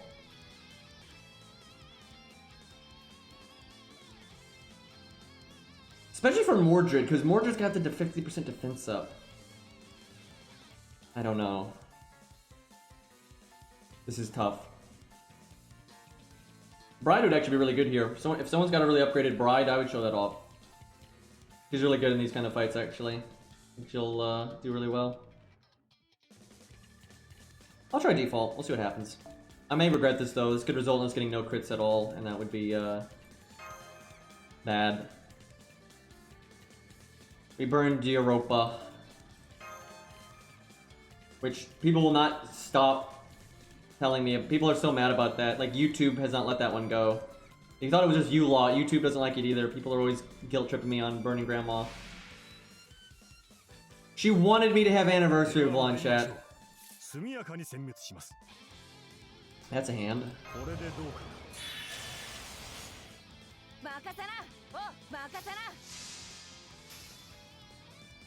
I have no idea how much SQ it cost me because I didn't spend any money. I just spent whatever free SQ I had on hand every single time he was rated up. And sometimes I got him, sometimes I didn't. So over time, I have no idea what it took. I'll tell you though this, the first copy that this account got off for Achilles, like when we got him MP1, it was just off a couple of summon tickets. I think we used 7 summon tickets and we got Achilles and Chiron. But then as time went on, you know, we rolled every single time Achilles was rated up, and then off literally the last time he was rated up, we got him MP5. But in total, I have no idea what it was. Like how we're actually getting nice luck here. Feels good, man.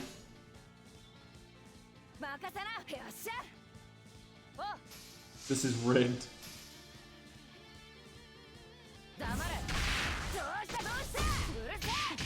Although we just failed that 50% crit, so that's what feels bad. Oh, I just misplayed. I forgot he doesn't have a good CE for charge on death. So as I was sitting there trying to make stars, we actually just failed to get our NP in time. That's not great. I could use our third skill, but it's way better to use it after the first NP.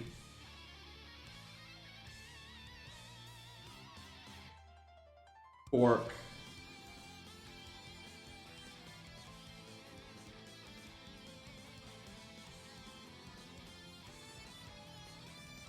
I could have gotten my NP there too. I just forgot that we had substandard CE. Fuck it, we're doing this. Oh, that hurts though. Also, our crit spread's bad because the Buster Cards had gotten 0 of those 8 stars. That's so bad, dude. Thank you, Star Absorb, though.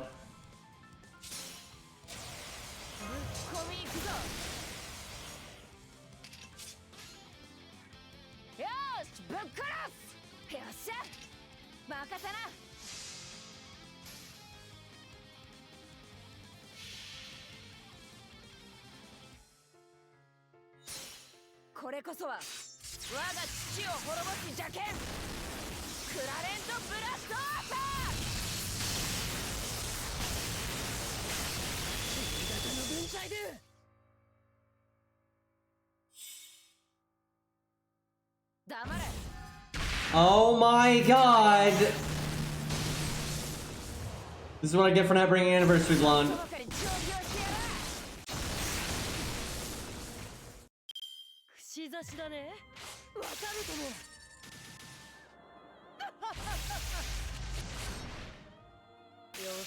How about the defense up though?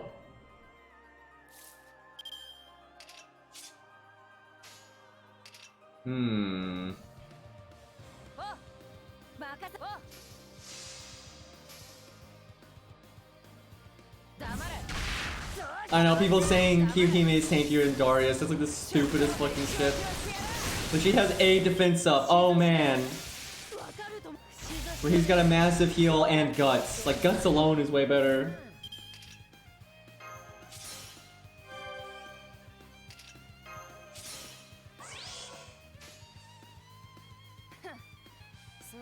I almost want to go art on this one.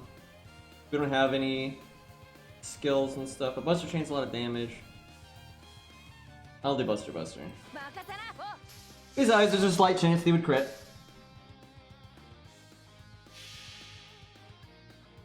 I feel like a lot of Indian servants have really high mat requirements. Well,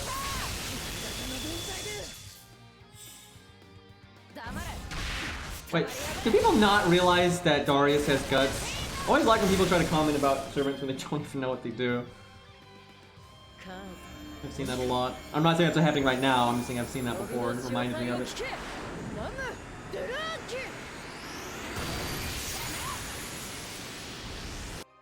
Thankfully, Mordred and Artoria do not have divinity. I was so proud that Ku soloed the anniversary version of Kingu because he's hard to solo, but then also Ku has divinity, so it was actually objectively harder for him to solo it than almost everyone else that did. Although there's a few other people that had divinity that pulled it off too, but not that many.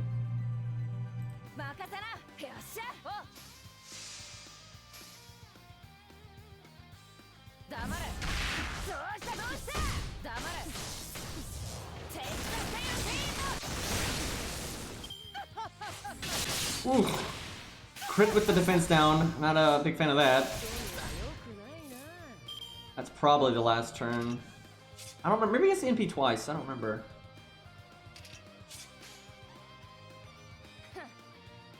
I'm one turn away from all of our skills. Do I just wait? I think I wait and we hope for the stage doesn't end. And then I don't die, and I can do first skill, second skill. That's so much damage if I can do that. Oh my god, though, if the stage just ends here, I'm gonna be so disappointed, because we could do a Buster Chain and do a lot of damage.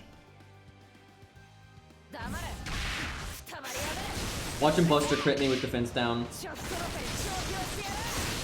if I had saved my third skill for how I was, like, supposed to use it, I could have removed that defense down. Fuck! Oh, fuck, I didn't cancel the app in time. Oops. I didn't realize that was the last turn. Well, so much for testing it with, like, Gwaine and shit. I should have been in slow-mo. If you're in slow-mo, you have more time to cancel the app. Well, shoot.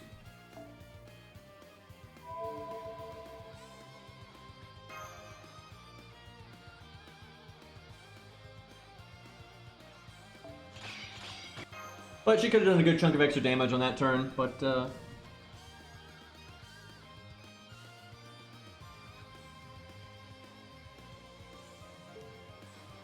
Alright, where are we in the story now? Alright, I think I'm gonna wrap up there. I need to eat really bad. And I think next stream we'll have a few more good fights to do. I think we got quests coming up and all that good stuff. Alright, boys. I'm out of here. I'm trying to think. What, I guess, is Summer 3 starting tonight? I think it is. So maybe we stream that. Not because I want to do Summer 3. I fucking hate Summer 3, but oh my god, I have to get through that event. I want those command codes. I need them, chat. But yeah, I'm pretty sure Summer 3 is about to start, so maybe we stream that for a bit. Besides, I need to use my natural AP to, like, do all those buff quests I haven't done and upgrade Ushi and stuff. Summer 3 is just really grindy. Like, it's really grindy. But a lot of good loot. So, and there's a welfare and good free CE. Isn't it Painting Summer, right? Painting Summer. So that's a really good freebie CE. Okay. Who are we gonna raid?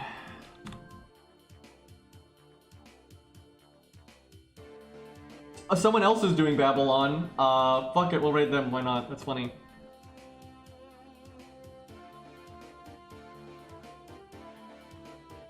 I think they're doing Babylon on an A.